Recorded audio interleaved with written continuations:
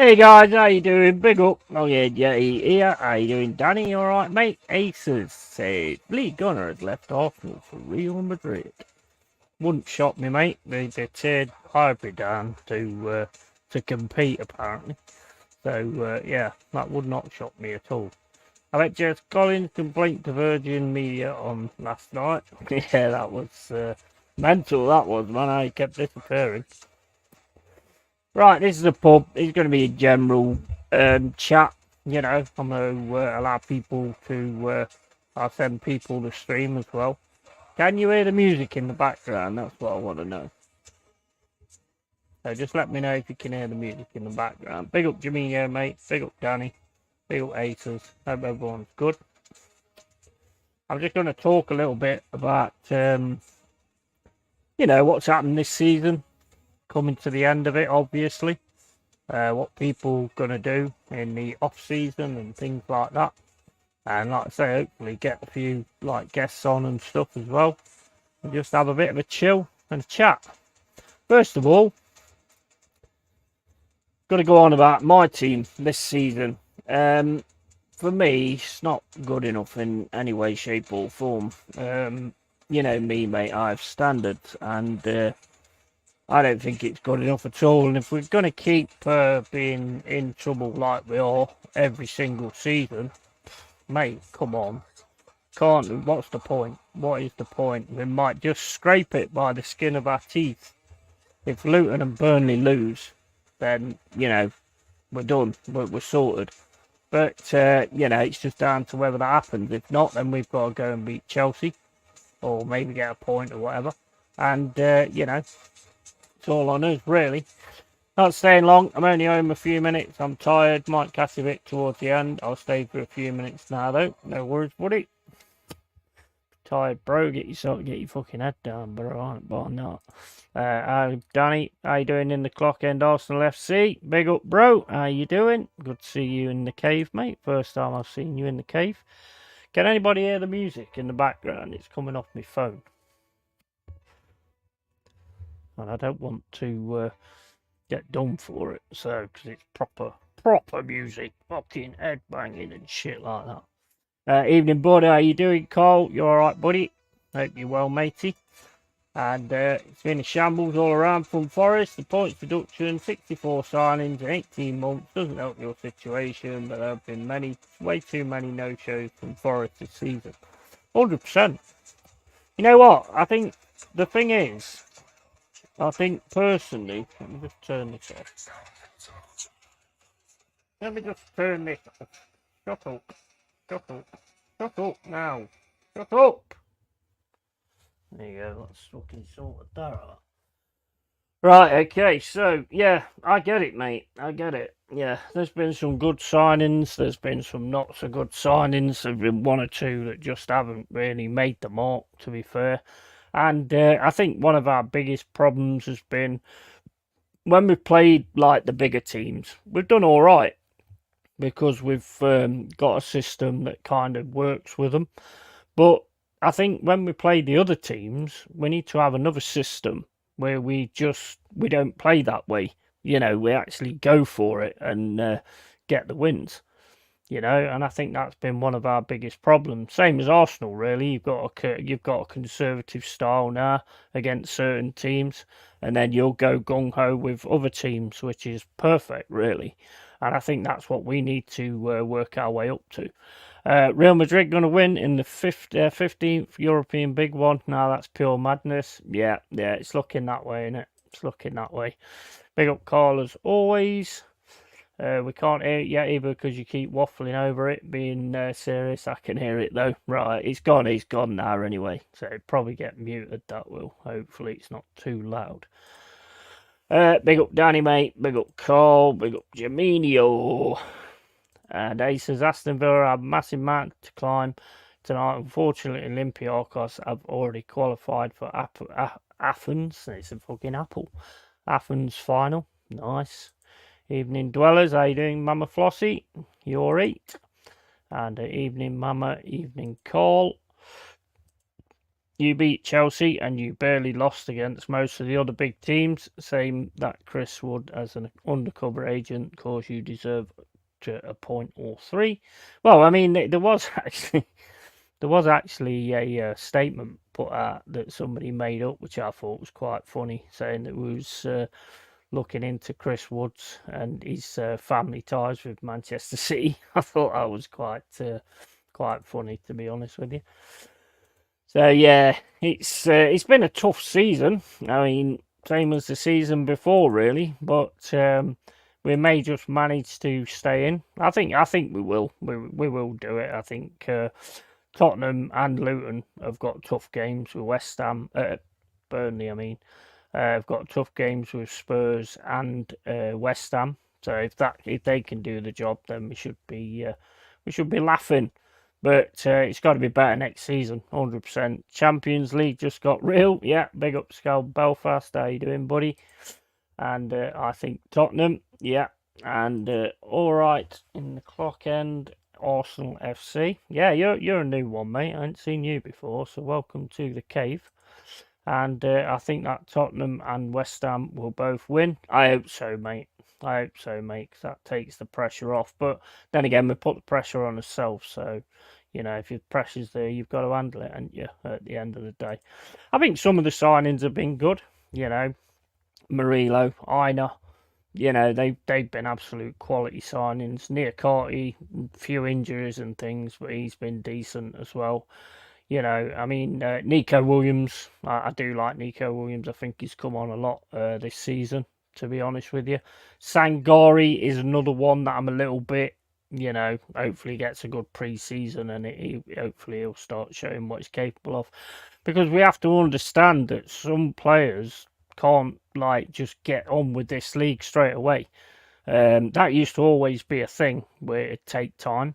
And now people don't allow that time. It's just like, no, not good enough. Get rid of him. I mean, I seem to remember Yap Stam. I mean, his first season was awful. And then after that, he was fucking brilliant. It's a shame to see all the three promoted clubs go down, but they've all been absolutely terrible. Only ones who bothered to show a bit of fight were Luton. Yeah, exactly. Hello, Mama and Yeti. And Yeti are not new. Okay, mate. Welcome. And welcome, old one. Unfortunately, Chelsea will win. I don't think so, mate. I don't think so, to be honest with you. I hope Sheffield and Burnley do come back. I'm sick of seeing these dead, irrelevant, pointless, spineless teams in the Prem. I want Luton back up. At least they're entertaining and willing to try. I think, actually, that basically the teams that's coming up this season, I think they'll give it a real good go. I think it'll be a lot tougher next season to what it's been this season. I just hope we're going to be in it, mate, to be honest with you. We should be. But you never know. And in the clock end is a spy. LongHairedYeti'sCave. Yeah, we got spies in the building. You made it when you get spies, so that's all good. So yeah, it's not been fantastic. It's not been great, but we might just manage to stay in the league and then hopefully build up after that, and start doing some real good stuff. I mean, this season at the start of it, I was expecting at least like top 15, top 10. To be honest, starting to break into that. It's not the way it's gone. I think sometimes the tactics have been very sort of questionable, especially against the teams that you really should play on the front foot. I really think that that's the case as well. But then we get on to the other teams, like Arsenal, for instance. I mean, what do you guys think of your season? Is it progression? What do you need? Because I mean, I still think you need depth, personally. That's just my personal point of view. I see you've just signed Jorginho for another year. Hopefully that's not an excuse not to make any other signings, but you know what Arsenal are like, could be. Olympiacos or Villa? Choose carefully. I haven't really seen that much of Olympiacos, but I know they do really bring it. So I don't know. I don't know. But then you've also got the Unai Emery as well. He's pretty good in those kind of situations as well. So it's a tough one. So it's a tough one to call. If Villa really put it on, then it could be a good one. But like I say, I haven't really seen Olympiacos, so it's AFC. Oh, it's AFC always. All right, okay, mate. Changing your names and everything. I think next season you could go down. A lot of good teams coming up, but Leicester will have a point deduction, and Ipswich will be looking to prove a point. The underdog promoted team is always best. Yeah, I mean, mate, we've got to do something next season. We've got to at least be breaking in. I mean, this is the second season in a row where we've been fighting to stay upright at the end of it. Nuno better get in shape too. Yeah, definitely. And Olympiacos will win Conference League title even. And he needs to do better. United will get a draw on Sunday. Do you reckon they'll get a draw? Would that be a good game? I'm kind of looking forward to that one, to be honest. I'm happy we gave Jorginho a new deal, to be honest. Good player and better than Party. Better than spending ludicrous money on a Jorginho replacement who won't even be as good as him. I don't think he's better than Party, mate, to be honest with you. I think if Party gets situated in that team, I think you'll see a big difference there. Forest boss money, I was joking. Yeah. I think it's between Forest and the promoted clubs. Everton will be down around there, but they'll be safe like they always are. Palace will be bottom half, maybe Fulham too. Well, the thing is with Everton is they've still got something to come anyway, haven't they? Because it's gone in two halves, sort of thing, and the rest of it's going to be dealt with next season. So, right, Jezza, mate, how you doing? Jump on if you want, mate. It's just a pub, so I'm going to offer the stream out to people, just a general chat really on what's going on and what's gone on and all that kind of stuff. So let me just send you the link.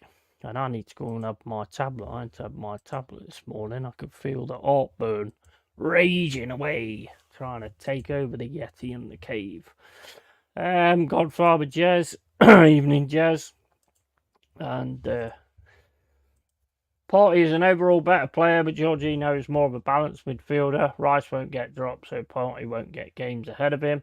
That's why I'd rather Jorginho over Party. I think the Party Rice is it's a no-brainer for me. It's a no-brainer for me. I think any team would choose it. Jorginho would be a depth player. Someone on the sidelines for me, to be quite honest with you. And come on, when Party's if it takes Party off or whatever. That's just my personal opinion. It's always about personal opinions and that, but Burning Heart Survivor. Oh, that's a tune, isn't it? The one thing that winds me up about this YouTube, the fact that I can't actually have my tunes playing in the background while I'm doing my streams and stuff, because I just love my music and stuff like that. But you can't, so it's just one of those things, isn't it?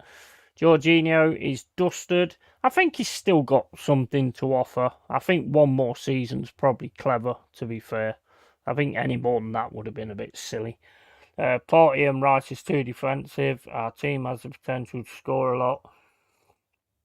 We've seen us do it. Two defensive midfielders, slightly older back in that aspect, but you've got a point. Well, the thing is about Party, he's more a deep lying playmaker, isn't he? He can actually open up defences and things like that. He can do good passes at times. And they both, I'm sorry, but Odegaard has come on leaps and bounds since they've got together in that midfield.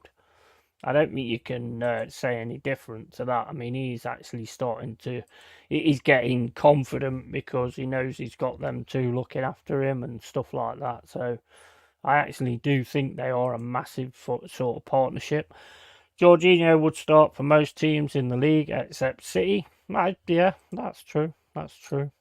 But I suppose it comes down to do you want someone like that, or do you want to maybe pick up somebody somebody else or something like that. The only thing I would say is it's like they've done that, which means that they're not going to strengthen in that area at all. And I still think you need depth in that area. If you don't strengthen for next season, then basically it's going to be the same old, same old. You haven't got any depth.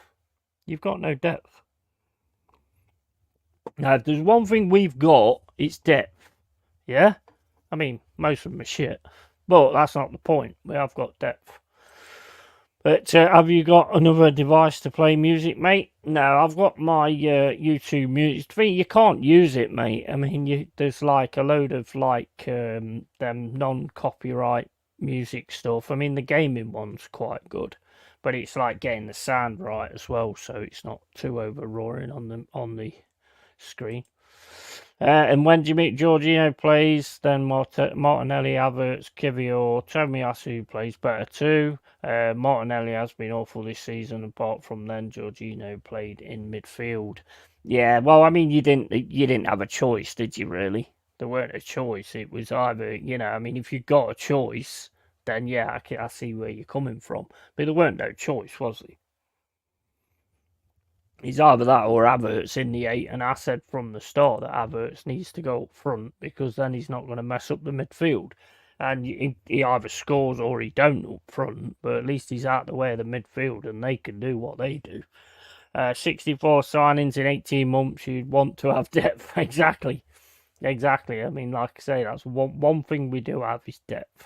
Other than that, I think I like the basis of what we've got going on at the moment. I like the team. I like what team we've got going at the minute. I think Sangari's got a lot more to show. Like I say, hopefully a really good pre-season. And, and that'll be that. How you doing, buddy? All right? I'm all good, mate. All good. You okay? Nice. How's your internet today? It's only because them idiots last night trying to connect up a couple of about a month ago, they put all the cables in round the pavement, yeah? All round here, all round. So last night they decided to turn up late and start digging up and connecting up their cables, right? Okay, no. And what they were doing, they were disturbing all the other internets because whilst I was trying to sort my problem out, it kept coming in, going out, coming in, going out, coming in. There's a woman and a bloke out there going absolutely mental at them. There's one woman, she's got her internet apparently is Sky, and the other guy was BT, same as me, and it was just kept knocking out. All right, okay. No notification that they're going to do it. They just rocked up 4 weeks ago, didn't tell anybody, and just started blocking people's driveways off. Wow. And you'd think they'd give you like a bit of a, advance warning, wouldn't you? Apparently, they're supposed to give 60 days notice if they're going to dig up the path. Didn't tell anyone. They just turned up, started digging up, barriers everywhere. Blocked the driveway off completely because what they did, right, they used that to store all their stuff. Yeah. This bloke comes home from work. He's like, where can I park my car? Yeah. You know what I mean? It's just chaos, absolute chaos. So I actually emailed them a complaint letter today and said this is a disgrace. You should have given. Wait, it's the timing, isn't it? I mean, the timing is like ridiculous, isn't it? At that time of night. Well, 6:30 they turned up. I mean, you're trying to do your OnlyFans, and then every time you get to the point where that people are paying for, then your connection goes. It's a bit out of order, mate. To be honest. Yeah, it was. Yeah, my OnlyFans were very upset about that. We're just talking about the season. Oh, this is just general chat, basically. It's the pub. There'll be a few other people coming on at some point. Hopefully, I'll send them the link and everything. And it's just a general chat about the season. What's happened and stuff. I mean, we've just been having a conversation with Jaminho about Party and Jorginho because Jorginho's just been given a 1-year extension, and Jorginho was saying that basically that Jorginho's better than Partey. I'm not quite sure I understand that one, but what do you think? No, he's not better than Partey. Mm.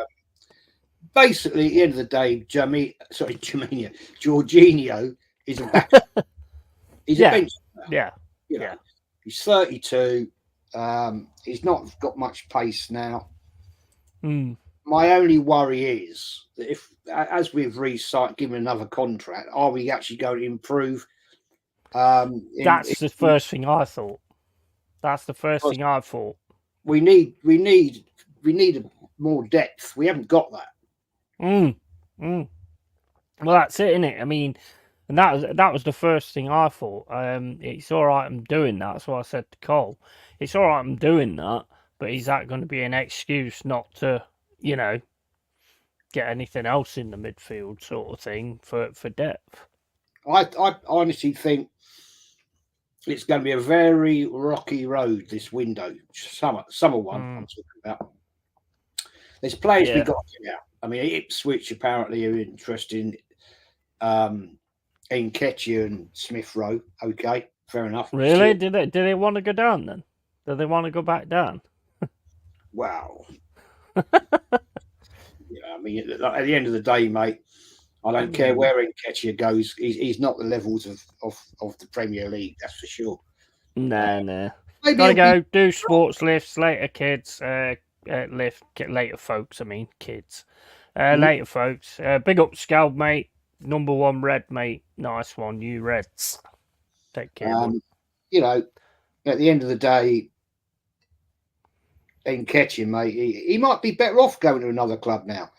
I think he has no position at Arsenal anymore. But we've got to have a major sort out this summer because, and this is what worries me with the likes of the management we've got. Will we strengthen? I doubt it. Yeah. Because we've got to look at FFP as well. Well, yeah, that is true. Because you do throw a lot of wage at players, don't you? So that's my concern on this. That is my concern. And look, let's put it right. At the end of the day, we're going to be stuck with Arteta for another season. He's not going unless he walks out himself. Yeah. Then we're stuck with him. So, do I trust him? No. So, I don't trust Edu at all. Evening, Luke. It's quite interesting earlier actually that Lee sent I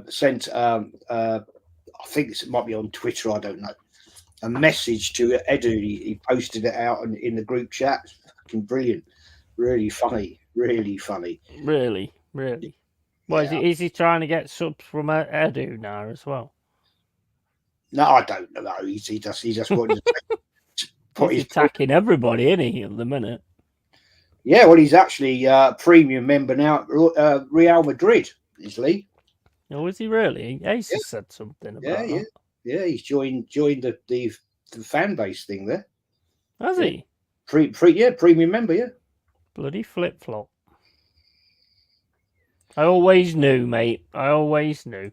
Big up, Dal, mate. How you doing? You can have a link if you want, buddy. It's only a general chat and everything. So if you want the link, you can have it. Right, just give me a second, Jez, because I need to go and take my tablet, mate. Otherwise, I'll get pregnant. So, and I don't want that. No, well, you do. You'd be worth the most richest man ever. Well, apparently, there's loads of men get pregnant now, so I think I've missed the boat on that one, mate. Oh dear. Yeah. Was I looking? I saw a comment and I've missed it now. Where's it gone? In the clock in Arsenal FC, I would go for Eze and Elise in the summer. Absolutely, mate. Totally agree with you. Totally agree with you. I've seen a lot of people talking about go for Isaac. He ain't coming to Arsenal, mate. He's quite happy at Newcastle. I would take Isaac. I won't lie. He's exactly the sort of player we need. Tall, big, quick, scores goals. But nah, can't see it, mate. Can't see it. Unless Arsenal to offer silly money. But as I said previously, we've got to be aware of FFP, because we pay silly money for players and wages, and we let them go for bugger all. Whereas this summer, if we're going to be a proper proactive club, then we've got to sell players for a meaningful worth. Because at the end of the day, we can get money for Nketiah, we can get money for ESR, we can get money for Reece Nelson. Ramsdale is going to be one, I think, is one of the key players that's going to go, obviously. And there's this talk, isn't there, of Chesney coming back. Well, not sure about that, to be honest. Chesney was good. He was a decent goalkeeper, but is he the worst we could get? No, he's not. He's not a bad keeper. Would he want to come back? I've no idea. I've no idea. The difference, I think, is that we need to let Ramsdale go because he don't want to play number 2. No. So he's going to want to go. So it's going to be an interesting window. But yeah, as I said to you just now, do I trust Edu and do I trust Arteta? Because Vinay's leaving in the summer. Well, that's a good thing. That's a good thing. But who's going to replace him? That's a concern. I'd take the job. Can't be any worse. Well, I mean, I think it'd be a different club if I was there. I can assure you of that. But the fact is, it's going to be an interesting. Take care, Mama. It's going to be an interesting window, and we're going to see what's going to happen. Would I be right in saying Rice is better than in a 6 as a 6? I would say so personally. Be in saying Rice is absolutely, yeah. I would say so personally. Built Car Wash Gunner, you don't understand why we are giving a new contract to Jorginho, typical of this club, a joke, winning nothing again next season. You can jump on, mate, if you want. Send you the link. I received an email from Arsenal Armory Store today regarding new home kit launch next Thursday. Oh man, they don't mess about, do they? No, there is, yeah. There's the new kit away. Actually, the away shirt looks all right. Actually, that looks all right. This is the one we've just got the cannon on it now. Bit like the old 1970s shirt, I ain't got a problem with that, but put the cannon around the right way, will you? Well, yeah, I mean, that's the issue, isn't it, really? I mean, it's like, when they just do things that don't really appeal to the fans and the fans aren't really that bothered about sort of thing. It's just annoying, really. It takes everything away from your club, really. Yeah. Where's Gal? Here he is. Right, okay, shit, I've done that wrong. I might put that on my birthday list, actually. Yeah? Well, that's where I get most of my shirts from. Oh, yeah, it is, isn't it? Yeah. Birthdays. Hey, why not, mate? Why not? If you can't get them like you get, like I get them, then whatever. I mean, we are at least decent in the prices that we all of a sudden knock them down to. In the Clock End FC, go and get Eze and Elise in the summer. In the summer. Yeah, I mean, mate, do you think you'll do that? I don't see that as something you'll do. No, I'd like to. I'd seriously like to. That Elise, mate, he's levels. Yeah. It would make sense, but I just don't see. It's like when Zaha was on the books as well. And you didn't really go and get that. I do like Zaha. And to be fair, come on, Jez, he's great at diving, and your team's awesome at diving, aren't they? So he would have fit in 100%. Very good point. Something I'll bring up now. I mean, I'd go for them. Get one of them. Get one of them. I don't think we'd get both. It depends what money they want. Palace aren't going to let them go for nothing. So 60 mil, I think, in it for Elise. So yeah, they've kept it. I think they've kept it a little bit thingy instead of going for this 100 mil kind of thing. Although I bet it will be 60 mil with a sell on 40 million if he gets your title or something. It'll be something like that. But we do I trust Arsenal to go and do it? No, I don't. I'm sorry, I've got no faith in this board at all. No. In the management, and we need to get players like that. So, but I can see us dithering and piss arsing about again. We'll buy some. I can see personally one of them at least being at Man United. You guys always seem to, I don't know whether it's an Arteta thing or what, but you seem to look for a player that kind of fits your do as you're told mould sort of thing. Yeah. But then we just go out and buy somebody of no consequence from a club in Brazil. Never see him again. Big up, Drew. To keep it all friendly, and this is just bullshit, man. Go and get the players we need. Do it. We can do it if we sell the right players out, then get the right players back in. You have to look at some of the players that have been brought in. It's Arteta and Edu's fault. They bought them. Yeah. So you've got a good 11, mate. I mean, that is 100%. When it's fit, you've got a really good 11. The biggest issue you've got, in my opinion, apart from obviously forward striker, but the biggest issue that I see is basically down to the depth.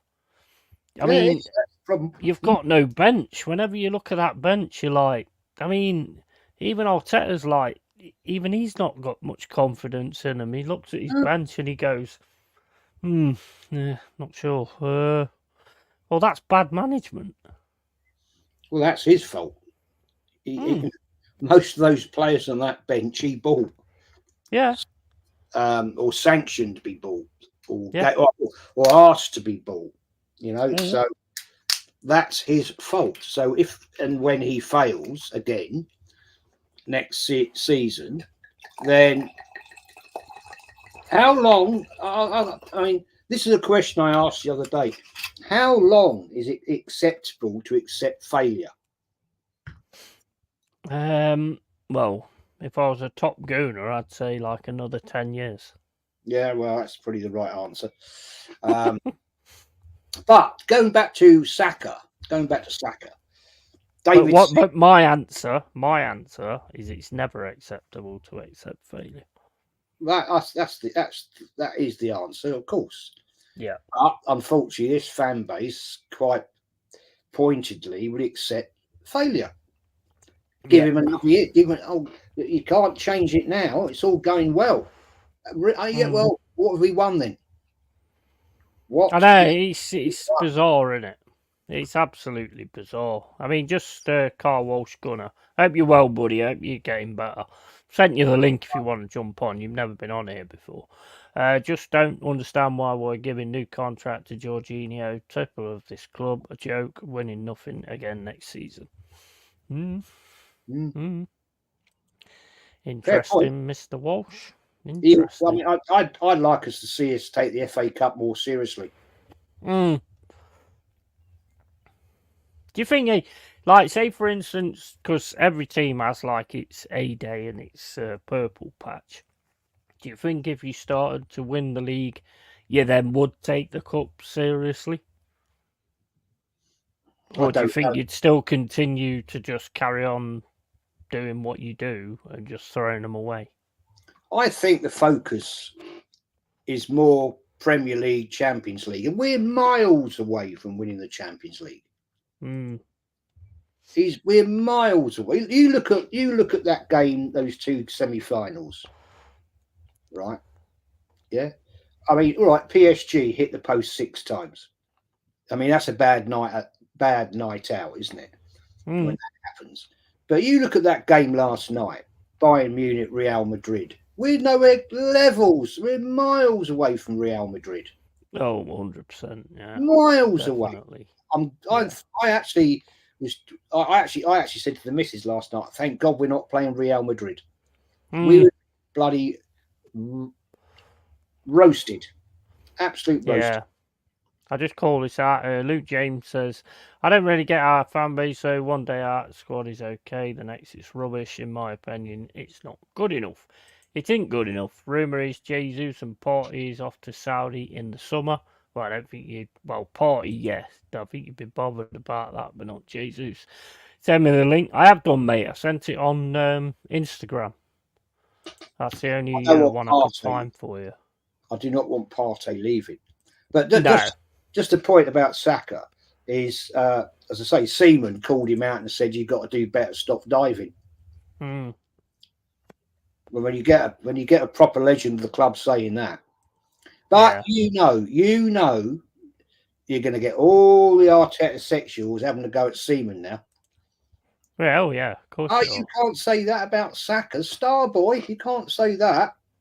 You know, but that's the difference levels of these players to the players we got now, mate. Sorry. Well, but yeah, I mean, I can't really argue with that, to be honest with you. It's exactly what you've said, and the trouble is your fan base is 100% behind it because they just want Arteta. I mean, they're not even Arsenal fans, are they? They're Arteta fans, basically. Even big up to Anthony Herbert. Sent you the link, buddy, if you want to jump on. Even Kenny said that the other day, that probably 30% of the fan base at the ground now aren't true Arsenal fans. No. Because of the lottery system, man. Well, I mean, that is ridiculous. That lottery system is absolutely shocking. People stand for that. It's beyond me. But one thing that they did when they took over the Cronkies, probably the biggest thing they set out to do, to be honest, and they did it, and that was divide the fan base. Because that's always the tactics. Divide the fan base. Yeah, absolutely. And well, it's money, isn't it? Money. Why you've got the fan base arguing with each other, it's like the old politician thing, isn't it? Look over there. Look over there. Don't watch what we're doing. Don't look at the Cronkies. Look at what the other fans are doing that you don't agree with. And it's just the old divide and conquer type of situation, isn't it? Well, I'll be interested to see what happens in this summer window with the Cronky. I mean, it was 2 years ago, I think I'm right in saying, that Josh said, "I want to interact more with the fan base." Well, where the fuck have you been then? Where are you? Yeah. I don't see you at the ground each week. Yeah, like Aces says, Cronkies only care about the money. Of course they do, the businessmen. Yeah. They're not bothered about Arsenal. They're bothered about the money coming over the till, and it's coming over there left, right, and bloody centre. There's more money. There's more things coming over on Arsenal than there is on Pornhub. You know what I mean? It's just fucking insane. So they're not bothered about it. No, I mean Dow's the most qualified to speak about it. You know, I just find it very, very, very, very annoying in the fact that this bullshit. Oh, I want to interact more with the fan base. Well, where the fuck are you then? Yeah. Where are you? Why bullshit, isn't it? Why aren't you at the concourse buying people a drink? Yeah, exactly. Well, they want to be in the background and just keep taking the money a bit, same as the Glazers. You know, I mean, it just so happens they're both American owners. You know, it just seems to be what they tend to want to do. Where you look at our chairman, Marianakis, I mean, he gets involved in all sorts of stuff. You know, and you can always talk to the guy as well. You know, he will actually put something out there and things like that. So, you know. Yeah, fact. Absolute facts, man. He's at the matches. He's always there. Looking miserable as fucking sin and angry as hell, but, you know, he is always there. That's the main thing, you know. True. I don't know. I mean, you know what? Me personally, you know, I don't like Arteta anyway. But I think personally, the best thing that could have happened to you guys that don't want him would have been for him to finish 5th or 6th or something like that. Because now he's finished 2nd, it gives all these bloody buffoons the chance to turn around and go, "Oh, one more season, just one more season," and he's got it. Well, you heard Fuad last night. That's what he was saying. Give him one more season. I said you said that last season. Give him one more season. So Legal at the start of this season said Yeah. if he doesn't win something, he's got to go. Oh no, Mm. the team's improved. Give him another season. That's what I said. That's what I said. How long is it acceptable to accept failure? Yeah, definitely. You know, I mean, it's ridiculous to be honest. Hit the fucking likes, cheers, Carl Rossi, and like I say, down the links there, and also for Carl Walsh Gunner, unless he's actually got another Instagram account. If you want to send him the link, Jezza, because I have, but I can't see if he hasn't seen it from what I can tell. So I don't know what's going on there. Arsenal is only merchandise football club money, 100%. Bringing Inzaghi or Flick or the bloke at Dortmund. Yeah, for BBB David's not in here, thank God.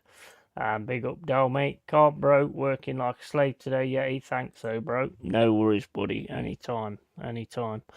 But yeah, so I just sort of going through things in the season, saying that going on to us, we haven't been good enough this season.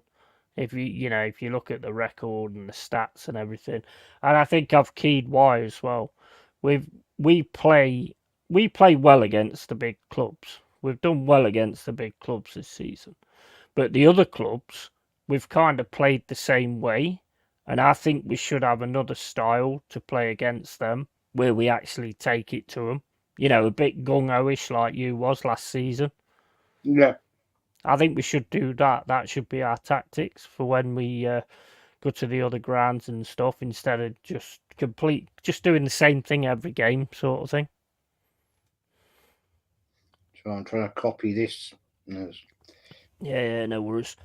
But yeah, I mean that's my only issue. I mean, I like the team we've got.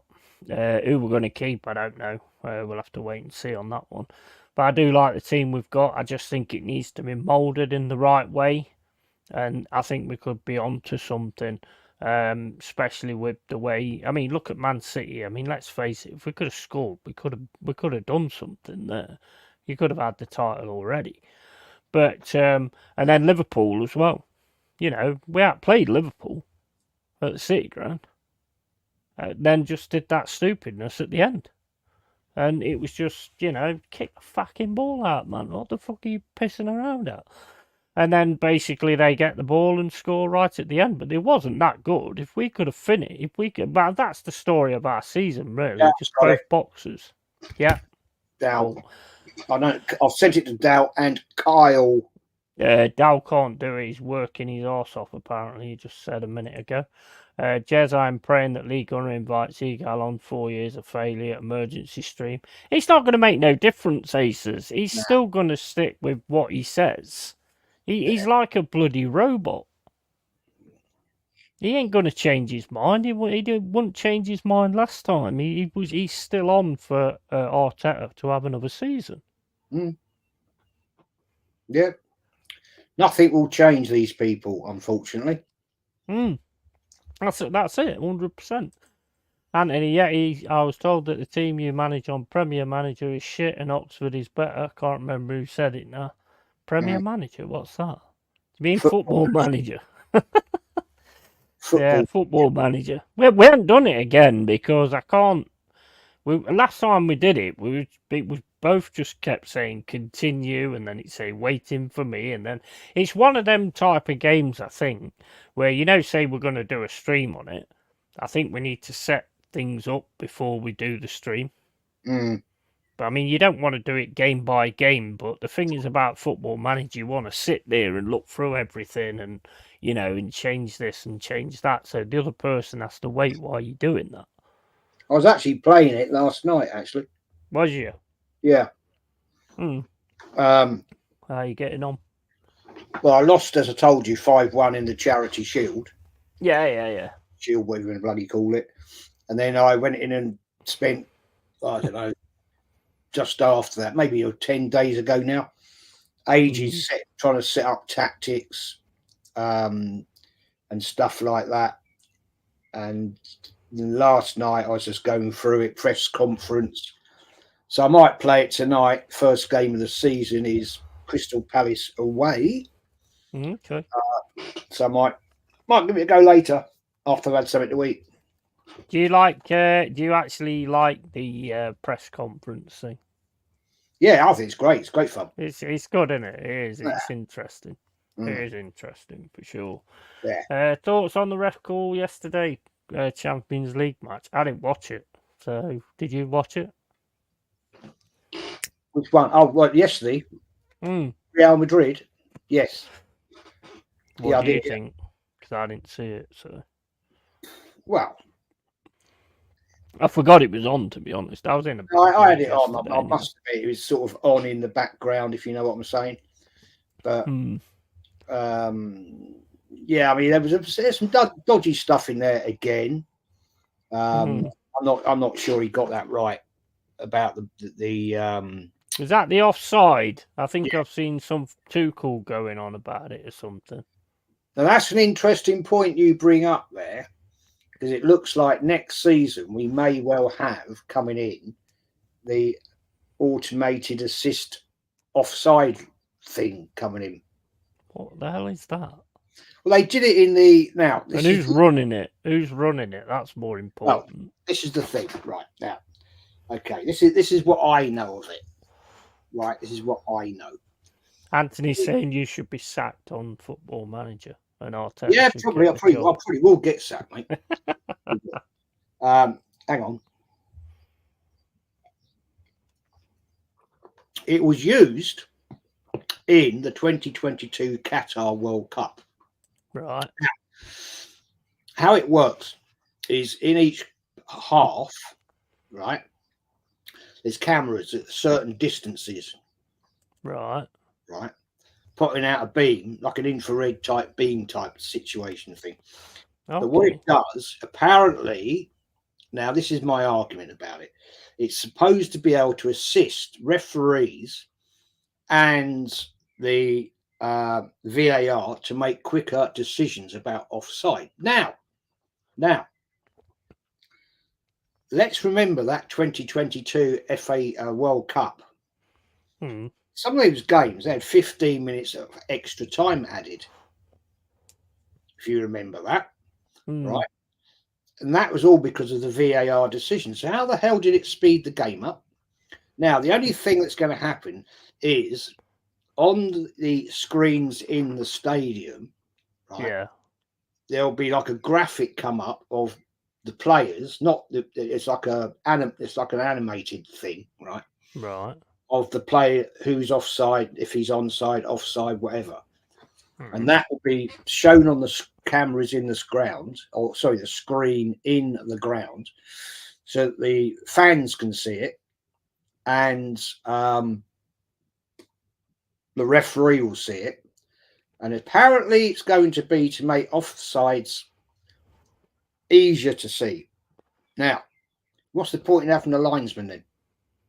Well, that's a good point, yeah. So you might as well do it like you do at Wimbledon, right? Have a camera down the touch lines, end to end, right? Ball like goal line technology, yeah.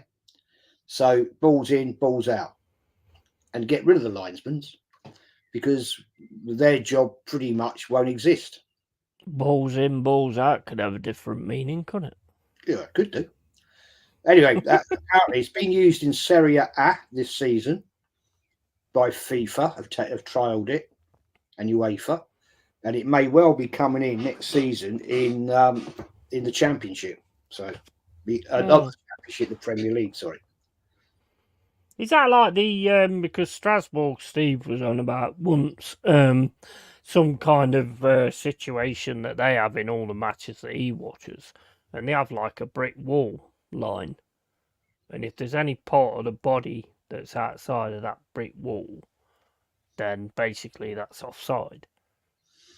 Yeah, it's going to be basically character A, player B, right? So there'll be like that, and if this bloke's my thumb here, right, it is the bloke's leg, let's say, right, that will be picked up, and what it apparently will do it will notify the referee. VAR can check it if necessarily, but then it will be on the screen, the big screen in the ground, that the referee can look at it and go, yes, no. Apparently. Well, I mean, if it works better, then fine. You know, I mean, to me, it's a simple game. I mean, you're just making it too complicated, to be honest with you. Dow says, why can't the FA just give refs back all the power? They miss a call and we rave like lunatics, but then we forget about it 2 weeks later. Well, I mean, that's the problem, because every single game, every single stream, there's always someone asks about a decision or something like that. So it's taking over. I mean, can you remember the last time you come to a stream and everyone's going like, "Oh, what a goal from such and such! What an amazing goal!" Because that used to be like the main thing about what you talk about with football. Now, every single weekend after for the week, you're talking about a decision. And it's just taken away from the game. I don't think it's going to improve anything, personally. Right. It didn't quicken the games up at the Qatar World Cup, did it? No. We had all these, I think, what was it? One game had 22 minutes of extra time. 22 minutes? Yeah, in total, each half. That's definitely a good advert for it, then, isn't it? It was 9 minutes in one half and something or other, and then like 13 odd minutes in the second half. I mean, that doesn't seem to me to speed the game up. Well, I wouldn't have said so, to be fair. You either have it installed for Euros in Germany. Oh, so we will get to see it then. And so will he going to be going to Champions League final, Wembley, Saturday the 1st June? Well, I mean, he lives around there, don't he? So what? I mean, wherever it's done, I don't know. I don't know when his membership starts, mate, to be honest. What did he do that for? I mean, I know he likes Real Madrid, but is he flip-flopping? Is he no becoming a Real Madrid fan instead? No. He just did it so that he can actually, if he wants to go and see him play, he can go. Well, I mean, fair enough. I mean, there's worse teams to go and watch, isn't there, really? Yeah, oh, absolutely.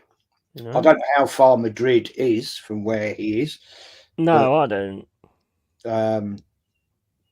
So, yeah, no, fair play to him. Yeah. Friday 15th June, Germany v Scotland opening game. Yeah, I'll be watching all that. We'll be doing some watch-alongs on that as well. It should be interesting. Not something I'm really that interested in, but you know, it's football, isn't it? And you know, we won't have no football, so I deleted all my German contacts in my phone. It's hands-free. But yeah, so I don't know. I mean, you've got United on Sunday. You know, our games on Saturday is you know, if Luton and Burnley lose, that's it pretty much. We're up, because Luton, even if they win the last game, they'll be on the same points as us, and we've got a better goal difference. Who are Luton playing? West Ham at their place. At West Ham. Yeah.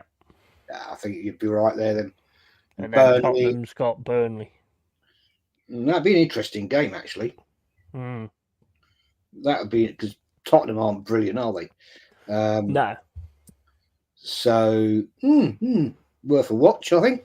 Worth a watch. Well, yeah, I mean, I'm going to do the weekend is going to be Man City Fulham, the early game, obviously, because that's part of the title thing. I mean, you probably won't be able to make it to the first one. That's cool. And then after that, I'll do Luton, West Ham, Luton. You do Tottenham, Burnley, and then on to Forest, Chelsea later on. Yeah, okay, that's cool. And you've got one game on the Sunday. Why they couldn't have had a few of the games on the Sunday as well to balance it out? It's a bit weird, isn't it? Yeah, I don't get that. No, I don't. What's Arsenal's kickoff? 3 o'clock? 4 o'clock, is it? I can't remember. Big up Marco Tabarelli. Hello from Italy. Hello from England, mate. Hope you're well. Welcome to the cave. And so it's going to be interesting. I mean, your game, I think, to be quite honest, it kind of depends whether Man United turn up like they used to, because they do seem to turn up against you guys. So could be a difficult one. Oh, absolutely, because it's historical, isn't it? Goes back in time. Mm. You know, this has gone on. I mean, this has gone on for decades. So it's going to be a tough ask. Personally, if you want my honest opinion on it, I think Arsenal might win that game 2-1. I think we'll beat Everton as well, but I can't see Man City losing. Yeah, I mean it's going to be. I mean it's football at the end of the day, but it's going to be a difficult one for Fulham, 100%. I mean, Man City seem to have turned a corner now, like they normally do, when it becomes like game time. You know, you never know though, Jez. You never know. It's 11 men against 11 men. Football's a strange game. Yeah. But at the moment they're kicking in. I mean, look, they've only got to get a draw, right, and win the other two, and they win. That's it. Villa v Liverpool on Monday night. Well, I think Liverpool's pretty much done out of it now, anyway. Yeah, their day's done. I think they're pretty much done, aren't they? To be fair, Rashford and Martinez training today. Yeah, Rashford's not really. I mean, would you take Rashford? No, I've heard that rumor going round a little bit. No, I don't see why. To be fair, nah, not for me. I'm afraid. It's like you're becoming a team that takes all the players that all of a sudden like lose their way or whatever, and then Arsenal comes in. Like Jorginho, he was starting to lose his way at Chelsea. Havertz was starting to lose his way at Chelsea. You know, so you are all becoming a team that goes, yeah, we'll have them. We'll get them. We'll get them going again. Check, Willian. Yeah. Number two. You know, say come to the end of their days. Oh, I would take him at Arsenal. Yeah. Why? No, it's bizarre, isn't it? Really, because I mean, you should have. I mean, in my opinion, you should have the pull to be able to like pull in better players than that. You know, players with maybe a bit of youth on their side. You know. Oh, we used to, didn't we? We used to. Oh yeah, 100%, 100%. You did. I mean, That's when we had some great players. That's the difference. I think that's what it is as well. I think you're spot on there. David Dean, Sir Peter Hillwood, you know, they were respected figures in the football community. Sorry, I don't think Edu and Arteta are respected to that level. Arsene Wenger, when he achieved, you know, the second year he was here, he achieved a double. His stature went up a millionfold. Comes in, joins Arsenal, second season, wins the double. What can you say? Yeah. I think Sir Alex Ferguson, probably the best manager in football. Well, but Jez, man, you've got Arteta can't win unless all the other good managers have gone. So basically, what we need, you know, Top Gooners, right? This is their ideal Premier League, yeah. It's just you in it. It's just you in it. That's it. So you just win. I don't get it. It winds me up. It really does wind me up because I just think just need more, want more. Stop being such fucking defeatist twats and saying, "Oh, we can't win it with this thing. We can't win it." I mean, because it's going to be the same again next season. Oh, Klopp's gone. Oh, fucking hell. When Onslaught's gone, as soon as Onslaught's gone, then we'll win. It's ridiculous, man. Well, yeah, the thing honestly, it's fucking laughable. To be fair, this bullshit about Man City's money. Arsenal have spent more than Manchester City since Arteta's been there. Yeah. Right? I think Man City have spent 605 or 603 million. Arsenal spent nearly 750 since Arteta's been there. Yeah. That's a bullshit comment for starters. It's bizarre, So isn't it? people said, "Oh, we can't compete against the money team and Pep." Bollocks. Man United, when we beat them and we won leagues against them, was spending more than Arsenal. Right? They had much more money than Arsenal, and they were Arsenal were beating them to win the leagues and cups and things like that. Yeah. So I don't take these arguments at all. If you've got a good manager, mate, I don't get it. If you've got a good manager, right? Yeah, then you can win. Mm. Look, Arteta has done a good job to a point. Yeah. To a point. But at the end of the day, if you don't win, yeah, it's all good coming second, but you win fuck all for coming second. Yeah. Definitely. Definitely. Well, it's a top four. It's top four. It's at Champions League. Right. Well, how well did we do in the Champions League this year then? Yeah. Right. Anthony's listening while painting his fence. Better Nice. be red, mate. Better be red, you flip flop. Red and white. It's got to be red and white, bro. You know what I'm saying? Broad Teta is still on the City payroll. Yeah, I mean, it's just. I think one of the biggest things is what we've actually bought up. The pull that guy's got to like bring in big players. Me personally, I would say an Ivan Toney 100%, but I don't think you'll do that with Arteta. Just don't see it. No, I don't either. The thing, yeah, I said this. I think it was on Lee's show the other day. Mm. You know, when we would get rid of Emery, right? Unai Emery, yeah. Yeah. If you put a poll out, if Arsenal had put a poll out and said, "What manager would you like?" How many of them would have said Arteta? Exactly. Yeah. Exactly. Yeah. He's fooled them all, hasn't he? He's fooled them all, basically. That doesn't exactly come to the centre of your mind at that point in time, does it? Nah. Let's go and get Arteta from Man City. Yeah. Never managed in his life. He's an assistant coach, right? No experience in managing a team. Oh, let's go and get Arteta. Fuck off, man. Seriously. It would just never be the thing, would it, really? And, I mean, as I've said before, only for Everton, I really rated him anyway. To be honest. I mean, I didn't... In Arsenal, he just seemed to slip through the cracks. Glasgow Rangers, he did all right. Yeah, but I mean, I didn't even know. Average player at Arsenal, to be honest. Average player. But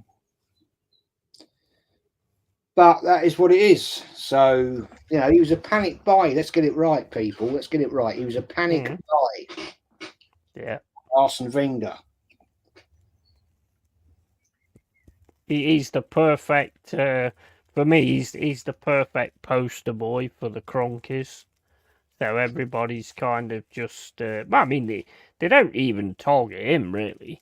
They kind of target the other fans because, like I say, they've divided the fan base. So they always targeting the other fans instead of the actual manager.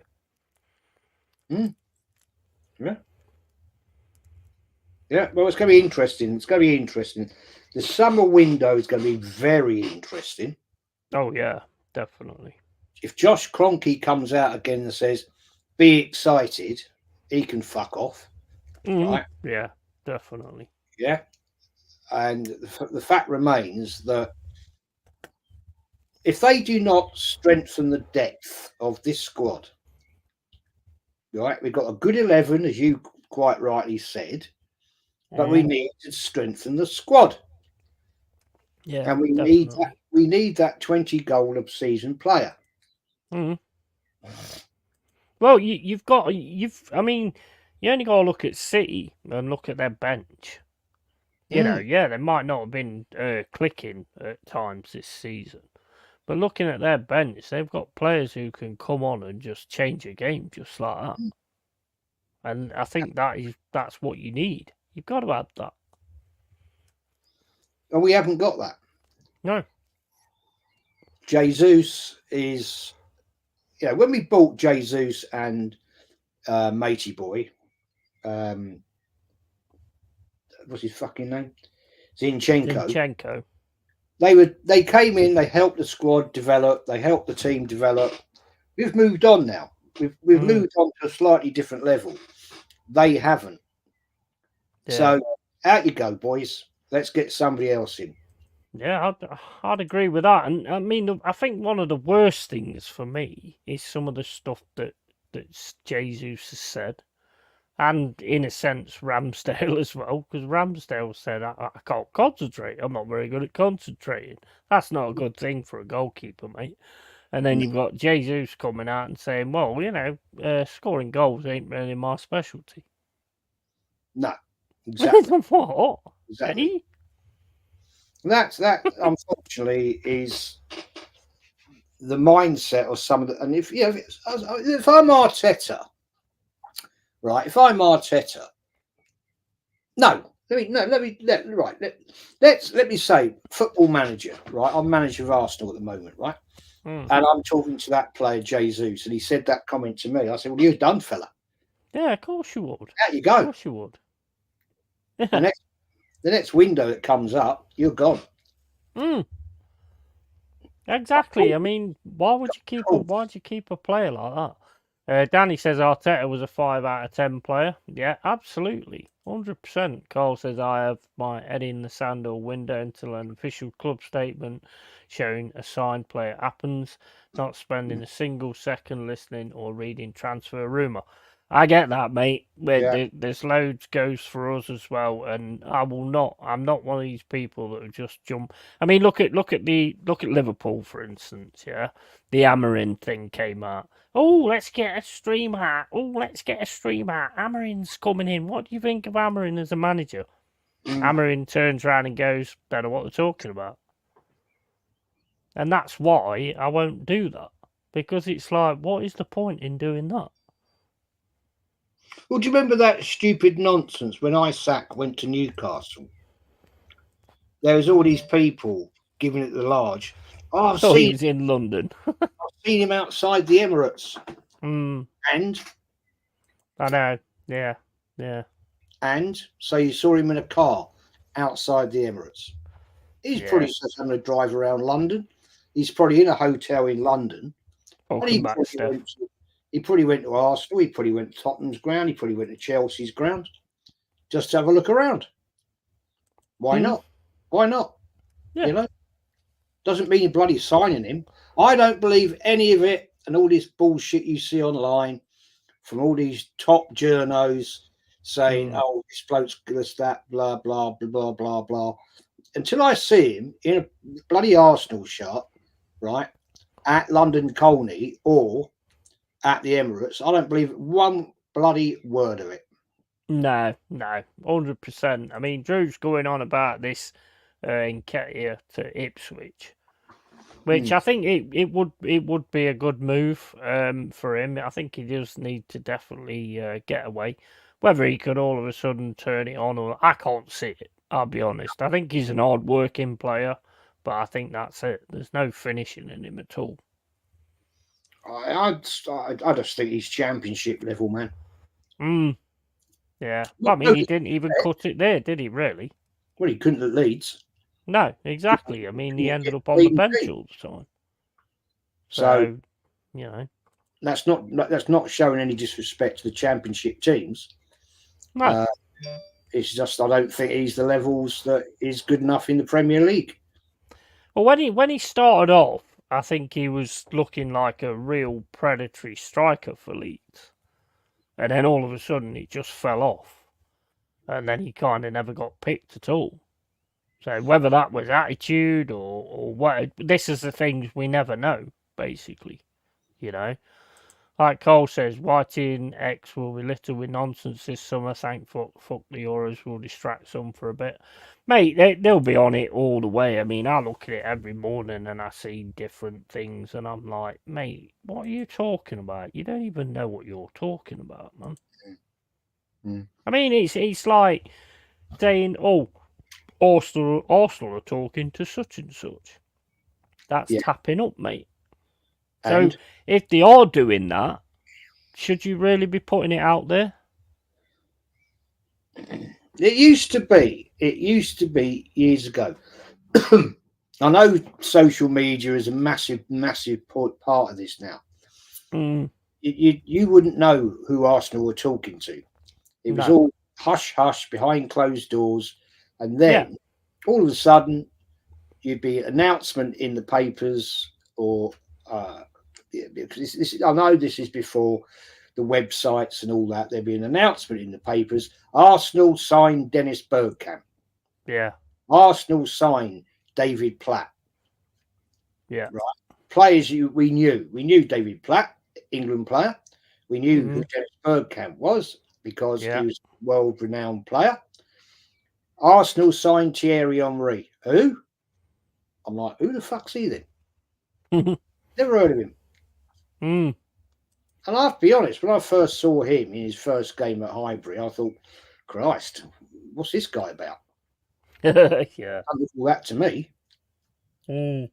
And then all of a sudden, Arsene Wenger changed the guy's position. Yeah. Oh, he 12, was something special, that 12 guy. games later, he's scoring goals for fun. He was just a joy to watch, to be Yeah, fair. yeah. Anthony says Bristol City turned down Eddie Nketiah when offered him on loan. See, that shows how shit he is if Bristol City won't take him. I mean, Bristol City are fucking awful. So, you know, you need to stick to Bristol Rovers, Anthony. Fuck Bristol City, mate. Mhm. Nketiah is a League One player at best. That's what I'd say, always. I don't think even Championship level. In fact, to be honest, Nketiah, if you could do it, but you can't because he's on stupid money now, which is going to make it difficult to get rid of him. To be fair, that was another dumb decision. That who's going to pay him 100k a week? No one. So I'm saying that was a silly decision, that, and I think Ipswich will probably, if they use their sense, they'll take him on loan and see how, and offer to pay, I don't know, fucking £2.50 a week or something, and then Arsenal pay the rest. So you'll still, I mean, some of the contracts like Reece Nelson, just it makes no sense. Mm. Yeah. The thing is, Arsenal offer these players silly money a week. I mean, whoever made that decision to pay Eddie Nketiah 100 grand a week just shows they've got absolute no knowledge, business sense whatsoever. Yeah, and also no sense of seeing. I mean, like you said about Havertz as a player in there and all this, that, and the other. And yeah, there has been. And somebody must have thought that about Nketiah. There's a player there that's going to, blossom and become the next Ian Wright or something. I'd be like, the fuck out of here. You're fired. Mm. You don't know what you're talking about.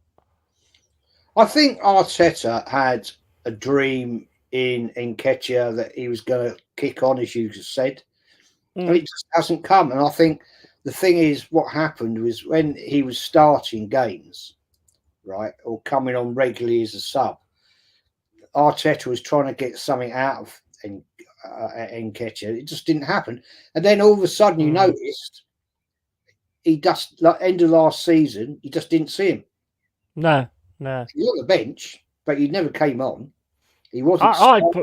I personally think, mate, he's more of a midfielder anyway, because he is hard working and he does get around people. But then again, would you replace Rice for Nketiah? Would No. you? You're not. There's nowhere he fits. There's that. I mean, in a lower team, yes, maybe, but I don't think he's a striker in a million years. And Scout says, "Did you watch that Bolton game, mate? It was putting me in mind of Yeovil trauma." Oh yeah, I remember the Yeovil, mate. I was there. Oh my days. We was in the playoffs and we thought that we're going to win this. Oh mate, they gave us a lesson. They absolutely fucking battered us. That was such a tough one to watch from the stands. That was. I don't. Obviously, I didn't see that game, but That's when we signed Cohen and Davis, because Davis played absolutely awesome and then never really offered anything when we got him. But we got him in a deal with Cohen, and Cohen was just 100% quality, absolute quality. So it was a good deal in that respect. But Davis didn't really do a great deal at all for us. But we signed a lot of players like that. I can't remember that guy's name. He's a scout now, or he was. Looked brilliant for Plymouth. Then we signed him, and he was a bag of shite. Can't remember his name, but he never offered anything. But yeah, that's all in the history of Forest. News of the World every Sunday got Premier League transfers right on. Eddie Nketiah is pub team level. I wouldn't argue with that either. I hate Rovers. It's rubbish when told a player is the next Burkham, etc. The only one was like him was himself. Mate, you can't give it a rest with this bullshit. You know, it's just These people that come out embarrassing. are because they never saw Bergkamp play. All they've done is they've seen the odd clip here and there, right, of a snippet of a game where Bergkamp's playing, right? They never saw him play in real time. Nah. So I've got no time to listen to any of them because they just don't have a clue what they're talking about. He had an amazing football brain, and he had amazing skill to go with it. You only got to watch that goal on your intro, where he just flicks it up over the top. I mean, that is just quality. There was the one also against Southampton where he backheeled it, flicked it through what's his name, Letizier's legs, spun down and booted it top bins. You know what I mean? I mean, the guy was a magician. Yeah. Broughton in his Jesus Christ phase got sent off. He's not the Messiah. He's a very naughty boy. Absolutely, mate. Absolutely. You never hear anything from him, do you? Nah. He's not. No, he keeps it real, doesn't he? He just don't. Mind you, he's always a bit of a quiet player, wasn't he? Really. Yeah, but he's not all over media. You know. I'm not surprised though, because I think he was always quiet when he played for you. I mean, I think I've seen one interview with him and other players, and he didn't really say a lot. But the thing is with Bergkamp, he said it all on the pitch. That's it. Yep. That's all you needed, really. That's all he had to do. You know, you get like these Anthonys from Man United who talk all this bullshit all the time, and then they're fucking trash on the pitch. Whereas back then, you had players that didn't really say a lot off the pitch, but just shown what they was capable on it, and that's what you wanted. You know? Yeah, he was a different class, man. Oh, totally. Jez, is the next Anthony Herbert on YouTube? I agree to that. What's that? I have no idea. Jez, is the next Anthony Herbert on YouTube? I agree to that. Fair enough, mate. You've got to lose your ear, though, Anthony, if you're going to be a Jez. Yeah. Bergkamp goal at Newcastle was ridiculous. That is my all-time favourite Bergkamp goal. Pure, it's genius. The way he just flicks the ball over the top. Oh my days, it's just beautiful. And the defenders are like, I mean, you can't even blame the defenders. No. They're just like, what the fuck? I didn't imagine that. It's like that classic Henry goal against Liverpool at Highbury, where he gets the ball and he goes around full defenders, and they just didn't know what to do with him, and he's that classic goal. Yeah, and they just stood there like, what happened? What happened? It was. They just stood there in amazement. I mean, you can't blame, like I say, you can't blame any defender for that. No, like Letizia when he used to do it. I mean, everyone used to say like he goes missing in games, but the thing is, when he's shown up, he fucking shown up. Yeah, that classic goal he played. I think it was. I can't remember the opposition team now. Mm. But he just he was about, I don't know, 28 yards out, 30 yards, and he just curled ball like that. And I thought, wow. The free kick as well. Where he flicked it up. Fucking hell. Amazing. Absolutely amazing player, Matt Le Tissier. I mean, he does have a lot to say nowadays, to be fair, and fair play to him. He puts his head above the parapet. He don't go with all the, I've got to say what I've got to say because I get paid for it and stuff. No, he went against the grain, and he said it for real. And I do respect him for that. I respect him for that. I respect anybody who does that, puts what they've got on the line to speak it real. I think that always deserves respect. Putting Bergkamp as a better player than Henry is a big statement. Not for me. Henry was special. I think Henry was awesome. He was awesome. That's a difficult one. That is. I'll leave that to you, Jess. Well, this is an ongoing debate that Kenny and I have had for many, many, many, many years. And Lee as well. We've debated this one at great length. Kenny will go with Henry. I respect that. Yeah. For me, I would always go with Bergkamp. Henry was a sublime player, unbelievable goal scorer. When he was fed the ball, he was almost unplayable. Yeah. But Bergkamp, when he played in that 10, he was just something else. Because not only did he destroy midfields and destroy defences, he scored goals as well. Yeah. He could make something out of nothing. Yeah, and he did. You know what I mean? The thing is, the relationship that would put him ahead for me. The thing is, between Henry and Bergkamp, the relationship was like a blind man and a guide dog. They didn't have to look where each other was. They knew where they were. And Bergkamp would slide that ball straight into the path of Henry. Henry would carry it forward, bang, goal. See you later. Yeah. Henry was exactly the same.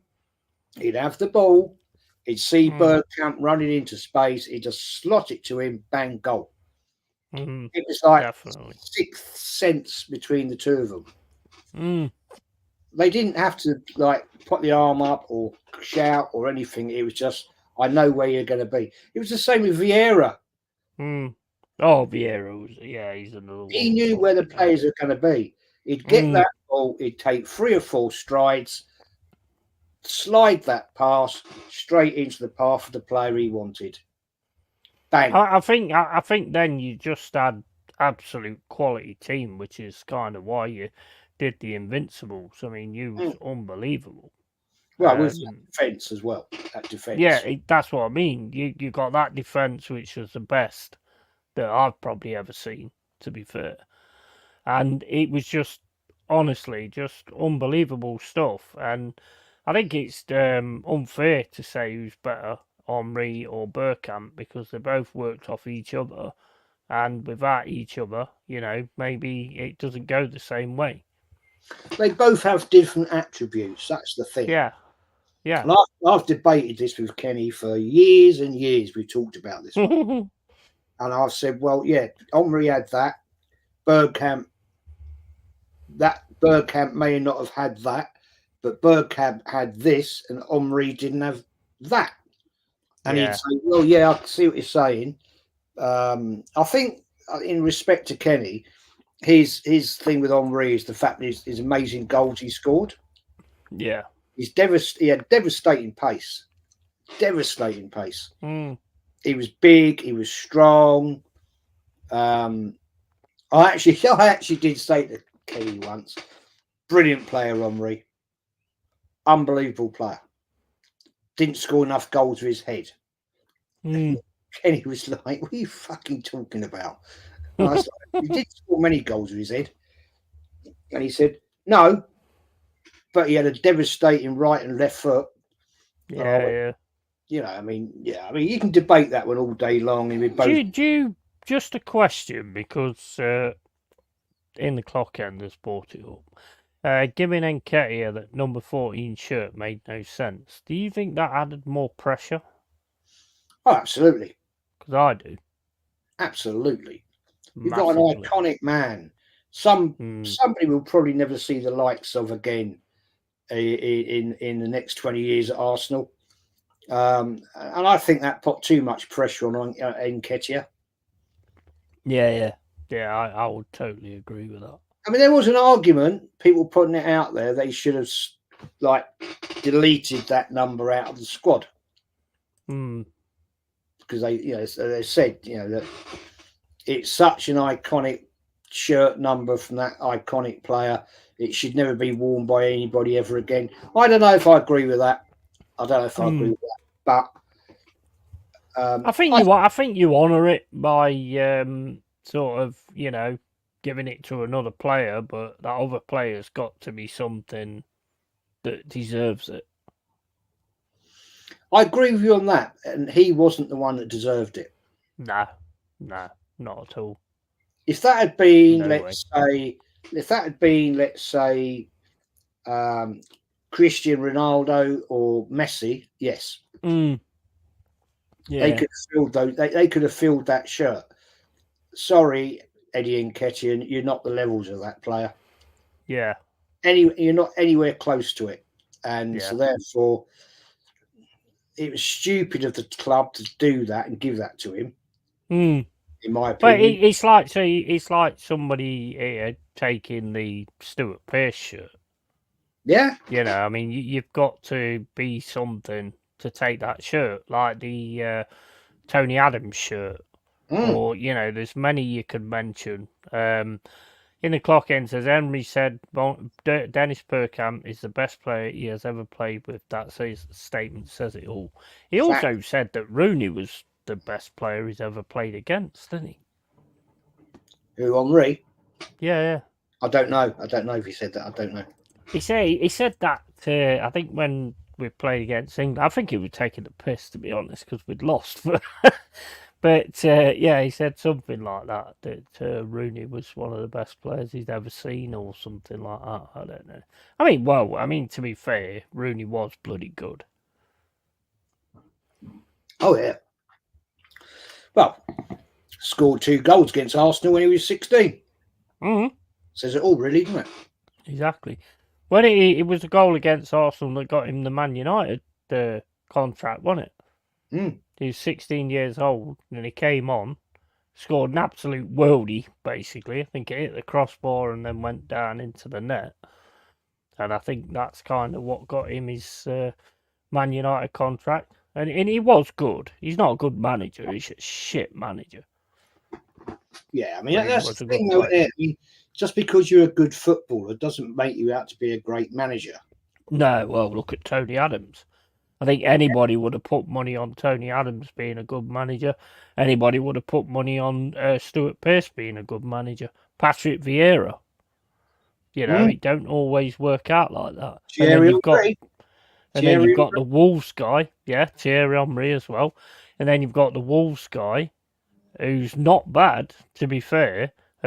Davis, is it, or something? He was never really a big player or anything, and he's kind of doing all right. So it's not don't always come down to look at Gerrard, look at Lampard. Yeah, they're not really good managers, which you would have expected. John Terry, So it don't work like that. No, it doesn't. It doesn't. I think it takes a different type of mindset to be a top world class or a top manager. Yeah. I mean, look at Alex Ferguson. Decent player. Yeah. Wasn't brilliant. Unbelievably good manager. Yeah. Brian Clough. Oh, mate. What a player.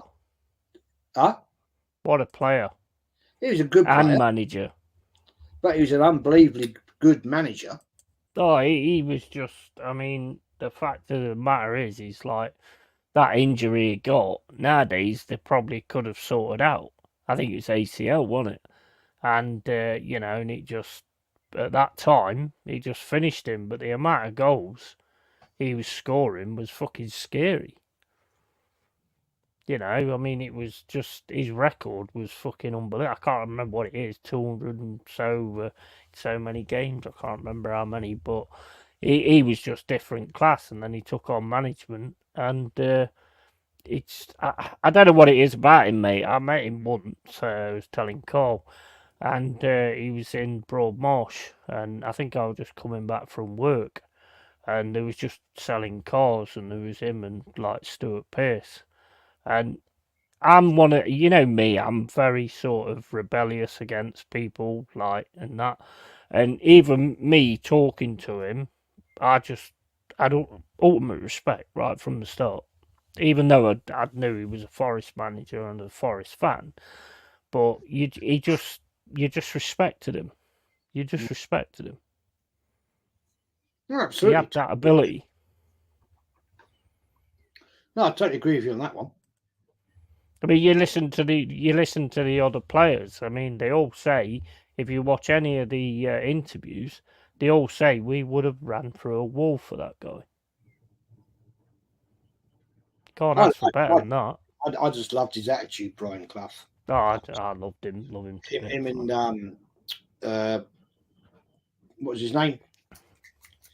Peter Thingybob. What's fucking hell? You're asking me something now. I know who you mean. It's gone out my fucking head. Somebody help us in the chat. Big up, Morgav, mate. How you doing, buddy? What was it? Oh, for fuck's sake! What's his fucking name? Peter. Fuck's sake. Taylor. That well done, Scald, mate. That went right at me head done. Oh, the two of them had to be together. I mean, that was simple as that, really. I mean, he bought in, he spotted most of the players and stuff like that, Peter Taylor, and obviously, we ripped Derby to pieces as soon as he left Derby, and we was lucky in that respect because he fell out with the chairman because he was getting on the TV too much, and the chairman didn't like it that he was becoming a bigger part of everything than he was, so they kind of fell out. And that's kind of where we got lucky because then obviously he came and managed us. And the rest is history, mate. And there's 2 stars to prove it. And a lot of cups as well. I'm not answering that. It doesn't matter how much you try and ignore it, mate. It is a fact. But, yeah, I mean, have you seen The Damned United? Say that again? The Damned United. It's a Cloughie film. No. That's, you know what, if you get a chance, watch that, because Martin Sheen, I think his name is, plays Cloughie. And, mate, he does a brilliant job of it. Yes. It's quality, man. I mean, he takes over Leeds, because he's obviously got that argument with Don Brevy. Walks in, first thing he says, right, I want you to get all your medals. I want you to get all your titles that you won. Yeah? Put them in the bin. Because you never deserved any of them. Good start. What was that? Someone just fell off somewhere. Yeah, mate, it fucked him up big style. Because they got big players like Bremner and all that kind of stuff. So they just went against him straight away because they love Revy. So that was probably one of his biggest mistakes, to be fair. Look, Don Revy was a great manager. Yeah. He always had this thing. And you know what? I mean, obviously he was alive when I was, but if not, then it'd be like I'm a reincarnation of him because it's like he hated how dirty they was.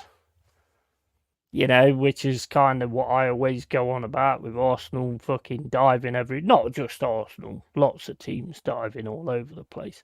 And I just hate that. I hate to see that. I hate it as well. That's why I didn't celebrate that goal the other day. We did the watch along against the Yeah. Arsenal penalty against Bournemouth. It's clearly. I'm just going to sort this lighting out, man. Yeah, no worries, mate. I'll catch up on the chat. Yeah, he was Arsenal's best player when it comes to the Irish footballer. We had for me, Liam Brady. I think Jez would probably say the same. He's one of his favourites from what I've heard. Liam Brady, Yeah, unbelievably good player. yeah, I know you've spoken about him a lot. I remember when he first came and started for Arsenal. You could see there was something about this fella. And some of the goals, there was that one goal. Big up Tony, mate. 23rd December 1977. Tottenham away, beaten 5-0, and he scored that unbelievable curling dipping shot. We were all that was. He scored. What year was that? 77. Oh, right. Yeah, that's probably why I don't remember it. And it was like, he's the goal he scored in. All the Arsenal fans were behind the goal, right? And it was like hush for a few seconds, and it was like, what? Yeah. And it was like, then everybody went berserk. Welcome back, Mama. Yeah, that was 23rd December 1970. I remember that well. That's when I got half a brick in the face. But lovely. So yeah, that's always a good way to remember things, I suppose, isn't it? When you get a brick in the face, I suppose. Jess, Jess. Mate, that's your weekend name. Sorry. Jez, what's your thoughts on Frank Stapleton? Great player. Sadly, disrespect because he went to Man United. It's 1-0 to Olympiacos, apparently, because they're playing Villa tonight, aren't they? Oh, it's the Euros, isn't it? Yeah. Might put that on, actually, in the background. European League. Now, that'd be funny, wouldn't it, if old Unai Emery goes on and wins that. Well done, Arteta. Yeah, I know what you're saying, mate. What is this fucking human verification thing that keeps coming up on Bing? You know your Bing. Did you have it set so that it recurs the payment? I don't know. You probably need to look at that, mate, because when I signed up for it, it said, you had to click to say it wasn't a recurring payment. So it won't like restart next season or whatever. Mine, I'll have a look at that. Mine doesn't start again till August. Yeah, I took mine out so that it won't recur. But it might still do it though, because some of these dodgy things do that anyway. But if it does, there'll be issues. But where is this game? Where's this? Where is it? Oh, it's there. Right, well, it weren't a planned watch along, but keep an eye on it anyway. Because obviously Olympiacos is like our sister team or brother team or whatever you want to call it. Fucking they, them, fucking non-binary fucking thing. I don't know. I don't know nowadays. I'm not up with the unicorn, mate. So I don't know what it's all about. But yeah, it's 5-2 on aggregate. I ain't watched any of the Conference League, to be honest with you. So can't see Villa coming back from that. No, it's probably dicey. Uphill battle away. Olympiacos fans hostile, massive. Yeah, they are. So yeah, got 1-0 to Olympiacos, 5-2, man. Fucking hell. I think, I don't know what you think though, but I do think Villa's building something. Oh, absolutely. Big up early doors, bro. You can have the link if you want it. Yeah, I think you're totally right. They've got a decent manager there. Yeah. Give him a couple of seasons. If he gets the money that he needs, right, they're going to be a problem. Yeah, I agree. I agree. I do think he will get it right eventually. This is what I'm saying, though. It's all right, everybody. I mean, what's it going to be next season? If Pep decides, like, say, for instance, yeah, let's just do an hypothetical, yeah. Say Pep decides, you know what, these charges are coming, so I'm out. I'm gone, yeah. So what's it going to be then?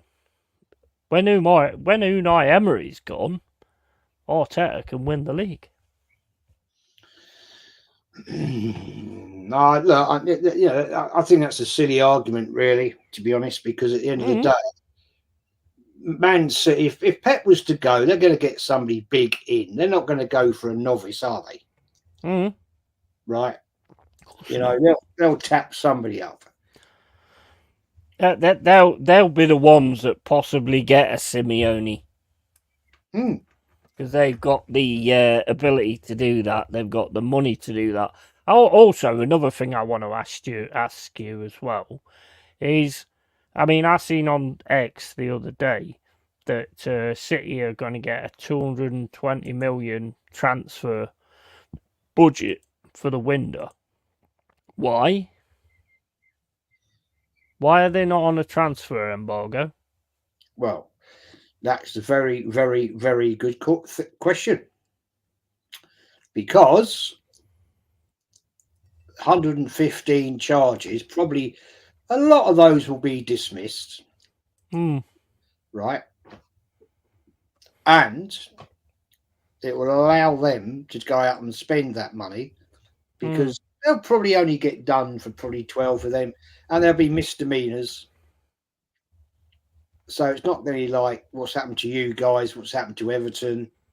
Personally, I think it's all bullshit, man. Yeah, I agree, mate. I agree. It's all good that Arteta. Well, the thing is for me, and I've said this before, yeah. If you give Man City a transfer embargo until this is sorted out, they're going to want that sorted out. They're actually going to be saying, "Look, get this fucker sorted out because we want to carry on what we're doing." So it's going to make them want to get it sorted as well, and that's to me is the problem. In the clock end says it's all good that Arteta has got as a challenge in for a league title, but he needs to stop disrespecting domestic cups. He has to win a domestic cup next season as well, winning the league too. You're not bothered about the domestic cups, mate. That's clear to see. Mm. It's clear to see. You're not bothered about it, and you haven't got. That's another problem with depth. You haven't got what Wenger had, where he could just put 11 players that he had complete trust in with a youth team. Yeah, because the cups for me would be perfect to get Reece Nelson some football, Smith Rowe some football, Nketiah and Leslie. I'm talking this season, not last, but Nketiah, to see if there was actually anything there, and that could have been an ideal chance to do it. Well, that's what Wenger used to do. Mm. He did that when Arsenal got to the League Cup final. They're not going down to the Championship, mate. That's not happening. Don't think that's happening because it's not. Yeah, that's never going to happen. No way that's happening. Wenger played in that League Cup when we got to the and lost to Birmingham City. Right, He played all the way up to the semi-final. He played the kids. All right, the Reading game where it went to stupid penalty, whatever it went, is 8 something or other. Right, the next game, the semi-final, he brought in a couple of senior players. He brought in Walcott, but Walcott wanted to play in the final, but Wenger stayed with those players. He had senior players on the bench. Yeah. He did it smart. He did it. I thought that was really smart, to be honest. Well, what happened to all them players? Because I used to watch that, and there was some ballers on that pitch. What happened to them all? Sold them. Nabry. Yeah. He was sold. There was a really good striker. I can't remember what his name was, but he was bagging for fun. He was. These 115 charges will be addressed in October while the new season will be underway. Yeah, it's bollocks, mate. It's bollocks. What's insane is that Xhaka already won league title with Leverkusen and has chance of adding European Cup next Wednesday. Insane. Yeah, 100%. There you go. Unlucky Harry Kane. Oh yeah. I didn't think of that. I actually forgot that game was on because I think Kane will start winning something with Bayern Munich though eventually. Well, they're going to have a major investment next season. I can see that all day. Cue the Jaws escape clause. They're not going to accept the fact they haven't won the league 12 times in a row. Nah, so not at all. Not at all. Definitely not. Mind you, that kit for Villa looks a bit fucking weird. I haven't got the game on, mate. I've just put it on, to be honest. It's about 20 minutes in. 1-0 to Olympiacos, but 5-2 on aggregate. So it's going to be fucking... They're going to have to put on some kind of masterclass to actually get through that. But I just... You know what? It winds me up because it's like the likes of West Ham. You know, they've got Paqueta, who's a good player, and if they get a better manager than Moyes, who uses him, they could like really start to build. But they've already City's already turned his head, which to me it's like, no, you don't get to make any signings. You're under a.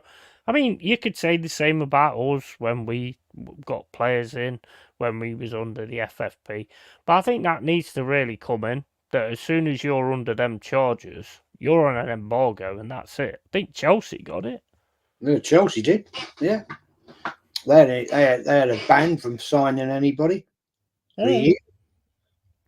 That's what I mean. I think that definitely needs to happen. 100%. That's why I think the whole thing's bullshit, to be honest. I mean, Yeah. Leicester are going to come up and have a points deduction. Yeah. I mean, imagine, just imagine they got 220 million. They decided to hit the 120 million sellout clause on Saka. Yeah. Saka decides, like, you know, I'm kind of not doing anything here. So, you know, I'll go to Man City. It's unfair. It's unfair. I can't see him doing that. I think he's Arsenal through and through, but you know, and mind you, does that even exist nowadays? Yeah, well, that's the question, isn't it? That's the big question. He was a youth player, so you know, does it really mean all that? No, I don't think not so much anymore. Money talks. Yeah, that's it. Definitely, money talks. I mean, remember back in the day, there was like loyalty, you know, and that's definitely gone out the game. I think there's one or two players that have that loyalty, but I think most of them would sell you down the river for a Saudi contract. Oh, yeah, it's not like it was when you had the likes of when O'Leary was there and Adams and those ilk. You know, they were Arsenal through and through. Oh, I mean, could you imagine if like Spurs was looking at Adams? Adams would be like, yeah, out of here. Exactly. You know, and that's how it was. Nowadays, I mean, you look at the majority of those players in that Arsenal first team squad have been bought. I can only sit here and I'm just thinking right now, how many of them are youth players? Yeah. In that squad. There are squad players there that are decent, but you don't play them. No. I don't. He's not got that. He's definitely not that kind of coach. He ain't got that ability to throw a Wanyeri on and, you know, try and make. I mean, you've called it loads of times on the watch-alongs. Oh, I know exactly what substitution he's going to make. I know exactly what minute he's going to make, and it's always like for like. It's not like Klopp where he'll put somebody on that changes the game altogether. You know? Because it's the only game plan he's got. So Yeah. he has to stick with that plan. And that's what I've said about him. That's the one biggest failing of Arteta. It's the same for same. Yeah. And Yeah. it's the same, that one game against West Ham when we did that watch along and we were using the left flank, right? And we totally destroyed them 6-0 because it wasn't always all down the right. Yeah. We were using the left. And that splits the defence then. Every time you get the ball and you're passing it down the same avenue, right? It's easy red, isn't it? The defence know exactly what's going to happen. Yeah, yeah. It's easy When you've red. got, Martinelli being used or Trossard being used on the left flank, the defence have got two options to go where they're going to, what's going to happen. If you've got Rice or Partey passing the ball left or right, then it's difficult for them to put two men on one player. But he doesn't do it. I actually, I did work out what fell off anyway and made the bang. It was me fucking beer. Huh. Mind you, that seems a bit fucking thingy. That does. Hold up, might get a fucking. What? Thought that was gonna go everywhere. Yeah, it's me fucking beer fell off the fucking bed. Wonder what the fuck that was. But yeah, I mean, it's just I mean, you should also a team like Arsenal should always be having like young players ready to come through, like Man City's got. I mean that Palmer, he just looks like he just looks different class. He does. Mm. What a pickup that was! Out of all the players that they signed, he's probably been the catalyst of what they've actually signed. Oh, I totally agree. He's just brilliant. He's brilliant. Mm. But I mean, he's not going to get in City, is he? He's not going to get in the team, which like Pep told him, you're not going to get much game time and all this, that, and the other. So he did what you have to do, and he said, "Well, I might as well leave then," and he did. So, True. Question, Jez. What was your ever best midfield we had at Arsenal?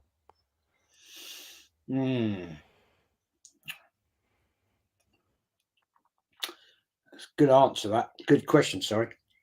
This bag's crap. Modern times. Well, modernish times. It'd have to be Vieira, Pires, Oh yeah. Bergkamp. If you want another good midfield in the 70-71 season, it would have to be Simpson, Back in Graham, set, Jez. and Kennedy. They were supreme. In the latter 70s, you had Brady, along with Sunderland, and you had going in there as well.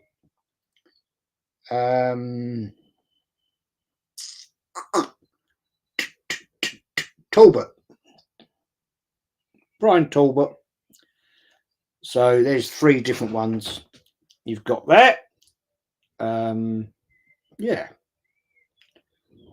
All good midfields there.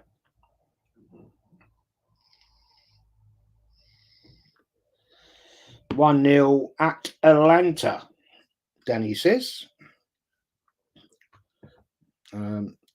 Charlie George, great player.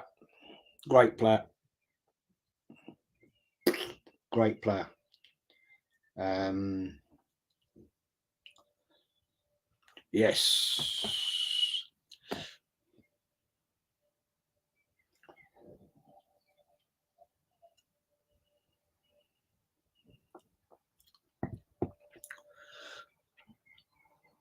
that 70-71 team was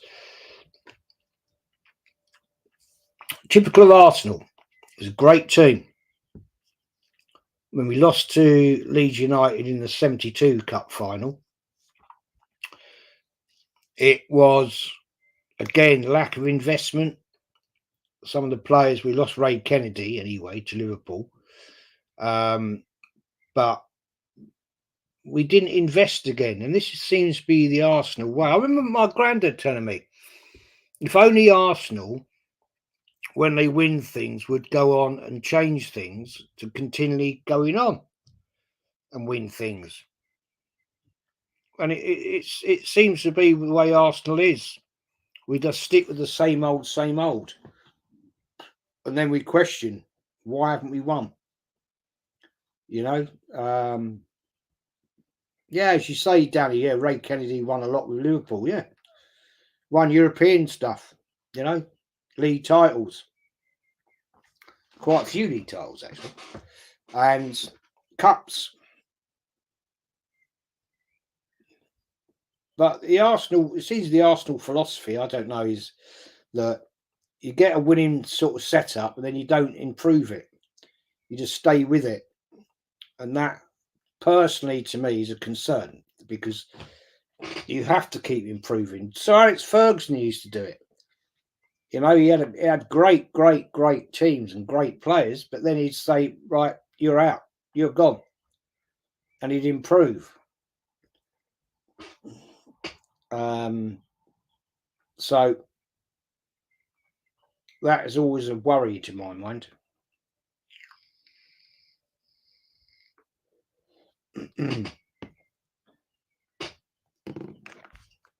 1-0 Atalanta. That's who knocked Liverpool, that, wasn't it? It's all falling to bits, isn't it, with Liverpool and Klopp. They knocked out Liverpool, didn't they? Yeah. It's all falling to bits. I mean, I thought they'd just go on and win it, to be honest. It's kind of all falling to bits for Liverpool, to be honest. Yeah, I think 5 leagues and 2 CLs. So, big question then, Jez. Yeah? Can you win this title? Or City going to slip up? Big. Unfortunately, mate, I think we've done the best we can do. Games, losing to Villa, losing, that cost us, losing to Fulham and the West Ham at home, that's done the damage, unfortunately. So,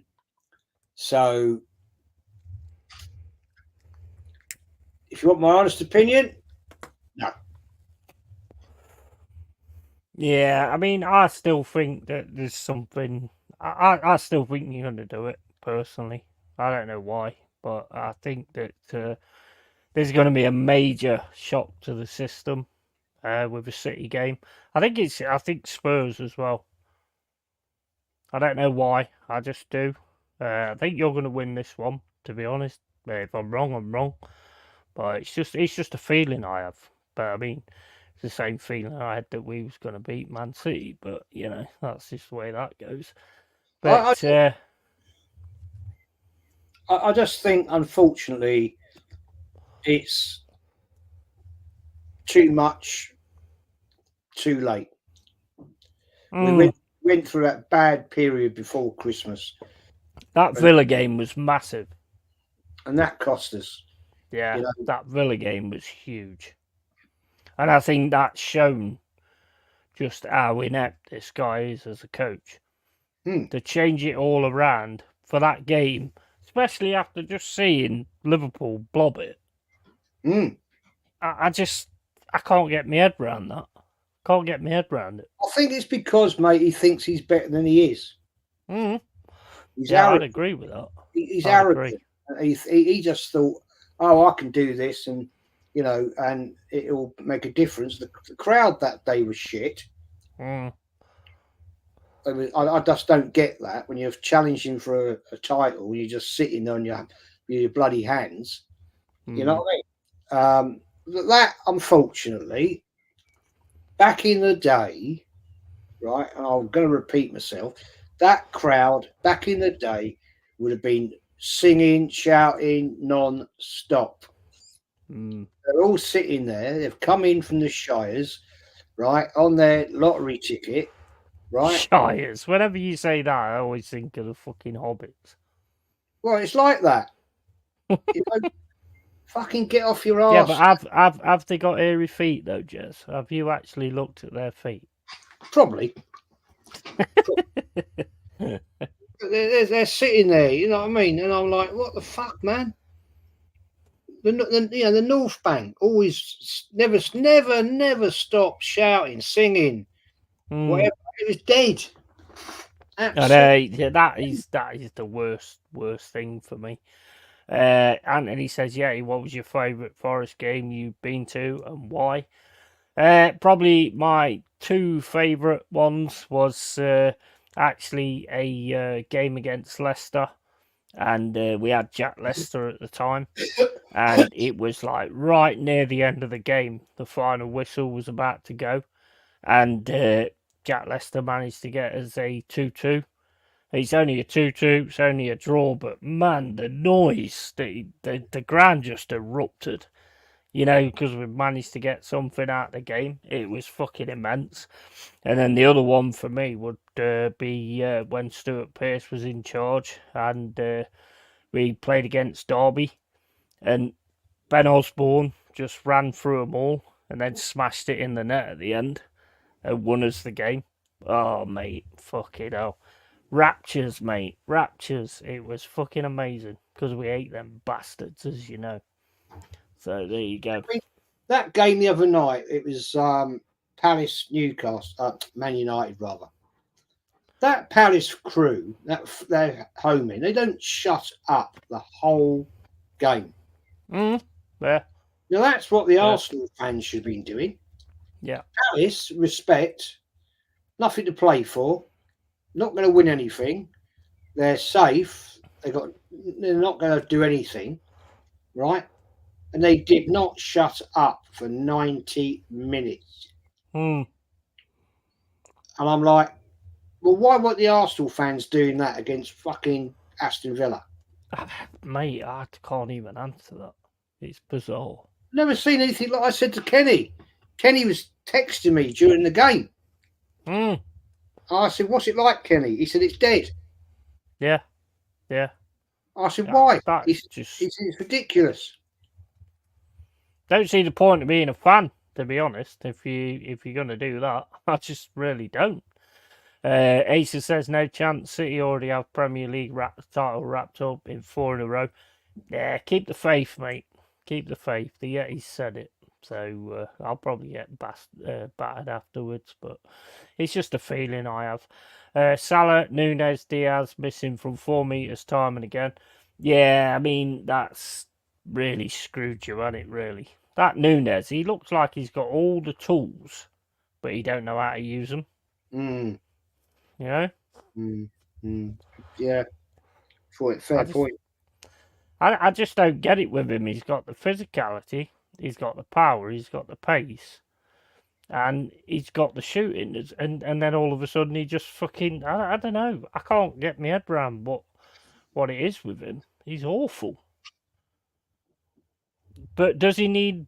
I mean, what's he had? 2 seasons now at Liverpool. I think he joined last season, didn't he? He should be getting used to it by now. Yeah. Yeah, you're right. You're right. It's a weird one for me because I mean I can see like looking at him and the way that he can just power through people and all that kind of stuff, and some of his shots like the one against Newcastle. I think it's last season or this season. I saw a Collymore kind of thing in him, but he just doesn't come to fruition. That's just my, Collingwood's one of my favourite players, obviously, and Stuart Pearce as well. But yeah, I mean, I don't know. I can't understand him, to be fair. Yeah, I must admit, it's disappointing when you get a player like that. You think is going to come out and join the party, and they just don't turn up. Yeah, it's a bizarre one. Currently watching the Leverkusen versus Roma game. Leverkusen are a proper team, and their fans have been singing non-stop all game. You know what? I read something on X the other day, and I think it was their striker was saying like, you know what kind of makes us go over the top in training and all that lot is because our manager outperforms us. And the fact that the manager's there, like outperforming them on the pitch, it makes them like go to another level. So yeah, that's quite interesting. That What time Saturday are you starting your? 12, mate, 12 o'clock. I'll try and make it. Yeah. You can. That's all good. No, I will join you, but I don't know if I'll make the 12. I've got. We're out. Mm. I've got to help the wife set up a. She does these craft fairs things, and she normally does it with another lady, but they got this bloody great marquee fucking thing. All right. Weighs a bloody ton, and so the other lady can't make it, so I've got to go down and help her set that up, and then leave her with it, and then I'll come back. So I should be back about 1:30, something like that. Danny says he wants all three gone. That is Nunes, Salah, and Diaz. I quite like Diaz, to be honest. I mean, he's kind of fell off a little bit from what he was when he first started. Salah, don't know what's going on with him, to be honest. He just looks like a completely different player. Yeah, I think he's dropped off the cliff, mate. Nunes' second season. Looking forward to see that stream with Jez and Budgie in the pub. Absolutely. Well, I mean, they can come on, it's fine. Nunes has had 2 years now and he's been inconsistent the whole time. He's an on his day player and nothing more. Yeah, it's weird, isn't it? He just hasn't taken to the English game at all, whereas they normally do kind of on the second season. I don't get it, to be honest. I think what he does a lot is he fights other players too much instead of that, and then when he gets the chance, he just snatches at it. Yeah. You know, bit of panic, really, isn't it? Yeah. I mean, that one against Luton, where I mean, how the fuck he didn't score that, I have no idea. Because he's on the bastard line, and he kicks it over the bar. Yes. Yeah. That was bizarre. That was. That takes some effort to do that, doesn't it? I was saying the other day, I bet he can't do that again on purpose. No. Bizarre, man. Bizarre. Roma penalty now, chance to go 0-1 up. How far is the Conference League anyway? Is it in the semi-finals or the quarter-finals or what? I don't know. I haven't watched any of it. Semi-finals tonight, I think. Semi-finals, is it? Yeah, all I care about is that Nunes was shit with 7 games to go. When it mattered, yes, yeah. And I think that's a massive thing as well. When it matters, you're supposed to step up. Bit like Saka, really.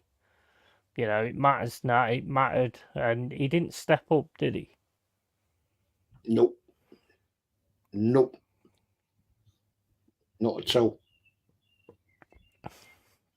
That's another big issue. When it mattered most, he capitulated and went missing. He's done that so many times in crucial games. Would you take Murillo? Not sure, mate. To be honest, it's like a backup. As a backup, because you need 2 centre backs. Yeah, as a backup. Yeah, as a backup. Mate, he's 21 years old, and I tell you what, he does something that I've not seen a defender do for a long time. Yeah, and he will, because I was saying it yesterday to Wolfie. Yeah. When a striker's just getting into the box, if you touch them, that's it. They're going down. Yeah. But what he does is they get in on goal, yeah, and they're about to shoot, so they're not thinking about going down. They're thinking about the goal. And he flies in and takes the ball off their feet as they're about to shoot. It's honestly, it's masterclass, and he's 21 years old. And the run through he did against Crystal Palace was fucking amazing for a centre back. It reminded me of the old Wes Morgan days when he used to get the ball and just fucking go piling up the field. You know, I mean, he's just honestly, he's class. 21 years old, mate. He's like a truck. He's massive. You know, so yeah, I think he'd definitely be a backup. Might even take over eventually. And he's pretty much our attacking part as well, because it's his left foot that kind of gets it all going. Yeah, fair play. Yeah. I think you undervalue him a bit because, like, even Real Madrid and Barcelona apparently are looking at him. More Real Madrid. I mean, if Real Madrid are looking at him, then, you know, must have something to offer. Big up Jack Ramsey. Bloody hell, didn't know the pub was open. How are you all? All good, Bo? Mo? Mate? Whatever. And Liverpool right now are reminding me of what we were just before our Dubai break. So many big chances missed time and time again. That Dubai break was I mean, we all took the piss out of it, but it was a fucking good idea, to be fair. When it mattered, they didn't score. Danny, your best attacker is Jota. Yeah, I would agree with that as well. Although he is very good at dragging his foot. I think Havertz has been learning from him, to be honest. Definitely. That's why I thought as soon as I seen that, I thought that'd be a penalty, because I've seen Jota get loads of them like that. What the hell was that noise? Don't know, mate. What was it? What did it sound like?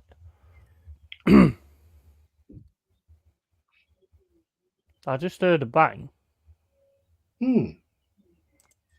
Get your fucking chainsaw out and start walking round the house. Is Barbara in?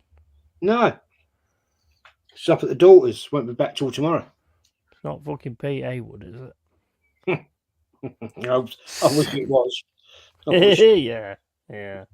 Well, actually, you know, last night on the channel, yeah, something was said about Kenny. And I don't know if you noticed it, but I got rid of the person anyway. But I said, well, first of all, I said, I tell you what, you walk up to him and say that. Yeah, exactly. If you do that, then you've got my respect. But I doubt you fucking will. Well, you know, you sent the thing on Instagram, and before the show went live, there was that comment that you know what I'm talking about. Yeah. I just blocked him. And he came in as Robbie Lyle this time. Oh, right. And we know who it is. Oh, yeah. Same person every time who's having a go at me as well the other day. Yeah, it's just silly old Pete, man. You know what I mean? Jimenio says, I rate Murillo, but I don't know where he fits in. I think he'd be a good depth player because he can actually start attacks and stuff like that, and he is a really good defender. And obviously get on all right with Gabriel. I mean, I don't want you to take him, but I don't think we're going to keep him. So, unfortunately, that's just the name of the game, in my opinion. You've got to keep those players and keep moving on, but that's not the way the game goes. That's where Murillo almost scores a Puskas-worthy goal every game. Yeah. Question, has Cooper been sacked? Apparently he has, Anthony.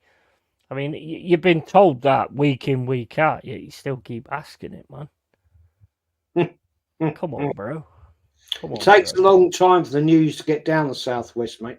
I think it does, doesn't it? I think it arrives on a tractor, doesn't it? It goes by traction engine.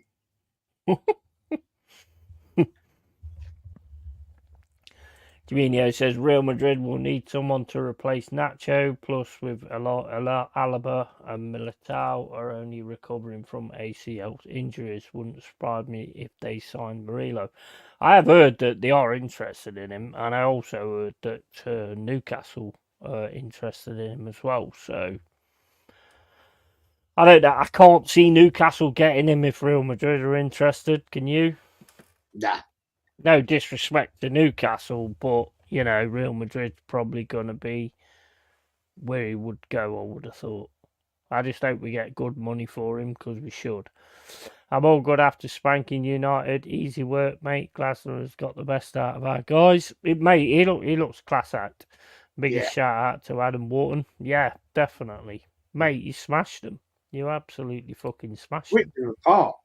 Ripped them apart. Yeah. I mean, you look like you're on to good things. Whether it will continue through to next season is another thing. But if he can manage to do that, he might be the next big German manager in the Premier League when Klopp goes. Possible, man. Possible. Yeah. Well, yeah. I mean, it's the Ashburton Army. Yeah, the Ashburton Army's coming for you, Jez. All 22 of them. Oh, I'm worried about that. Really worried about that, mate. I can imagine, mate. I can imagine. Leverkusen game, Roma lead 1-0 from a penalty, which came against the run of play. Leverkusen have been amazing this season, haven't they? That Xabi Alonso, he's another, unsung hero, really, that's looking like he's a good manager. I mean, I liked him when he played for Liverpool. I don't like Liverpool at all, but he was all right when he played for Liverpool. No, I mean, you've got history against Liverpool, man. Exactly. Yeah. So I'm not their biggest fan, to be quite honest with you. Right, okay, so that's what worries me, mate. I don't want it to be a flash in the hot pan. That's it. It could be like a bounce thing, and that's what you don't want because, I mean, what do you think you can expect next season, Jack? Do you think you can expect to be getting up in the European spots and all that kind of stuff? Do you think you're going to keep Elise and Eze? Because that's massive. Anderson as well, your defender. Well, mate, if you want to ask my honest opinion about some of them players, I think they're going to be very hard for Palace to keep, personally. I agree. And I think that's been the problem with Palace, though, isn't it? They're always sort of selling the next best thing. Whereas if they want to build and get something going, they need to get to a point of keeping them. Yeah, that's the problem. Because I can see a lot of teams sniffing around for them. I'd like to think, no offence, Jack, no offence, mate. I'd like to think that Arsenal would be in the mix for Elise. I think that guy is absolute class. I really do. He kind of plays in Saka's position, though, doesn't he? Yeah, but that's a challenge for Saka, isn't it? I think it's a quality idea, but I just don't know if Arteta would do it, personally. Well, that's what we need, though, man. Man City do it. Oh, hello, Tom, bro. Yeah, that's what Man City do. They get players in to challenge. Yeah. You know what I'm saying? And that's what Arsenal need to do. Anyway, Tone, good to see you, bro. And you as well, Jez. All good, mate? Yep, all good, man. Good. Yeah, I was driving back, so apologies to those in the chat. I couldn't say hello to him. I managed to say hello to Yeti and Jez, and that was about it. Well, you know what? If people say hello to you in the chat, fucking pull up on the odd shoulder and fucking say hello back. Yeah, but it's one of them smart motorways. There's no hard shoulders on those smart motorways. You can take that fucking backdrop off right now. What's wrong with that, Jez? Oh yeah, what's up with that, man? Bollocks. That's one of the worst days out of my life. That was. Do you see that guy there? Look on the right hand side. He's looking for where the Arsenal fans are. Yeah, they've all left. Mate, that day out, honestly, seriously, Jesus. We were so Who's that overconfident. bloke behind my shoulder there? Is he the one that scored the goal, isn't it? I think that's him. Yeah. Oh, yeah, it's Trevor Brooking, mate. Yeah. We were just so overconfident, singing all the way down Wembley Way. It's it's going to be a rocking day out, right? And we were absolute dog shit that day. Seriously. No, you was good, but West Ham was better. No, we were shit. We were shit. I seriously, mate, I was there. We were proper shit. I think we had 2 shots on target all day. Wow. Mate, you put one of them away.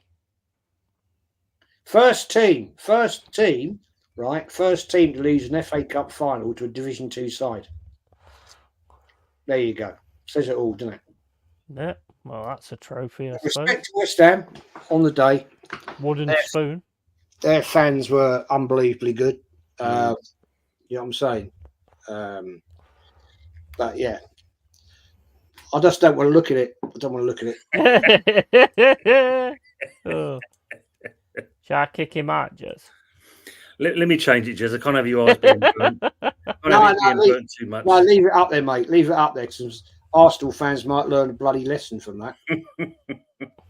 You know what I'm saying? Yeah, you put one up, Jez. You must have one where it's gone against West Ham. No, I haven't actually. No? No, I haven't. No. Well, West Ham better than you then? On that day they were, yeah. No question. I had this debate with Budgie, man. You know what I mean? I had to put my hands up and say fair play. Yeah, well, I mean, that's it, and it's on the day at the end of that's the way it goes. But I mean, if you remember back in the day, we used to win a lot of the cups. You know, Simod, Milk. You know, it had all different names. Rumbelows, I think, at one point. Cool, yeah. It's had many more names than I can think of, that thing. Yeah. Isn't it? Rumbelows, Milk, Little Woods. Cup, bloody hell. Little Woods. No, not Barclays, wasn't it? Barclays, was it Barclays? Little Woods. Little Woods. It was called Little Woods. Yeah. We used to win it all the time. Fucking awesome. Yeah. Back in the day, during the war. Okay, now. Behind them 2 stars hold a multitude of cups. Absolutely. Yeah, Have a good evening, all. We'll catch you later. Take care, Carl, buddy. Take care. But yeah, how you doing anyway, Tom, mate? Good show last night. It was just finishing the work and that, and listening to you guys on the way back. So it was an interesting conversation you were having. I listened to that one you said about Nunez, because obviously with him, apparently he's deleted all his Insta and all his social accounts, hasn't he? Has he? Yeah, everything to do with Liverpool and that, he's wiped it off. No, well, he's out the door then, isn't he? So, yeah. Interesting. But I mean, he's not really set the world alight in the Premier League anyway, has he? No, not at all. No. Yeah, it's mind you, seen that the certain Liverpool strikers they have got, they've had that that kind of record all the way along. I mean, even what was his name? God, it's got me head. Went to Chelsea. Torres. Oh yeah. Fernando Torres. Yeah. Do you remember when they bought Andy Carroll? Yeah. I mean, Andy Carroll for Newcastle was fucking awesome. But for Liverpool, what was it, 30 million? Yeah, 32 million or something like that, wasn't it? That's fucking nothing, isn't it? No.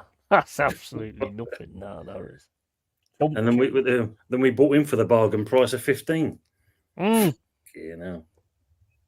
know what? He was, if he could like get into the box and run in when there was a cross coming in, he was unbeatable with his head. Yeah. He was just fucking scary.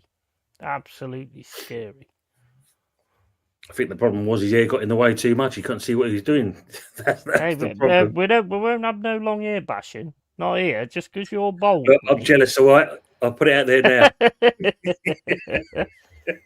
Who's it Hey, said? hey. Somebody said the other day, I need a wig. That was me, mate. Pink wig. That Both you? of you, actually. Yeah. Oh, okay.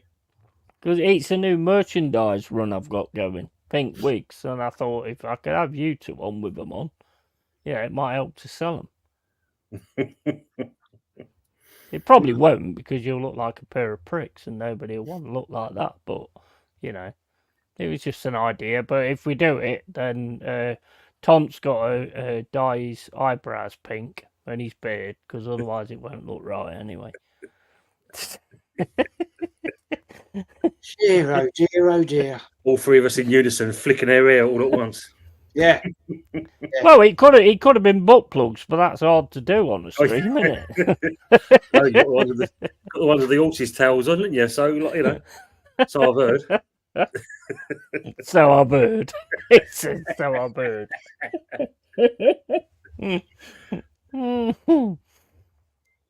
So, how you doing, Joanne Smith? Hope you're well. How do you enjoy it? Big up, Joe. And also, Tom, you better beat fucking Luton at the weekend. Yeah, you know that's mate, isn't it? Sounds low on that one. Well, if you beat Luton and Spurs beat Burnley, then that's as sort of safe, isn't you? Yeah. Yeah. Yeah, because if Luton win the last game, they've only got 29 points. And although, didn't they? Did they get a draw the other day? Oh, let me check. Because we've got a better goal difference than them. So if they actually get up to us, we've got a better goal difference. Let's have a look. Yeah, they got 26 points. So yeah, they can get on if they won the last game, they could get on to us, but their fucking goal difference is minus 29 and minus 18. So, you know, it's done. If you beat Luton, you know, if you don't, you'll never be on the stream again. I know, just let you know that. Yeah, you can just see and there. Headlines: Luton beat West Ham 30-0. Oh, but yeah, you can see it now. Fucking hell. Even I'll be shouting boys out. Oh my days. Well, what do you think to your season? This Sorry, season, anyway. What do you think to your season? This year has been the choker. I think that's what's done it. You know, the 2024. Just things ain't been going right. I don't know. It's his style sometimes has done it. I mean, don't get me wrong. We can't complain. Well, I know I don't really complain. I know there's a lot of West Ham fans that do, but 3 years in Europe, semi-final or final, winning the cup, and obviously the quarters. So when you look at something like that, it's not bad going, really. But one more than Arteta, and he spent 750 mil. And this is the thing. But it's the fact of there's certain games we've killed ourselves where we've just been too defensive. And that's been the problem. That has been the problem. And then, of course, you've got certain players. I mean, like I heard you saying about Paqueta having his head turned by City. The problem with him is he has been just too inconsistent this year. Well, I mean, that to me, I mean, yeah, I'll come on to that as well because that annoys me. I mean, I saw on X the other day that apparently City's been told they've got 220 million transfer fee. Why are they making transfers anyway? Yeah. You know, they should. I think it should be brought in that as soon as you're on like charges, you shouldn't be able to sign players, and then you might want to get it sorted out. You know, exactly. Just think it's wrong. Well, as you said, Chelsea had a 2-year transfer embargo, didn't they? They couldn't do nothing for 2 years. Exactly.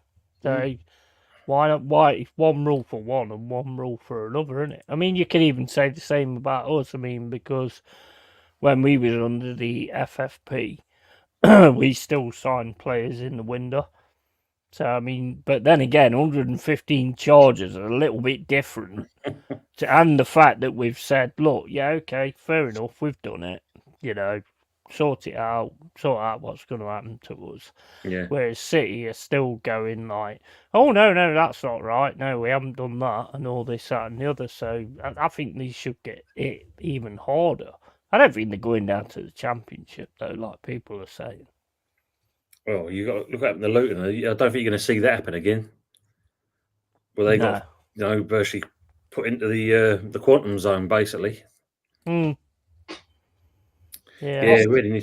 Andy Carroll's playing for Reading on a paper play, isn't he? To be honest, if it wasn't for Luton being up against us getting kicked out, I'd like to see. I mean, I think I called Luton right from the start of the season would be the ones that really sort of gave it a go. But the thing is, they're up against us, so fuck them. All out again, didn't you? But mate, my team comes first at the end. Of course, of the day, man. So, I think the biggest problem with Luton is, I think we all know, they put up a good fight, but just can't get over the final line, can they? That's the problem. That's what's done them this year. Yeah, totally agree with that. The only thing is, Tone, that picture behind you, mate. Why have they got the Arsenal colours on the FA Cup? They must have thought Arsenal were going to win it. Yeah, they couldn't get it off in time. Someone super glued it onto the handle, Jez, hoping for the best. Yeah.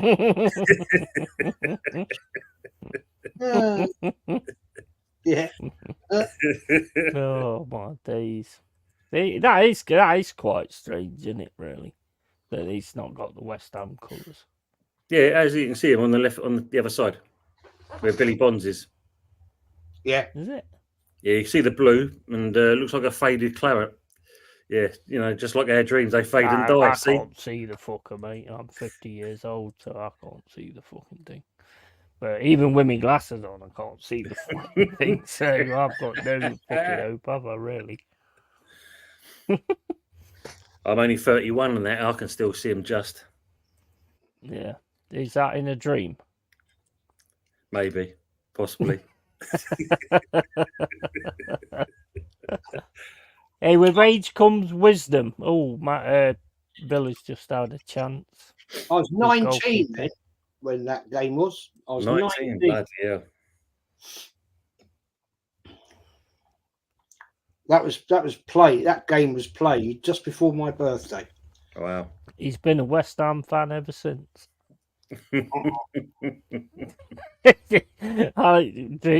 Just drinking. Fuck off. I didn't really drink then. I won't lie. When I was in my younger year, I didn't really drink a lot. Be honest, I didn't. Making up for it now. No, not really. No, I didn't. I didn't really drink a lot at all because a lot of my mates I used to go around with, they all had motorbikes, and when it came to the winter, they didn't go out their bikes. And I was the only one that had a car. Right? Oh, we used to go out. I ended up driving all the bleeding time. So obviously it's a little bit slacker in them days about the drink driving, but it's ended up me always bloody driving. So yeah. I really didn't drink. I'd probably have one pint and maybe maximum of 2 pints, maximum. So no, I wasn't a big drinker really. But Jack said you're making up for it now. That's why you have a bottle of wine every night now. Well, only one.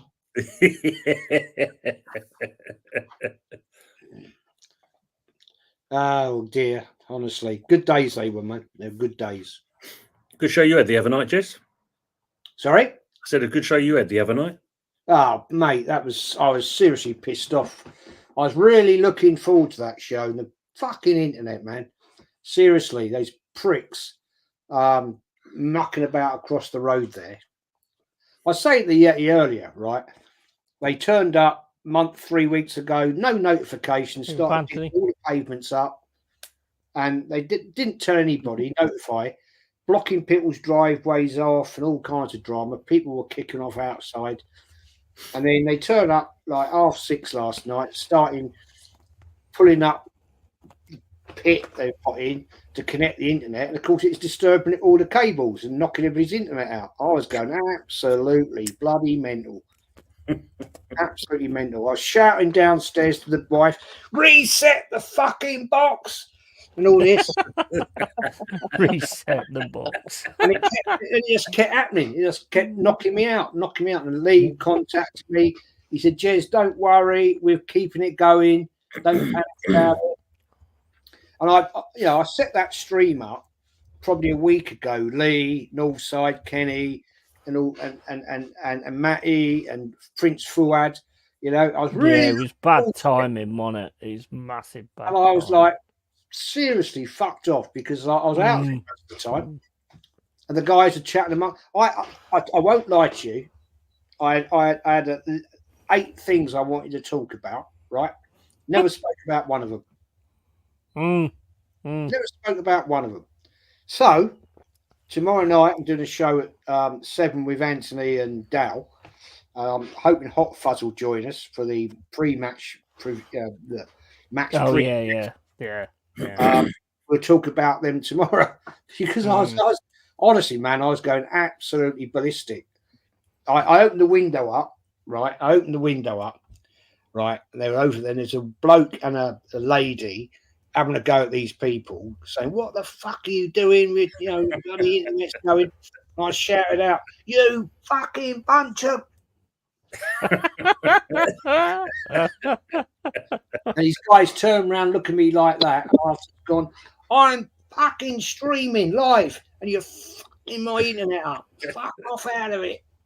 And anyway, I put a complaint in today. I haven't had a reply yet to Virgin Media and say, "Give us some notice if you're doing this sort of shit, man." You know what I mean? Otherwise, I'm going to go over there and cut your bloody cables. I think actually, mate, you was angry because you was watching Pornhub and it interrupted your wank. No. No. That's just what I was thinking. If anyone could see that, it'd be Yeti, would it? Jesus Christ. I had that same problem once, Jess. They were doing some cables. What, you got your wank interrupted? No, not that. Right. And I did say to her, I did the same thing as Jess. I turned around and I said, "Hey, I'm streaming, I'm on the show." And one of them shouted, "Well, you're a fucking geek." I went, "Thanks then." And that was it.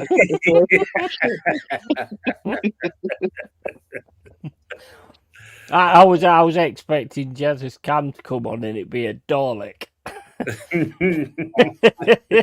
Seriously, I lost the plot because you know it's like yourself, right? You set everything up, right? You've got everything you want to do on a stream, yeah. You got a great panel there, yeah. Oh yeah, it was. It was fucking tits up, and I was like, yeah. Fucking mental. I was. Oh, it was unbelievable because it was like you came back. And then they was talking, and then you was talking, obviously, because you couldn't see that they was talking. And then all of a sudden, you just went again. It was like, man, he must be losing his shit. I was absolutely fuming. Fuming.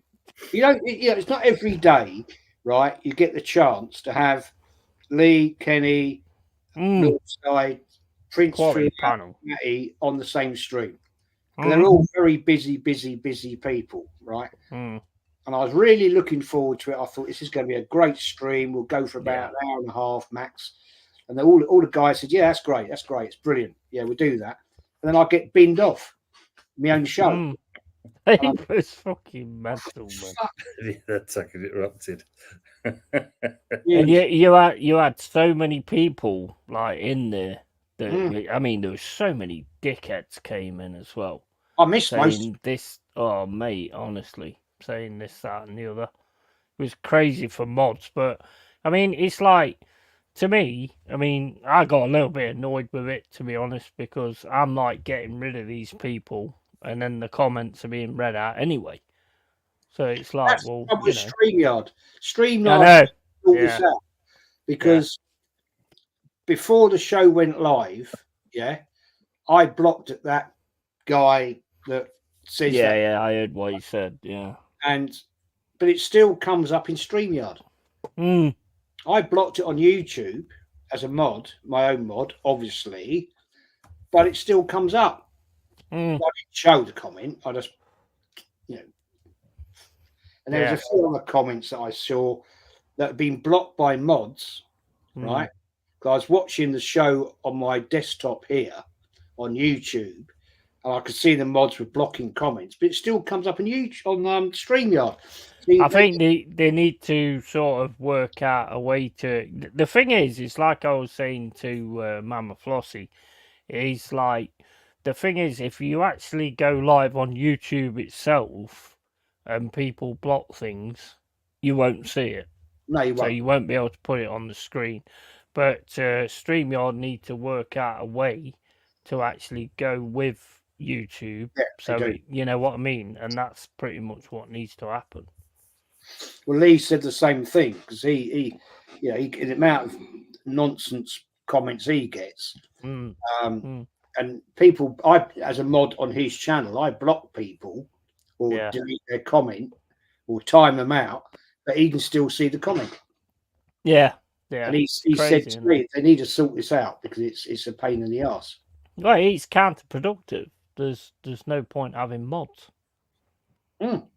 You know what I mean? It don't work in that way. But I mean, if you go into a Lee stream when he actually goes live using YouTube to go live, anything that anybody gets rid of doesn't get put on the screen or anything like that. I mean, some of the stuff, I mean, you get some decent content out of it.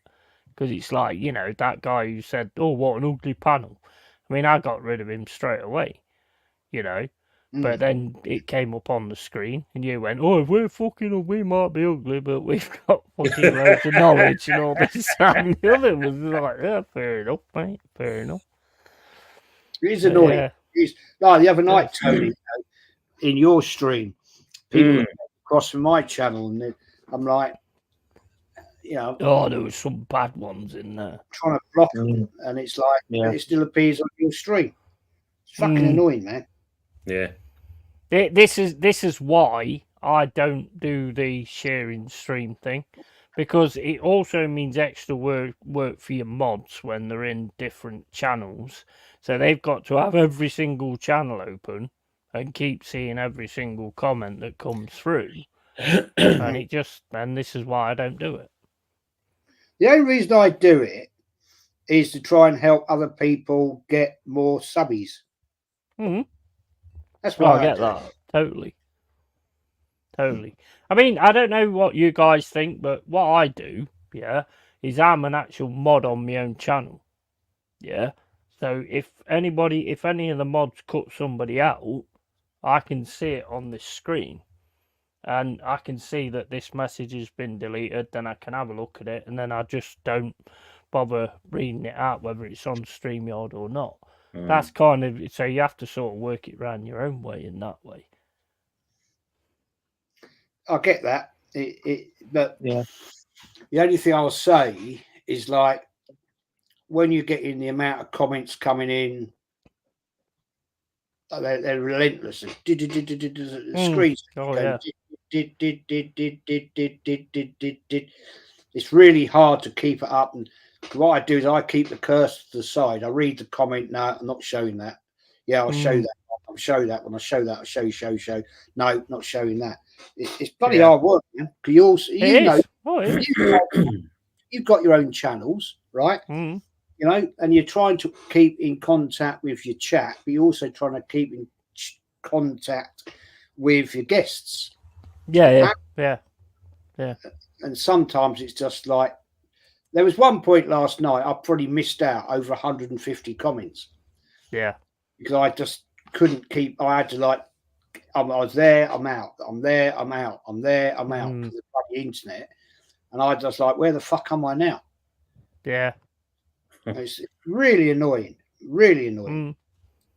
Yeah, I get it. I get it. Like I say, we have channels itself, apart from Anthony, he bums off everybody else's. But, you know, I mean, you know, and that's just kind of the way it works. And it is difficult sometimes to keep up with a chat and stuff like that. But, you know, it's just the way I decided to do it. Whereas I make myself a mod so I can kind of see what the mods are doing.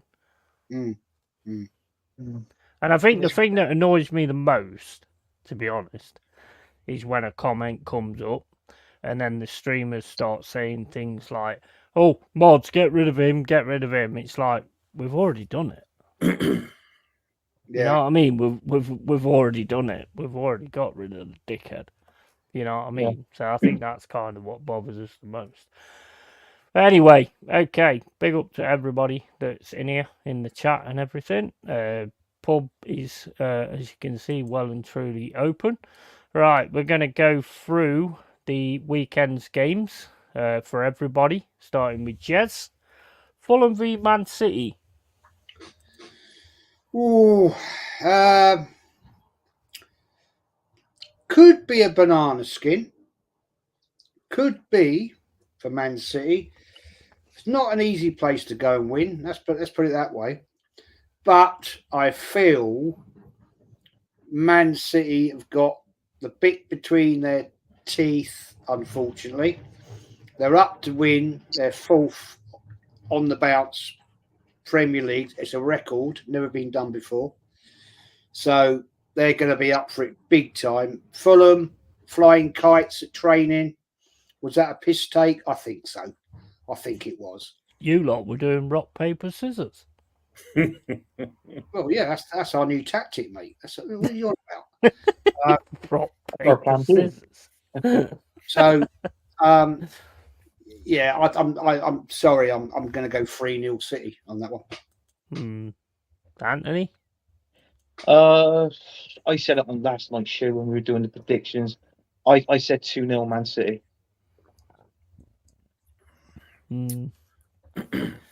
Anton? And I'm going 3-1 to City. 3-1 Yeah. City. Yeah, I mean, I would say that I don't think this is the one where City get broken. Basically, I think Fulham will still come out, basically, but I just don't think they'll have enough. And I think City will beat them. I'm going to go 4-0, to be honest. The one I think, 4-0. The one I think is going to be the main one to break City. But one thing I want to ask you, because, you know, as Arsenal fans, yeah, and Tom as well, basically, if City fuck it up on Saturday, and then you fuck it up on against Man United, how angry are you going to be? Livid. Well, yeah, I'd be pissed. I've already said my reasons. If Mikel Arteta doesn't win anything this season, the Premier League, that is, he should be gone. Yep.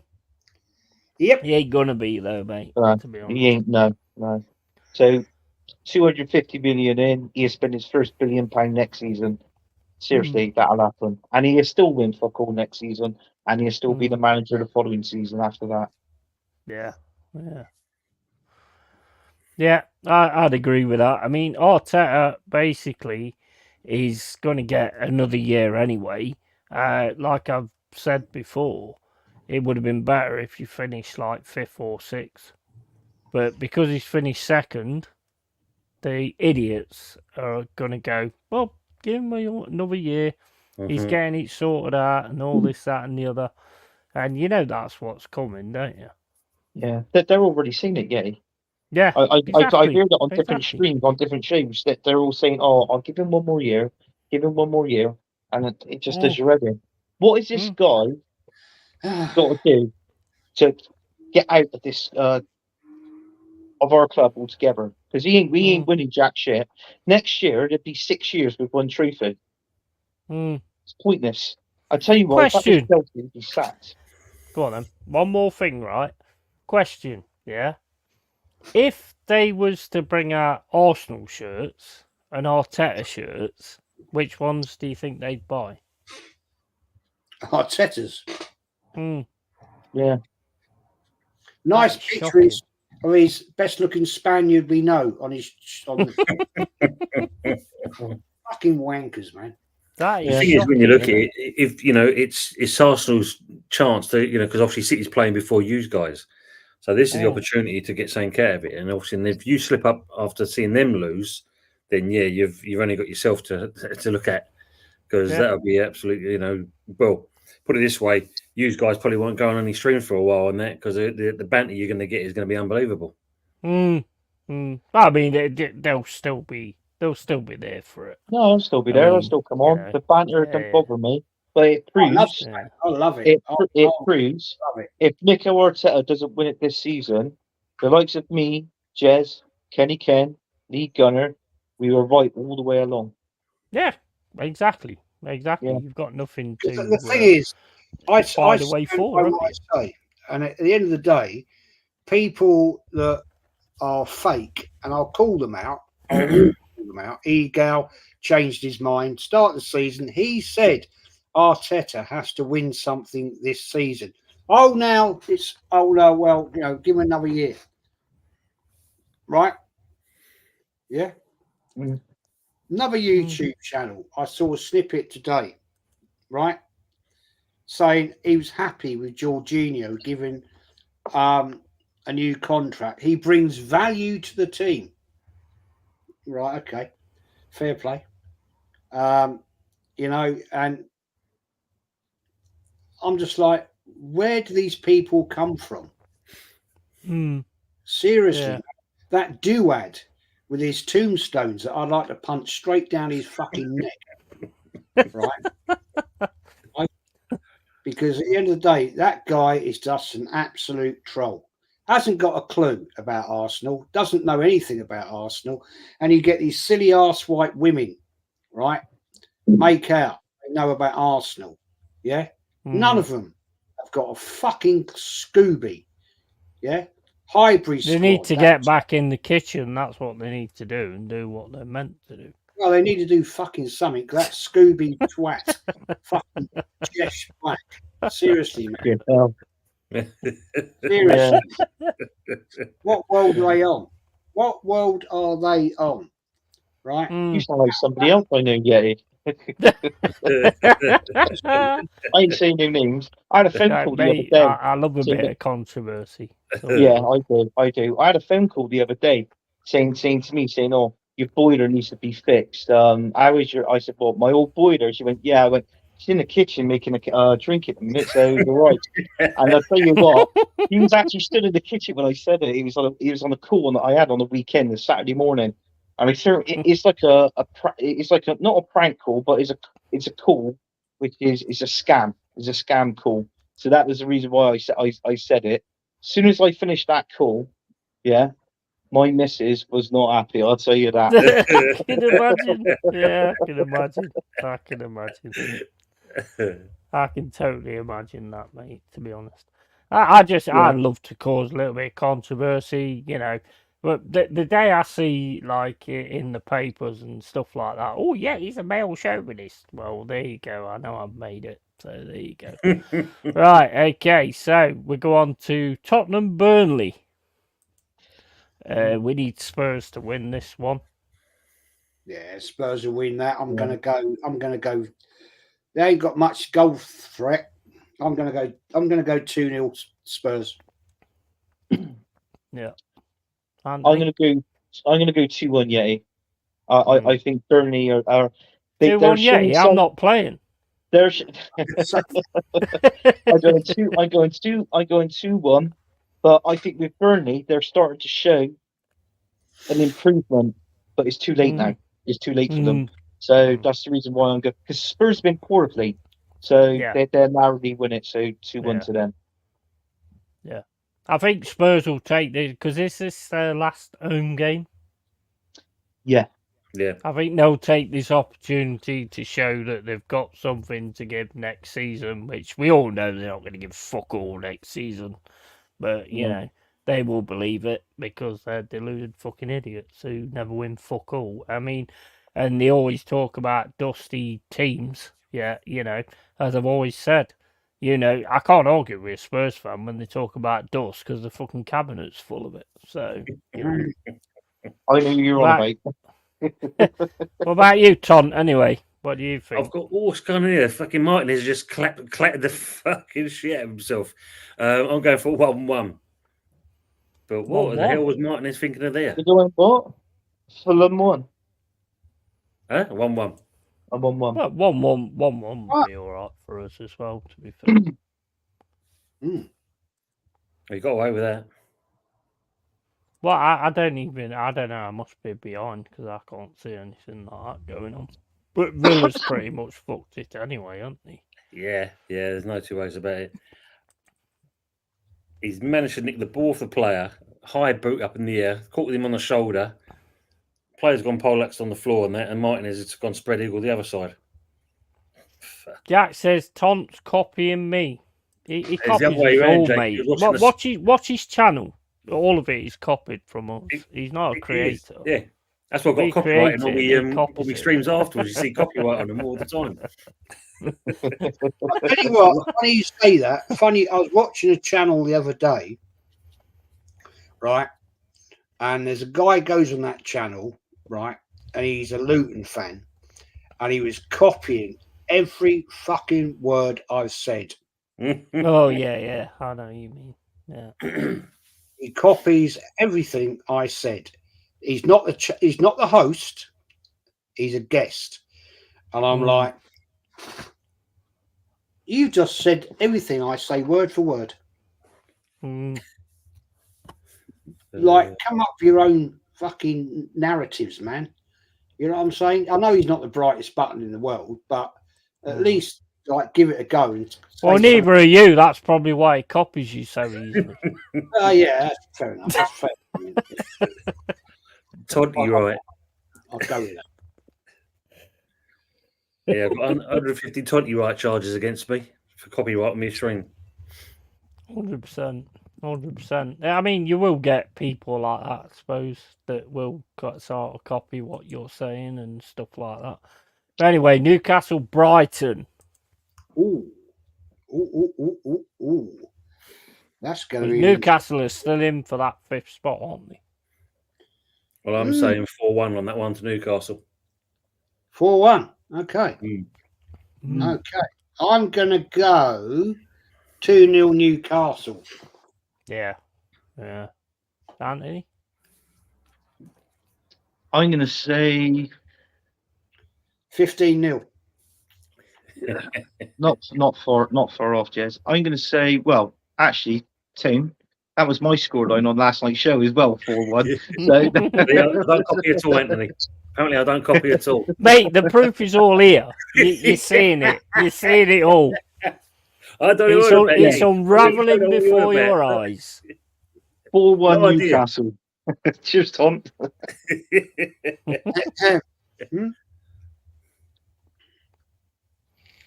Yeah, I mean, I would say that Newcastle's definitely going to win that. I think they've sort of turned the corner and started doing well now. So, yeah, I would definitely say Newcastle's probably going to win that about 3-4-1, to be honest.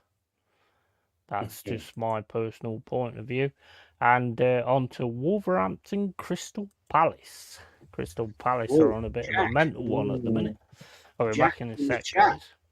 What's Jack going to say on this one? Well, I'm going to go he's probably going to jack off, to be fair. I can see 2-0 Crystal Palace because I think their manager, their new manager, what they got in, started off slow, but how he's been playing, managing that team now, and how they've been playing. I mean, look at last game, 4-0 against Man United, brilliant result. Yeah. So I'm going to say, 2-0 Crystal Palace. Yeah, I'll go with you on that one, 2-0. I've copied you, mate. I copied you. It's cleaned up on my thing, Jez. Copyright. I'll get a strike for that then. Yeah, you get a strike for that. Just go 2-0 thing. Go on. No, you want to. No, I think it'd be a go on it, so I'll say I'm 2-1. 2-1. Ah. Cool. Yeah. What's Jack saying? If He we said play 3-1. not, oh, 3's gone 3-1. Yeah. Okay, fair enough.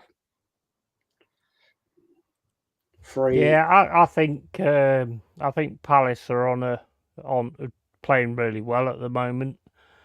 So I think they'll likely beat Wolves 2-1. I'd say, possibly. Wolves haven't played well away from home this year. No. No. That is true. That is true. True. But So they're actually at home. So was it Wolves? yeah. Palace. Wolves Palace. Wolves man, are at home. No. I thought it was Palace Wolves. I'm Is changing. your internet cutting out again? No, I'm changing them. I'm changing. I'm going to Okay. go 1-1. I'm going 1-1. You said cool. Palace Wolves. I probably did, but You did. I didn't mean that. Get it right. Get it Yeah. right, mate. Get it right. So Fucking ice in me cans. Fucking hell. I'm asking 1-1 as well then. Yeah. I think Palace at the minute are on a different 2-0. level. Yeah. So I think Yeah, they'll I'm win going it, 1-1. to be I'm honest. going 1-1 now. The thing is, mate, And, if you're hosting the show, right, at least get the bloody thing the right way round, because you're misleading. You know what I'm saying? mate, I need to take your age into account, don't I? I apologise. No. You're just trying to disrespect us by making us look at freaks. You know what I'm saying? No, the worst one Mate, I I tell you, look, if you feel offended and you want to go on TikTok and do a dance with your blue earwig on, then that's fine. Yeah. Fair enough. I mean, it's like with Tone when he gives out our predictions on our show. He said, "Right, time for the predictions." We was like, "Right, okay, then fine." He went Crawley versus Wickham. I went, "What the fuck?" He just made us look like a bunch of idiots there, because he There said, you "Oh, go. it's Palace Wolves. I've gone 2-0. You've gone down the same road, and now all of a sudden the narrative changes, and we look stupid now. So thanks for that. We're going to get all Can this. I just say that it's not that difficult to make you look stupid, to be fair? Well, no, I agree with you there. I agree with you on that. Yeah. Don't make it any harder. You know what I mean? Oh my! I'm not even going into the making it harder thing. But right, West Ham Luton. Just That first, West Ham and Luton? Was that Luton West Ham? that's West Ham West Ham against Luton. West Ham's Wensleydale Cheese versus Luton. I'm going to go on that one. I am going West Ham Luton. I am going to go 3-0 West Ham. Oh, fucking hell! I'm gonna go. What shall I go? Sorry, guys, you got it wrong. No, you said Palace Wolverhampton. I didn't, did I, Jack? I didn't. Jack, don't start sucking arse, mate, because Fucking hell! I'm gonna go 2-1 West Sucking Ham. arse. I go 2-1 West Ham. I think Newton's going to give them a game, but it's not going to be enough because they're poor in defence, Luton. So 2-1 West Ham. Yeah, I like that. Tom? Well, I said it's Moyes, no doubt his last home game for West Ham itself. So for me, I think we may turn up just to kind of do a final thing. So I'm saying 3-1 West Ham. Yeah, I think you'll win this. To be honest, I hope you win this. To be fair, because if you do, then we're sorted and got another season to face relegation again next season. But we'll see how that one goes. And, Yeah, there's another thing as well. Guess what? David, we was on our show last night, and somebody put in the comments, Moisey did not even turn up for the training yesterday at West Ham. Isn't that right, Tim? He's their top striker, isn't he? What? His face. Why he's top striker, isn't he? Why is he not turning up for training? Fucking disgrace. Bournemouth v Brentford. Oh, Bournemouth Brentford. That's it. Oh, mate. That's for me. That is a 1-1. So is it Elite Brentford Arsenal, Bournemouth? they just scored again. Well, Brentford is safe now, aren't they? Well, they're safe now, but I don't think Ivan Toney's going to do anything because he ain't done nothing since he's really come back. I'm going to go 2-1 Bournemouth. Solanke has scored in that game. What do you think, Tom? Yeah, I think it's going to be a bit of an even Stevens in that, so I'm not going to copy Jack again, but 1-1. No, actually, I'm going to go for a Bournemouth win in that, to be honest. Yeah, but you don't know fucking what you're talking about. None of us who do YouTube channels know what we're talking about. That's got nothing to do with it, has it, really? So, I think Bournemouth are going to win it 2-1. 100%. Fair play. Because Brentford are already safe anyway. What about Everton, Sheffield United? Oh, that's an interesting one. Yeah, I'm going to go Everton 2-0 because I think Sheffield United, they've fed up, they've had enough. Nothing to play for. Everton still got, want to prove themselves. So, yeah, I'm going 2-0 Everton. And I'm going to push it out there. I'm going to go 3-0 Everton. 3-0. I just feel that they got more firepower up front, even though they've been poor up front, but they've been scoring of late. So, so a comfortable win for Everton. 3-0. Tom? Yeah, 16-0. No, I think it's going to be, be a 2 or 3-0, I'd say. I'll probably say the same, to be honest. 2 or 3-0 because Sheffield United are not the best, to be fair. I mean, they'll go for it, but they'll probably get shouted out like they did. Oh, bloody hell, the goal stood. So it's now 6-2 on aggregate. 6-2 on aggregate. Oh, my days. That is fucking terrible. They're right. And the main one, Forest Chelsea. Think about this, guys. You know what happens. I'll say goodbye now for the moment before I say anything. Yeah, you did say a score you did say, and Fuzzy, and I said it's a good job because Yeti wasn't in the chat then. What a last show. But Yeti, I will say mine. And wait, it's Jez first. That's kind of the way we went. Or do you want to take over the show? Do you want to make it your show? Oh, yes, superb. Well, good evening, everybody. Welcome to the LongHairedYeti'sCave. Up here, we've got Jez, we've got Tone to this side, and this guy here who's. Right, go on, Jez. I'm going to go Forest. I'm going to go Forest 2-1.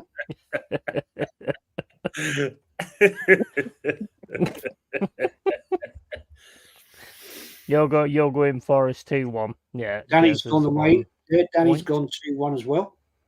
Yeah, nice one, Danny. And Anthony? I'm going to go. I said 2-2, and this would be the game where Forest stays up. 2-2 and Luton and Luton. Because these lot, they can relegate Luton this weekend, I reckon. Well, if Luton lose and Burnley lose, then that's pretty much it anyway. Yeah. Before the game even kicks off, because our game's at 5:30, so so that's sorted really. I mean, hopefully that happens. If it don't, then it's down to us to get the fucking shit. So I think. Sorry, Tom. Yeah, wait a minute. I'll kick. Kick yourself. Thank Christ for that. Yeah. Oh, listen, Jez go now. You kick Jez off automatically now behind the scene. That's what you fucking do. Oh, there we go. Well, welcome to the good, the bad, and this guy, the ugly. Yeah, and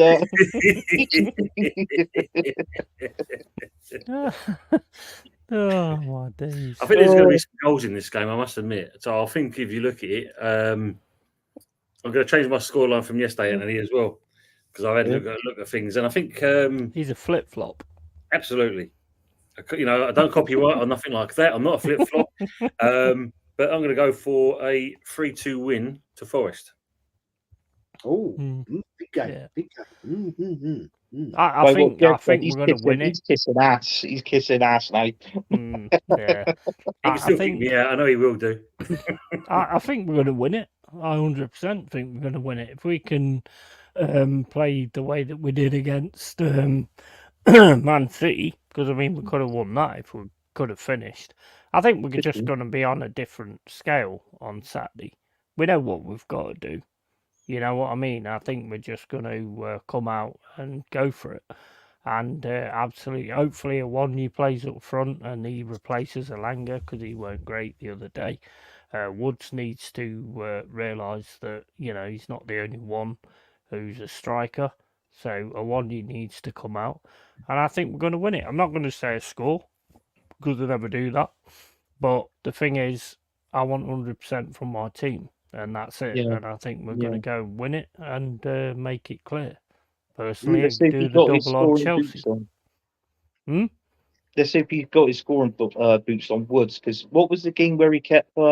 He should have scored at least 2 goals. What was the game you lost? Man City. Man City Man was City, terrible. That was it. Yeah, it's absolutely terrible. Yeah. Right, on to these two shit teams. What are they called? Arsenal and Man United. Jezza. Arsenal, Man United, Arsenal, actually, is the game. It's actually at Old Trafford. Just to, you know, put it right. I'm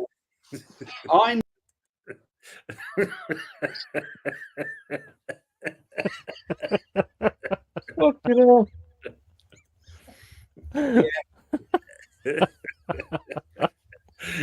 I'm gonna go on this one. I'm gonna go 2-1 Arsenal. Ooh. Interesting. Anthony? And if you kick me out again, I'm going to call you something.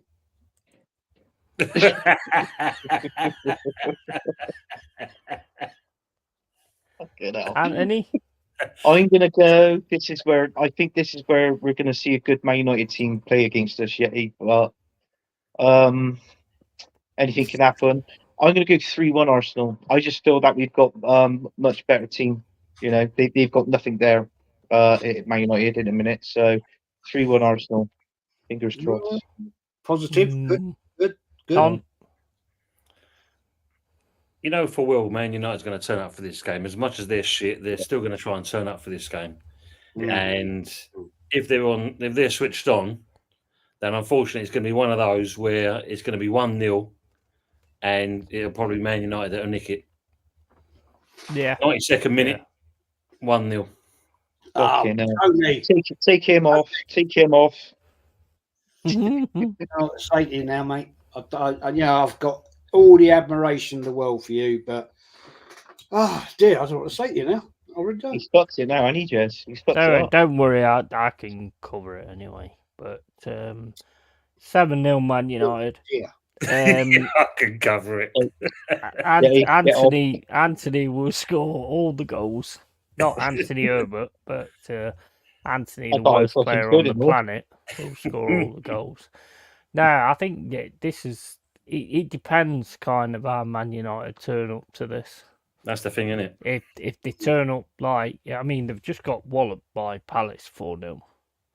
So to me, they've got to turn up and do something. And this is the kind of game where they do turn up. So I think 1-1. To be honest, I think this is going to be. I don't know because no. I'm going with an Arsenal win. 2-1. Yeah. Because you said you felt in your blood, Yeti, that Arsenal was going to win the league That's this why. season. That's why I changed it, because I think you are going to win the title. Love your positivity, mate. Mm, Fair play. yeah, I'll have to send you a pack. it goes along with my delusions. Well,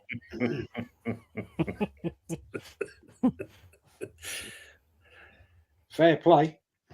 Fair play. Well, I've been saying for a while now that I have a feeling that City's gonna. I think the Tottenham game is gonna be massive with City. I've just got a feeling that that's gonna be the one. I don't know Are why. you doing the watching have on for that one, feeling. Yeti? Oh Wednesday yeah, night now? 100%. Yeah. Yeah. Yeah, definitely. Cool. So yeah, I mean, I just think, I just think when you've got, it depends who you've got available, but when you've got the full strength team available, I think there's a lot of teams that's going to struggle against you. I think it depends kind of how you go with the conservative kind of thing. Whereas, I don't know, I just think you will have too much for them, to be honest. It's a big game, man. Big game. Yeah, Old it's stuff. massive. It's It's huge. awkward. Mm. It is absolutely huge. 4 o'clock Absolutely Sunday. huge. 4 o'clock. Yeah. I just hate And- relying on other teams, that's all, to help us out. Because, I mean, if Tottenham don't do it, then we got to rely on West Ham, Tony's team, because they got course, Man yeah. City last game, but, you know. And they're fucking woeful.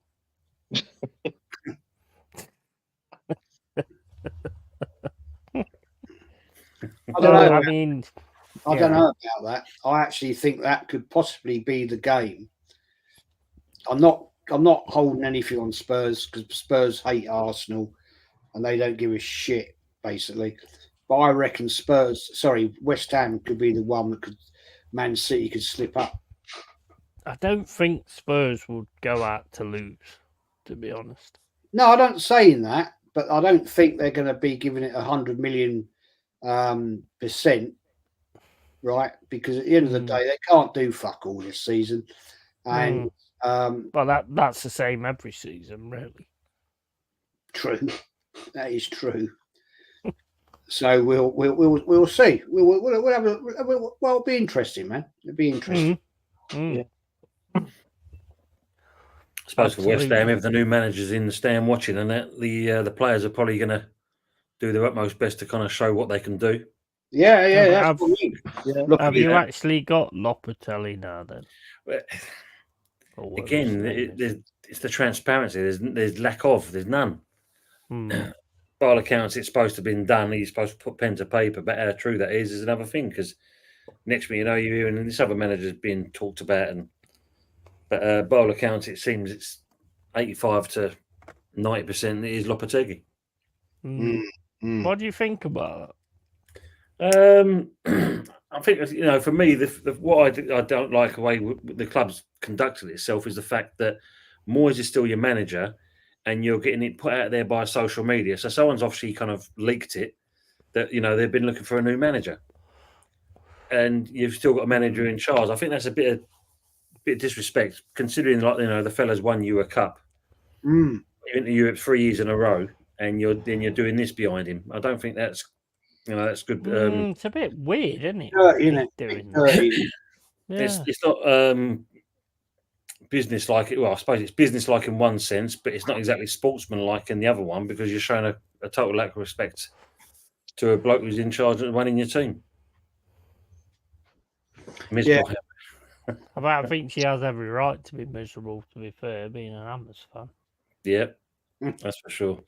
And she don't mince her words when it comes to that, that's for sure. Well, no, she doesn't. She's very similar to me in that way. But the only thing is, like with Lopetegui, is the fact that, we know he walked out on the Wolves job, saying there was no money there or anything like that.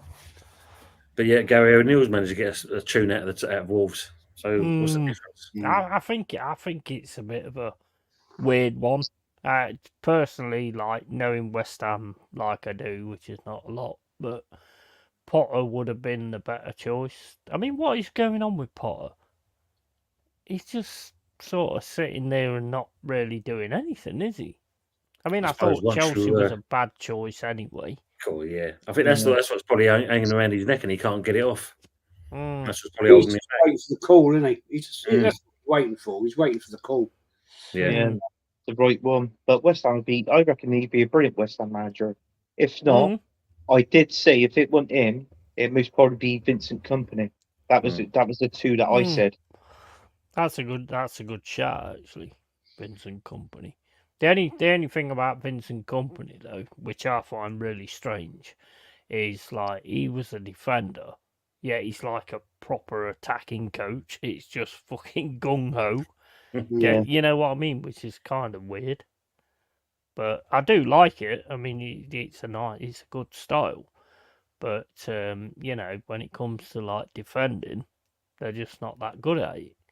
And it's weird because you've got all the teams that have come up are possibly going to be going down. Yeah. And the one I feel sorry for is Luton, but unfortunately, they're going against us. So fuck them, like I've said. That's not nice, is it? That's not really very nice, is it? Have you ever met me before? Yeah. Well, you know I'm not nice then, don't you? You're a Yeti. You're a Yeti. I'm straight to the point, and when it comes down to my team or yours, fuck your team and up the Well, fuck your team as well. Well, fuck your team. That's what I'd expect. That's exactly what I'd expect. You shouldn't be loving other teams. You know? You've got one team and that's it. Oh, man, this has been a great show. I won't lie.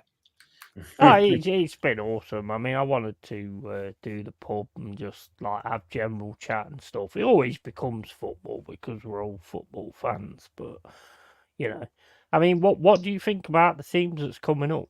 Do you think next season's going to be a more like difficult time with the ones that's coming up? Tony first, Tom. I think if you look at, I mean, Ipswich. They're being run pretty well at the moment. They're run by an American investment company, and you know they've got about 3 or 4 billionaires that are owners. So they're going, you know, they've built a new training ground facilities for them. They've done other bits to the, you know, to the ground itself. So I think they're going to do their business quite efficiently. Like, you know, similar to what I said on Sunday about Newcastle with their owners, how they're running the club. They're doing it the right way. Yeah. Leicester, well, depends if FFP is going to be involved with them. When the new season starts, that's going to be the problem for them.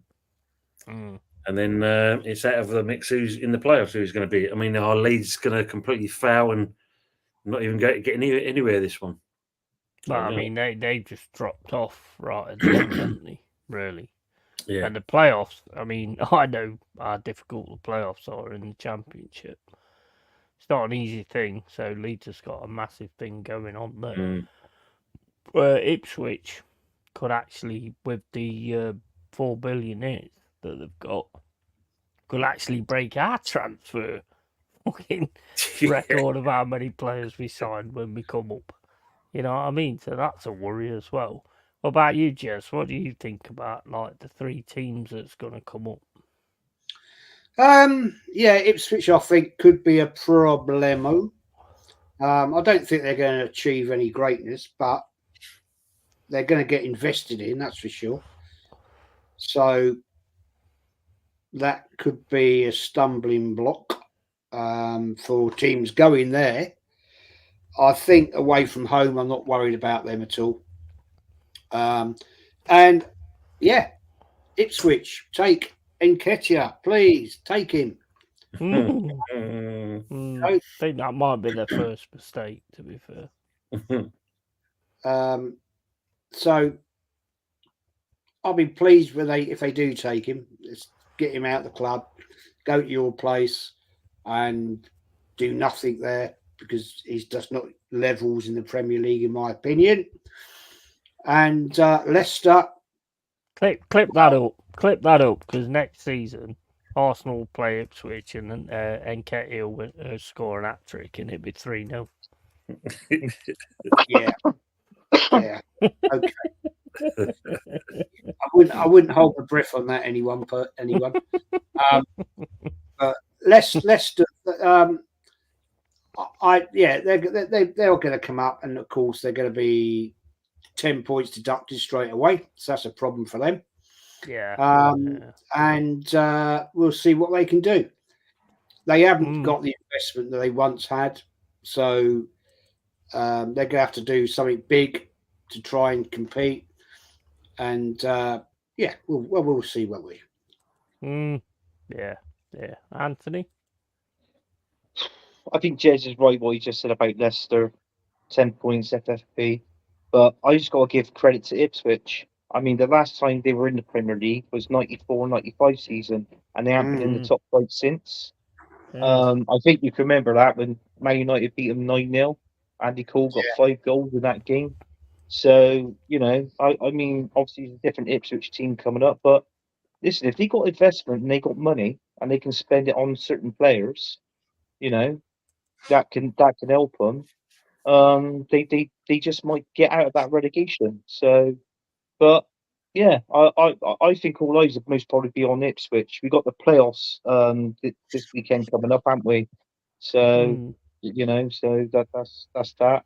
Be interested who gets to the final of that one. Most probably be Leeds United and Southampton maybe. But yeah.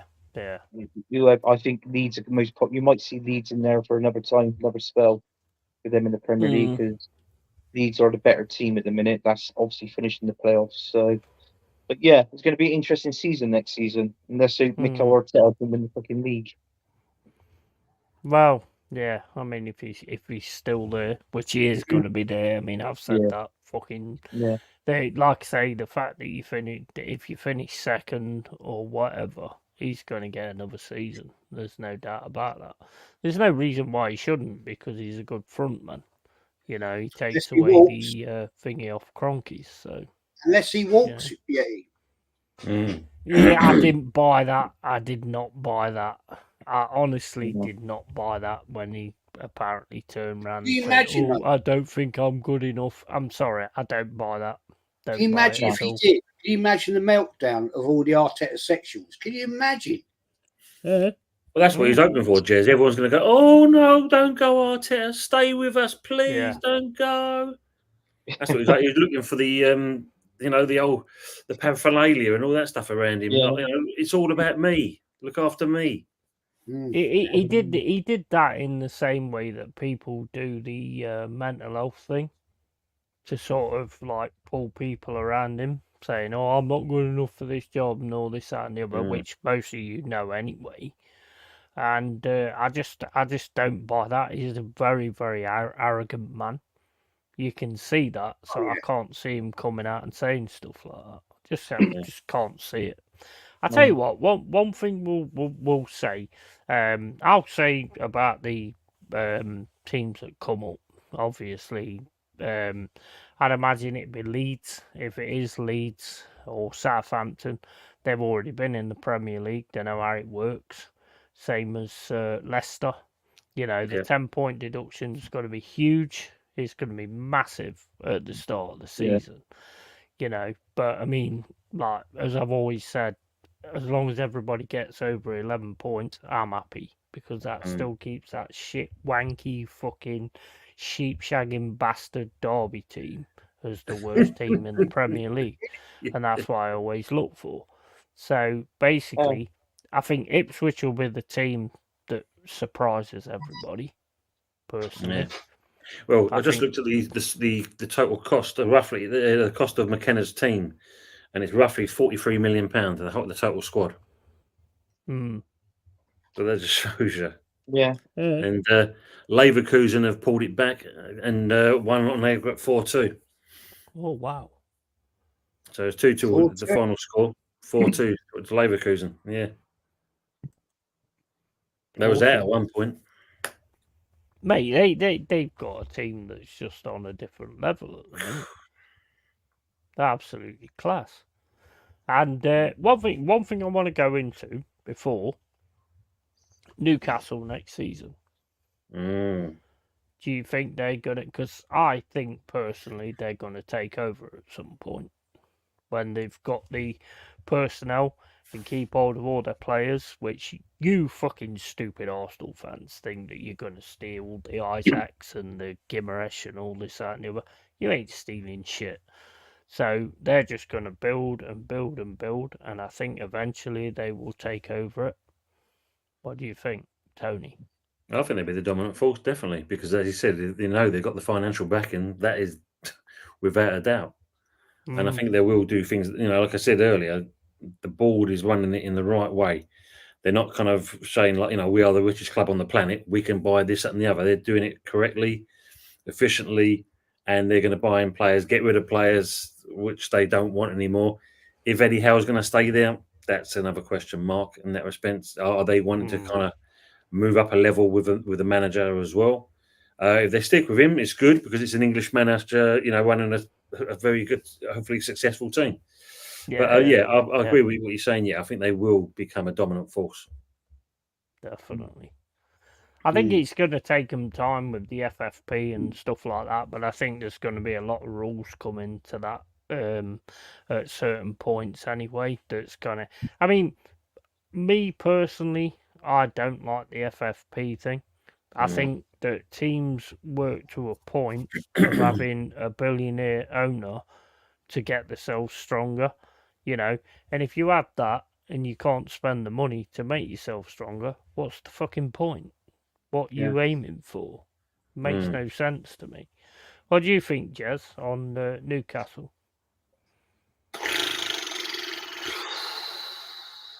Be careful, Good answer. because Mama Flosser is a really good friend of mine. I think once Newcastle get their shit sorted out, look, I said this 2 years ago. I said it 2 years ago. They get their shit sorted out, they're going to be a problem. They've made some errors, but they'll get that sorted out. They've got an amazing management base there.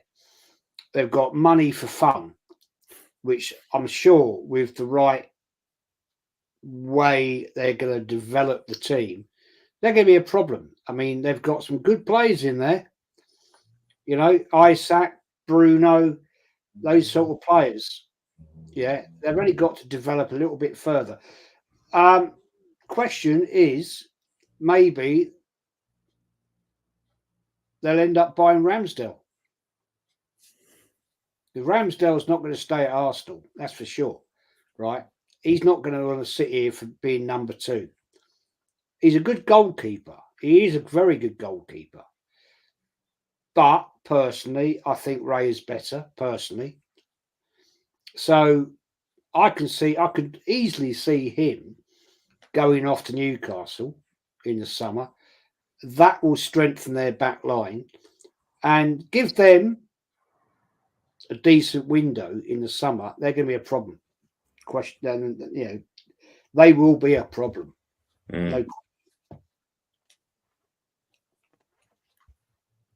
I think if they can keep the players that they've got now, which is looking like that they can, and strengthen, which they can as well, whether Eddie Howe's got the pull, I mean, I like Eddie Howe, don't get me wrong, do like him, but he's a good it's manager, whether he's got the pull to pull in the kind of, well, I mean, he's already done it, to be fair. So I do think Newcastle will become a major power in the Premier League. What do you think, Anthony? Yeah, I think Newcastle are going to do well this season. I think there's going to be a couple of people leaving there, like Wilson, their striker up front in that. I got to be honest with you, that player is phenomenal, that young player, Anthony Gordon. I think he's brilliant. Yeah. Also, you've got RV Barnes as well, that plays out there on the left. I think you might see a little bit more of him because he's been out with that injury he's had. And let's not forget the injuries what Newcastle have had this season. and Eddie Howe's picked the team, and they've literally pulled brilliant results out the bag when you didn't expect it. So, I feel they're going to be a good team. Like you said, Eddie Howe, I think he's going to be there next season. Is only right because he's done a good job. I'm not too sure if he's got the pulling power yet, but they've definitely got the money there to entice players in. Definitely. Yeah. So that's that in account. I think if I was to give a prediction where Newcastle is going to finish, I think next season you might be looking maybe at a top 4. Because I can't see Liverpool doing anything underneath this new manager, Slot, his name is, isn't it? So I don't think I might be wrong, but at the minute I favour Newcastle for a 4th spot finish. Interesting. Yeah. I'd agree with that. I mean, I think they've got the money. I think they've got, like say, Anthony Gordon. I always liked him anyway, and he's come on leaps and bounds since he's gone to Newcastle. Joe Linton. I mean, when they've got a fully fit midfield, it's quite scary, to be fair. So I think they will they've got to maybe replace one or two like Byrne and all this, that, and the other. He seems to have kind of lacked a little bit this season. The season before when they got the Champions League place, as Mama Flossie will say, although she's quite clueless, but as Mama Flossie will say, he's like, that was like a flash in the pan type of thing. And I think everybody expected him to move on from that. But one thing I will say about Newcastle, they was phenomenal in the Champions League. To beat PSG 4-0 is fucking amazing. And to be fair, they got screwed. They got absolutely screwed. That was in no way a penalty. Yeah. When it bounces off your knee and then it's your hand, that's not a penalty. I mean, Jez touched on it, reckons that our goalkeeper, Ramsdale, could go to Newcastle, but I think Pope's back next season, and they still got a good goalkeeper in with him. Jez is right in Ramsdale leaving Arsenal next season, but personally, I think he's going to go to Man United because that Oana, I reckon they're going to sell him. Yeah, he's already booked himself, isn't he? He thinks he's already joined the other club, his old club, doesn't he? Yeah. And I'm not being funny, but you would take Ramsdale. I mean, I don't like the fact that he turns around and says I can't concentrate in games. I mean, that's kind of scary with a goalkeeper. I mean, that's, bizarre. But, I do like him. I think he's a decent goalkeeper, to be fair. And it's interesting you talk about Onslaught, yeah? We'll go to Tony first. Onslaught, do you think he's gonna get Liverpool ticking straight away, or do you think he's gonna lose a lot of players? I think he's definitely gonna. There's gonna be a few players gonna be wanting out. We know Salah's probably gonna be one of those. Yeah. The problem is though, there's his track record. It's not exactly large, is it? It's small. There's only a couple of the Dutch clubs he's really. I think there's one foreign club, and then his own club, his own country. He's kind of managed teams there, and this is in certain respects, it's like Potter going to Chelsea. It's going to be the similar thing for him. He's going to come to Liverpool, a club like that, and there's going to be too much expectation on him. We've seen what's happened with Ten Hag at Man United, so fuck knows what it's going to be like when he takes control of Liverpool. Yeah. Well, it's like when you lose someone like Alex Ferguson, isn't it? Yeah. And then you've got to sort of take over. So Liverpool could have a real struggle for the next few seasons, in my opinion. What do you think, Jez? I think it's going to be a tough ride for him because Liverpool fans expect the best of the best. That's in their blood. This guy is going to have to come in. I think there's going to be some people going out the door. As Tony said, I think Salah might be, his days are numbered. And has this guy got the pedigree to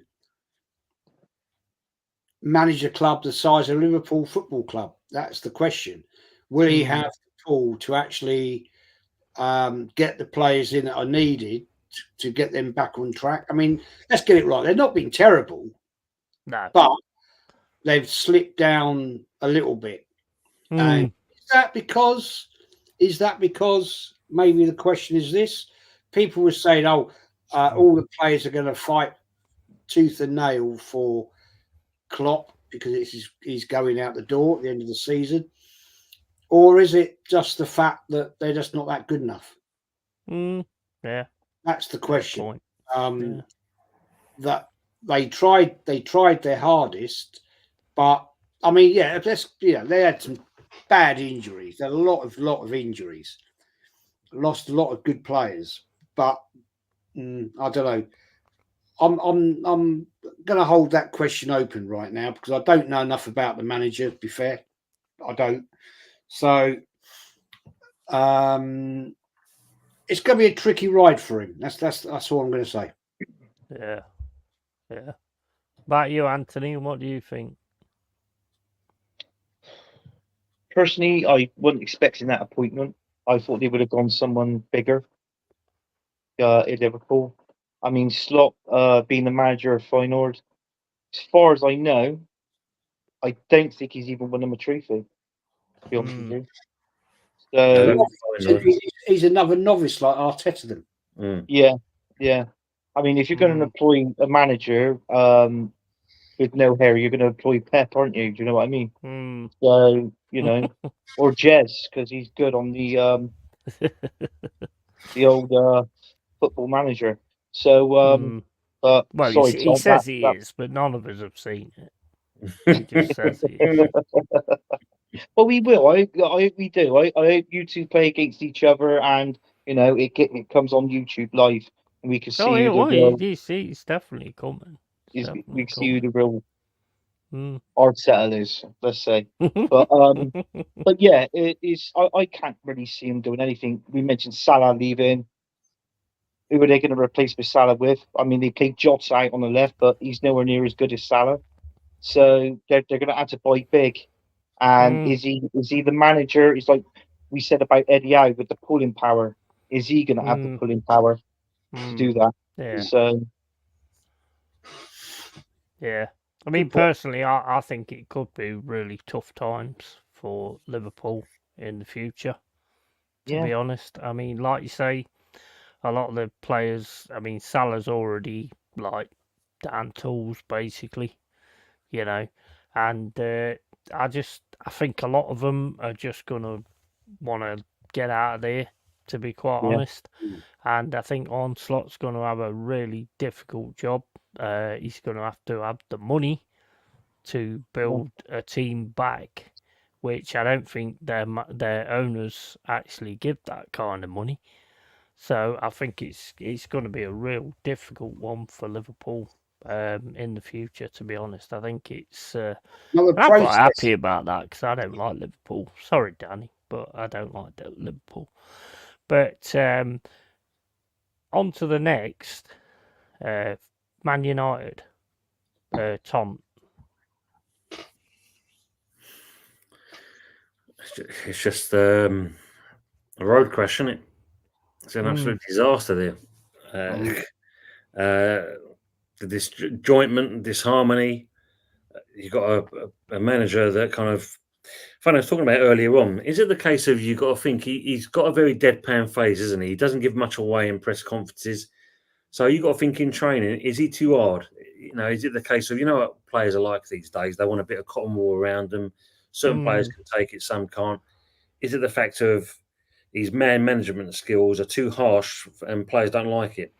And that's he's no Southgate. Like it. No, that's for sure. That's for sure, But yeah, it's, I don't know. Now with Ineos involved, they've given him the old, we'll keep him to the end of the season. He's got, you can see them 2 games out. But for me, I think he's gone. It's who they bring in next. That's the question. To be quite honest, when it comes to Man United, I'll go on to you guys in a minute. But when it comes to Man United, I think it's like player problem. Personally, that's Mm, just if mm. you look over the last few seasons, it's always been player problem. No matter what manager you get coming in, unless it's like a Simeone or something like that, it ain't gonna make no difference. Jez, what do you think about Man United? Yeah, they're in a bad spot. Absolutely bad spot. I think it's going to take a good season, possibly two, to get them up to the levels they once were. Mm, I seriously don't think Ten Hag's the man for the job. I really no, don't. no. They need somebody in there that's going to actually take that club by the horns and say, right, we need a massive clean out, and that is going to take a lot of money. Will the Glazers spill the money, spend the money rather? That's a big question. Big question. There's a Massive. lot of crap in that team. There's a lot of crap. It's a bit how Arsenal were. Bad investments, bad, buying the wrong players, and Yeah. I'm not sure. I'm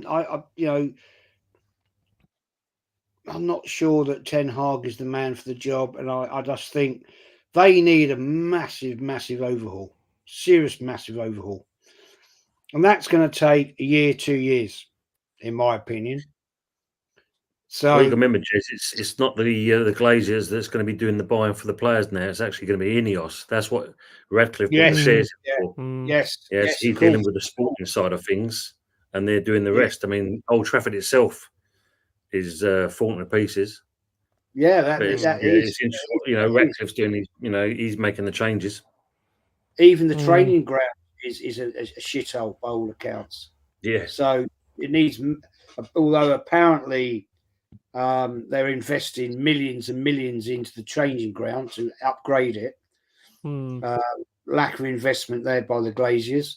So it's going to be an interesting time there, that's for sure. Yeah. Yeah. Bit like what, right, Arsenal had a great training ground. There's nothing wrong with that at all.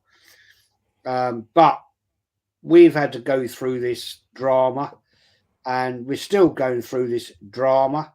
So, Man United fans, sadly, boys, put your feet up. Don't expect too much right now, because I think you've got a lot of work to do.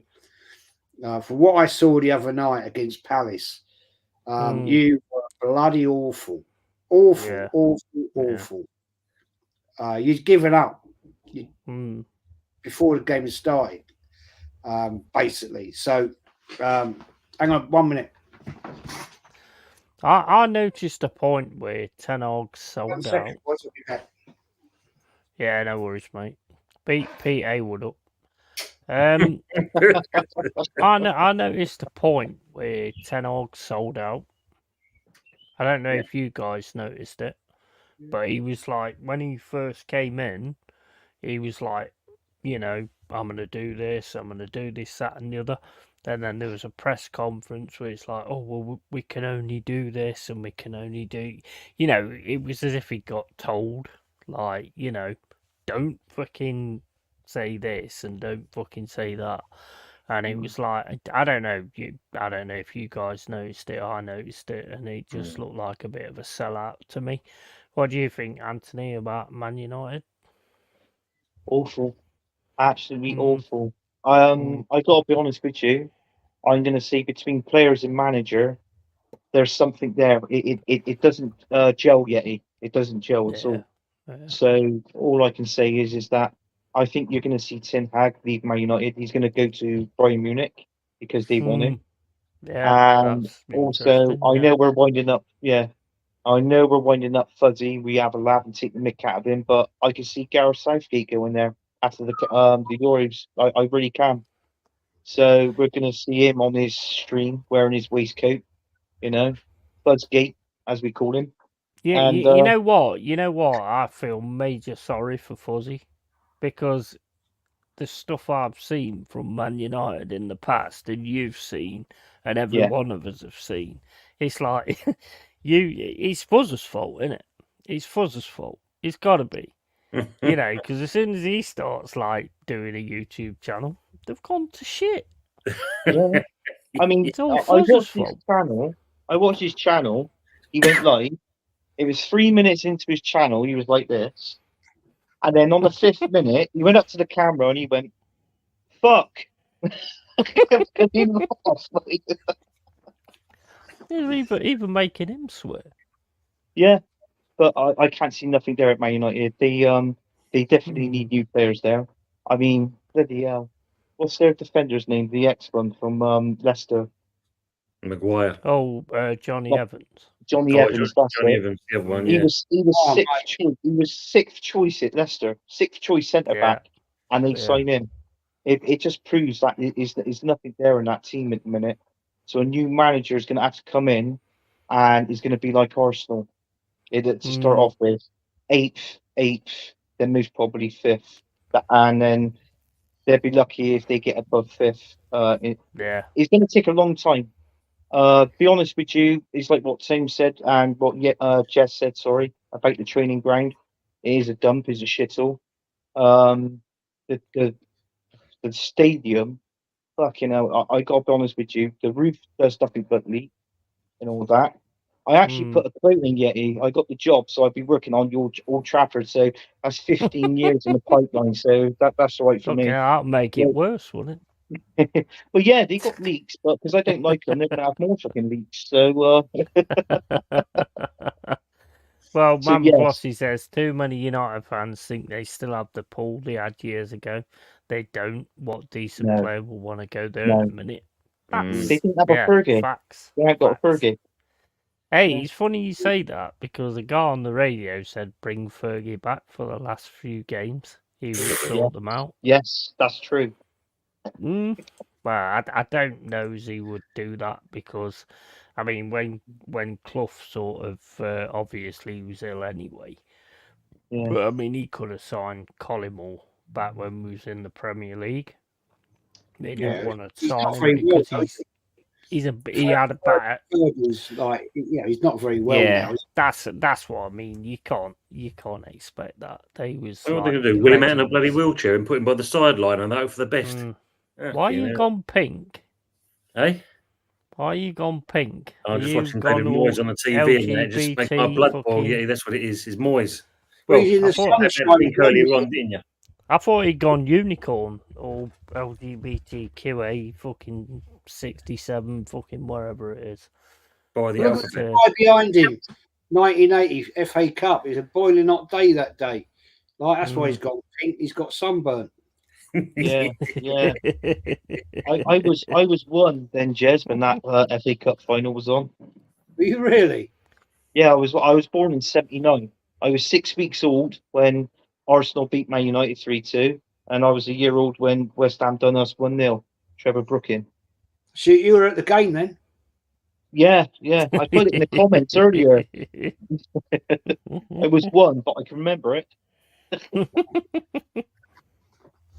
Right. Dear. Okay. So 2 more. Yeah. Arsenal, Tom, next season. Well, they're going to back him, aren't they? That's for sure. But again, it comes down to what they're going to buy because, not being funny, most of the players they have bought, they've not exactly ripped the ground up and they've not exactly changed the team. And the only one you can say that has done that is an ex-West Ham player, and it's made their season. If it weren't for Rice, I don't feel they'd be in the position of where they are now. 100%. Totally agree. He's cemented quite a few things. I mean, it's good to see Partey come back into the fold. It's been a long time for that player to be in, and you can see it's allowed Rice to be pushed on, which I think Arteta has done well in doing that respects. Odegaard's got a little bit more freedom, but they still haven't got that edge to get it, to get to the final hurdle, and that's probably they've learned from last season, but they're still lacking something. And is it down to the players or is it down to the manager's tactics? Big up, Stephanie. Or is it down to the manager's tactics? Yeah. Or the manager's lack of lack Tactical of knowledge. lack of I knowledge think and that, tactics. yeah. Yeah, that's true. Jez, your team next season? Well, it's an interesting one, isn't it? Really, are we going to move on from this state of play? I totally agree with what Tony said. Is the fact that Rice has made a massive, massive difference. Oh, yeah, Huge, 100%. massive difference. Should be Odegaard's captain. up to the plate as well, but we're going to be Arteta's going to be here for another year. Yeah, that's a given. That is a given, which will please all the Arteta sexuals, no question about that. Right? It's not Arsenal that they support; it's Arteta. Now, what I question is, does he have the draw to get the players in we need? Right, that's what I question, because we need to get rid of a lot of shit in this club. Right, there's a lot of dross that needs to go out the door. We've already talked about it. Nketiah needs to go. I'd get rid of ESR, El Neni, Reece Nelson, but we haven't got the depth now. Yeah, so we need to invest in better depth. Will the club do that? That's my question. Will they do that? Yeah. I'm not convinced. I am not convinced, because we need to get those players out to get players in. Will we? I have no faith in Edu and Arteta at all in getting the right players in to strengthen the squad. Yeah, I said earlier, I'd take Elise all day long. Right, he plays in the same position as Saka. Good. Yeah. Good. It challenges the position. Oh, that push him massively, won't it? That's what we need. We need players challenging in all positions. Right, we haven't got that right now, and that's what we need to do. So, I mean, it's a hard one. I'm sorry, I have to say, I think we're going to end up second again. Will we kick on? Well, will we win the trophy next season? Well, I want us to compete in the domestics. But I saw a guy the other day on some stream, maybe Lee's, I can't remember who it was now. This guy, Arsenal fans saying, "Oh, I don't care about the FA Cup." Well, then fuck off watching football then. Yeah. I'm sorry, but that is unacceptable to me. I get it that people don't respect the League Cup anymore, but at the end of the day, it's silverware. The fucking cup is a fucking trophy, man. You should want your team to win a trophy. So, am I convinced about what's going to happen next season? To answer your question, mate, no. Anthony? Personally, I think Arteta has been in this job way too long now. He's like, how can I say it? He's like a genital wart on the end of my penis. It won't fuck off. But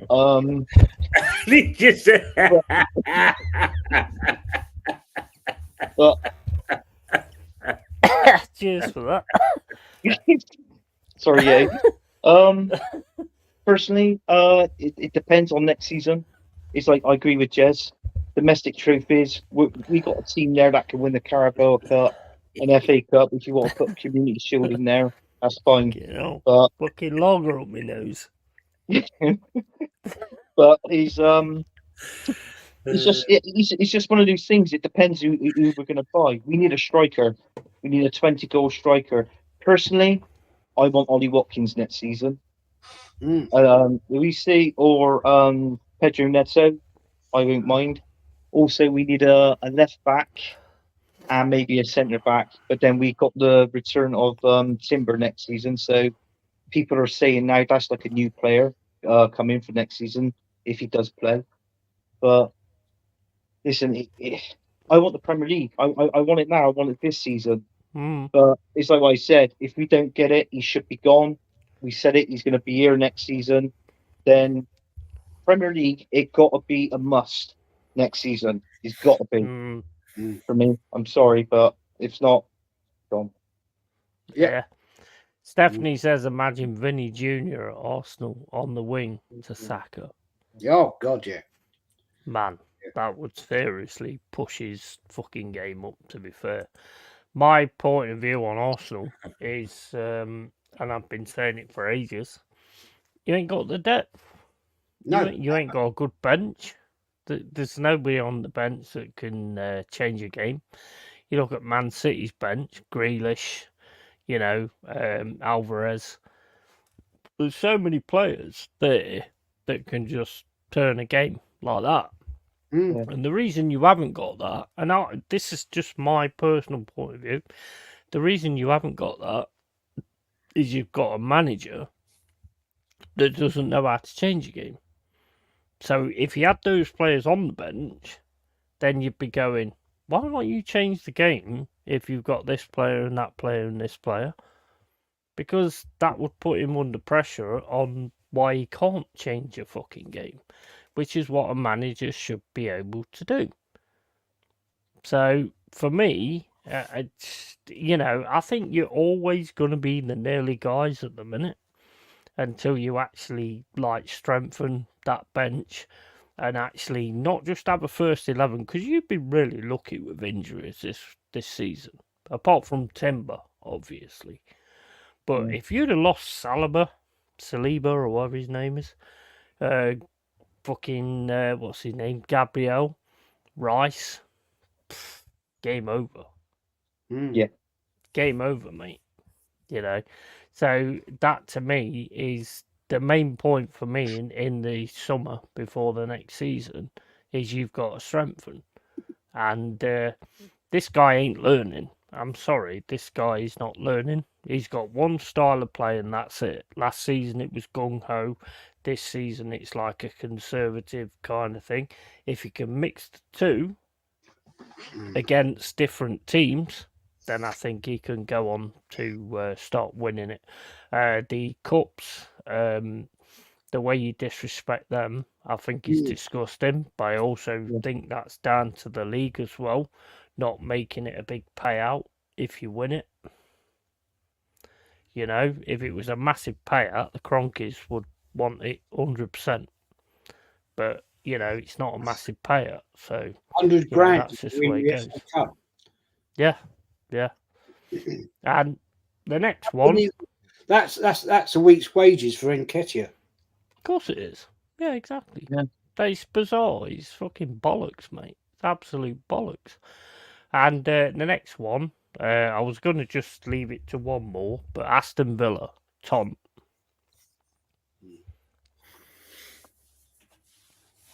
Well, we've seen today. I mean, he's done well with them.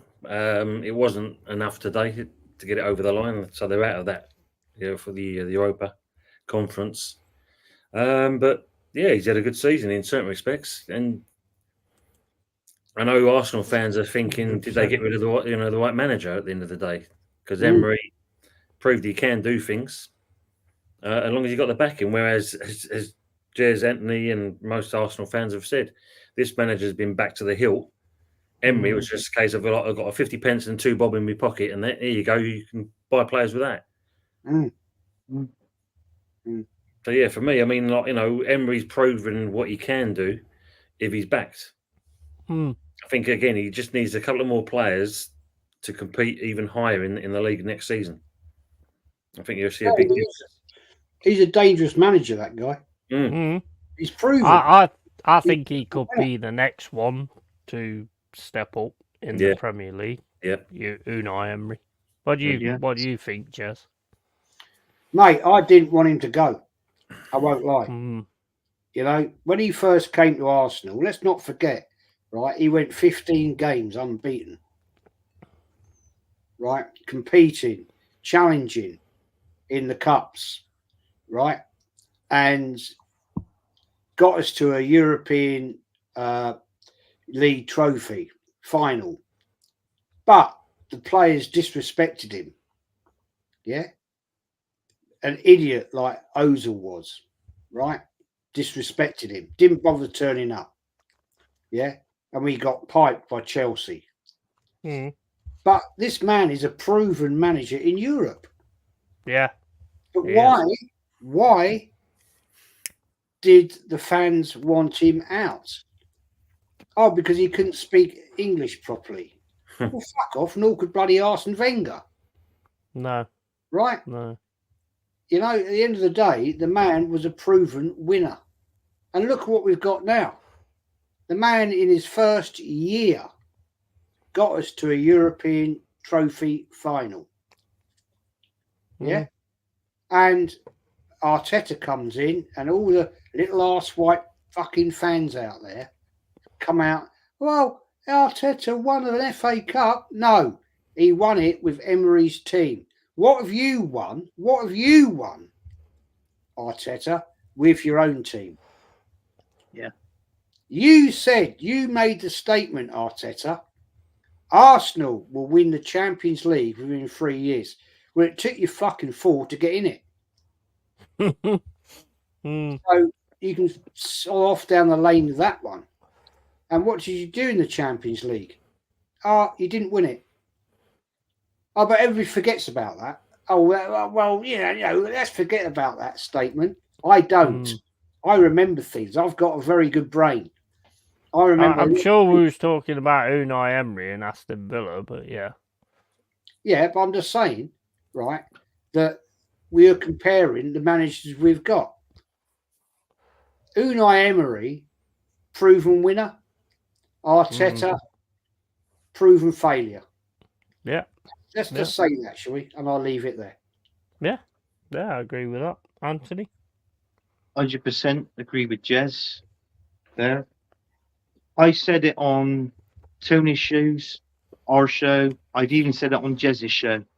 If Unai Emery was the Arsenal manager still, he would have won that Premier League last season, and he would win it this season as well. So that would have been 2 Premier Leagues in what, 6.5 years he was. He would have been here at the squad, the team. So, but yeah, I mean, you got to take your hat off the guy. I mean, even Villa was 17th when he took over from Steven Gerrard. Look where they are now. Look how he's changed that team. Ollie Watkins, goal machines, 21 goals this season. Brilliant. And I mean, they are missing a few key players, but if they can keep these players and build a team around them, we're going to see a decent Aston Villa team next season. And that we will. But I mean, you look at it on his CV, he's either 7 or 8 Europa Leagues. He's the king of winning that trophy. So his CV is quite fancy. Do you know what I mean? So there you go.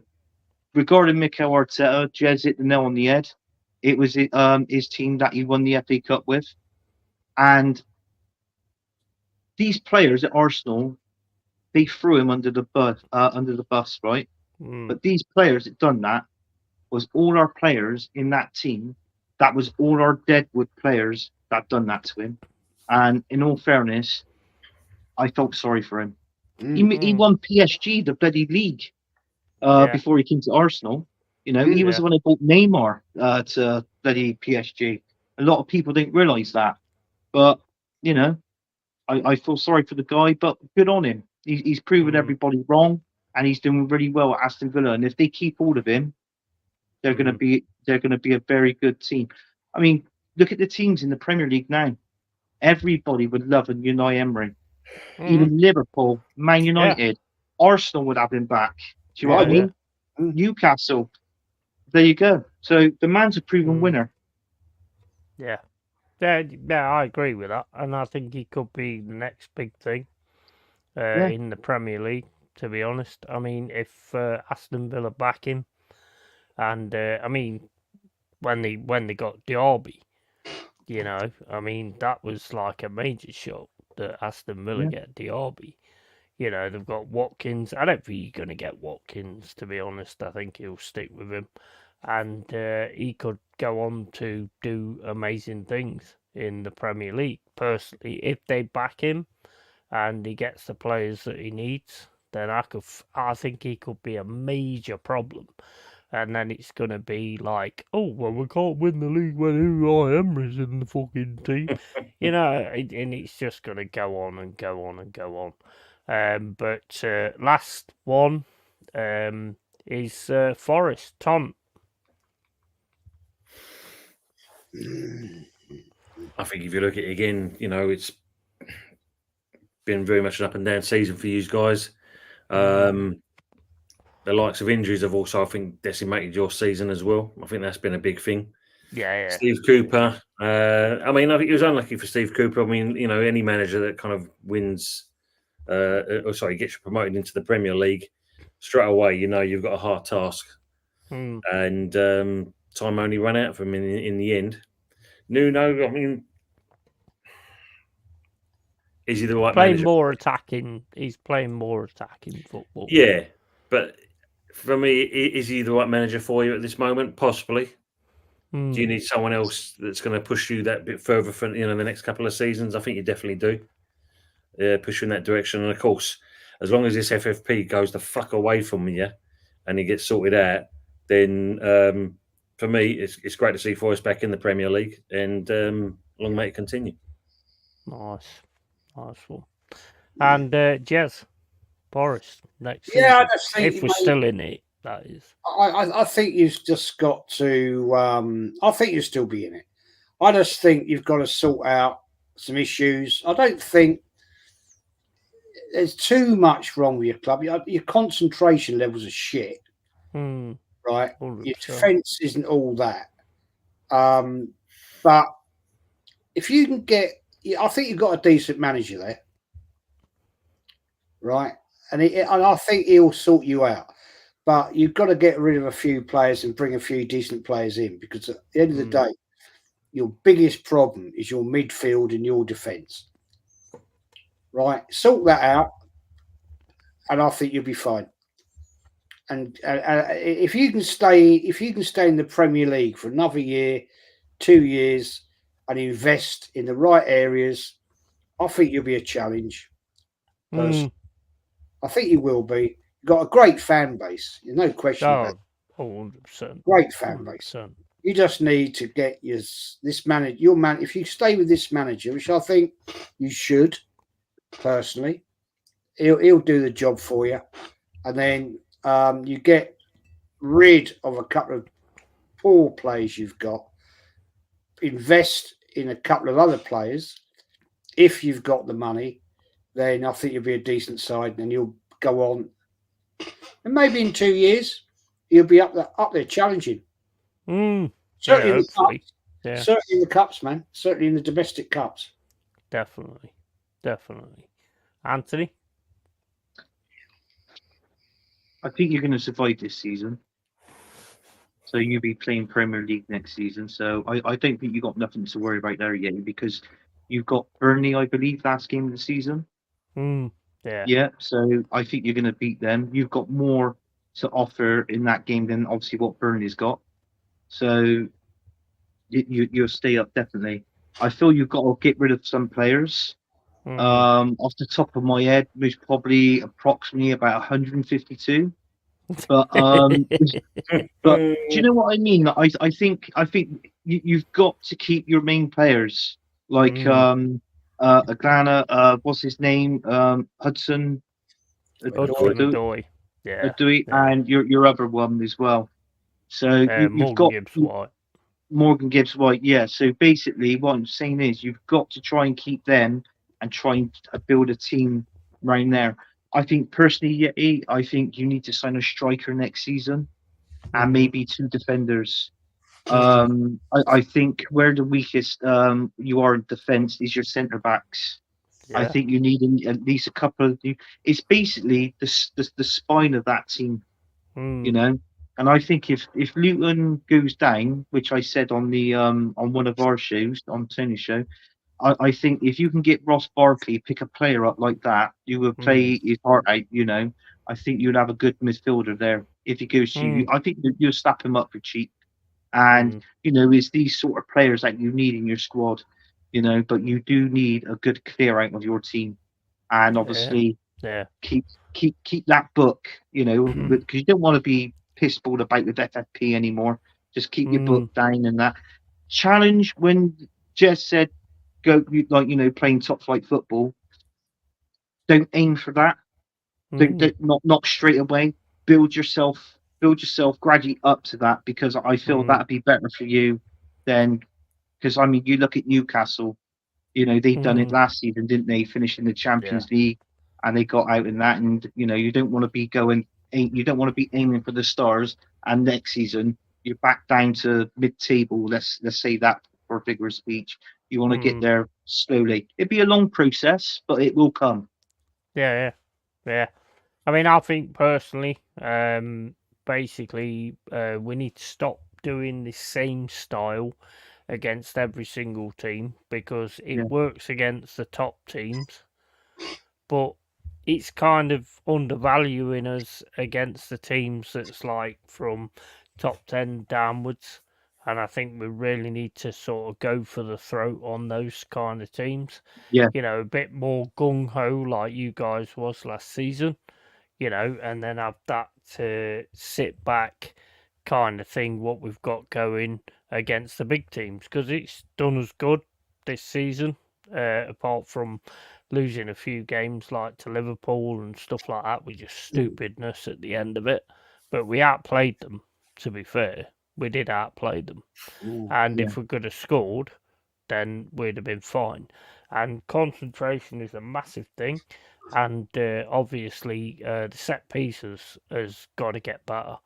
100% got to get better. There is players we need to build around. Morgan Gibbs White. We need to build around players like Barillo, whether we keep him or not. I do think he's one of the best defenders I've seen for a long time, and he's 21 years old, you know. So I think we've got to kind of build on that. I'm happy with Nuno, because I get the Cooper thing, but the thing is, we wasn't doing anything. So since Nuno's coming in, we've started like doing some attacking, and it makes it a bit more exciting being a fan. So yeah, I think I can't be doing with this relegation every single fucking season. We might as well just go down. There's no point in that. So it's got to sort itself out that way. Otherwise, you know, it's just ridiculous. And I do agree with you on the striker thing as well. Wonyi, he looks good, but he's injured all the time. And Woods is coming to the end anyway. So, you know, we have got to pull in some good strikers. And I would say another winger for Elanga as well. Because sometimes he's decent, sometimes he's not. Midfielders, Dominguez is a good buy. You know, love Yates to bits, always will, because he's an 100%er, and they're the kind of players I like. And Sangari's got to pull himself up as well, but it might take him a season before he pulls himself up. So give him a pre-season, then we'll see how that goes. But anyway, guys, right, I could go into every single team, but we've gone 4 hours 22 minutes, and it ain't fair on anybody to keep going. So, Tom, if you want to call out your channel, bro. Yeah, sure. It's Early Doors Football TV. Thanks for everyone. Yeah, it's been a good chat. It's been a good, good laugh with certain parts as well, especially the disappearing act from certain parts of us. Yeah, so thanks again, mate. Yeah, no worries, man. Cheers. Yeah, Arsenal history and more. Preview stream for the game against Man United Arsenal tomorrow night at 7 o'clock with Anthony, Dow, and maybe Hot Fuzz if he can make it. And then at the weekend we'll be on here doing the watch longs and all that drama. So thanks for having me on, Yeti. It's been a great stream, great chat with all the people in the chat. It's good fun. No worries, man. And Anthony. Yeah, first things first, if you haven't liked, subscribed, or anyone to any one of these channels, Early Doors, Long-Haired Yeti, and also Arsenal History and More, make sure you do. You know, good guys, good shows, and good content as well. And obviously, good panelists on there as well. You can find me on football early doors is. I was about to say that then, wasn't I? God, yeah, pulls that right up. Yeah, you can find me on Tony's channel, where we do the good, the bad, the ugly, and the Sunday night takeaway. You're going to see me tomorrow on Jez's channel, where we're going to be talking about the Arsenal Man United preview game, and then when that finishes, me and Tony is going to be jumping on Hot Fuzz's channel after that, around about 8:30. We're going to be talking the preview game again about the Arsenal Man United game. Hopefully, dissect some stuff out of the Arsenal. Well, actually, both teams, the Arsenal team and the Man United team. So it's going to be interesting night tomorrow night on both streams.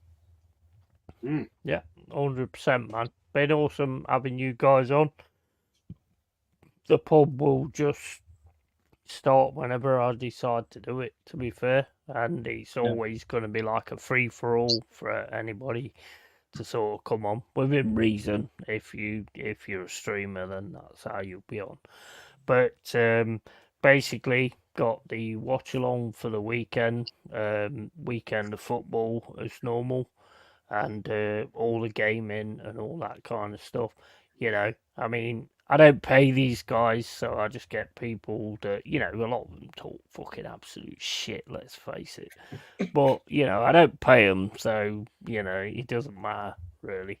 So, yeah, big up to everybody who's been in. LongHairedYeti'sCave, Jetty's Cave, you know how it works. One more thing, and keep it real, keep it yay. Love, guys. Catch you all later. Take care, people. Yeah. So.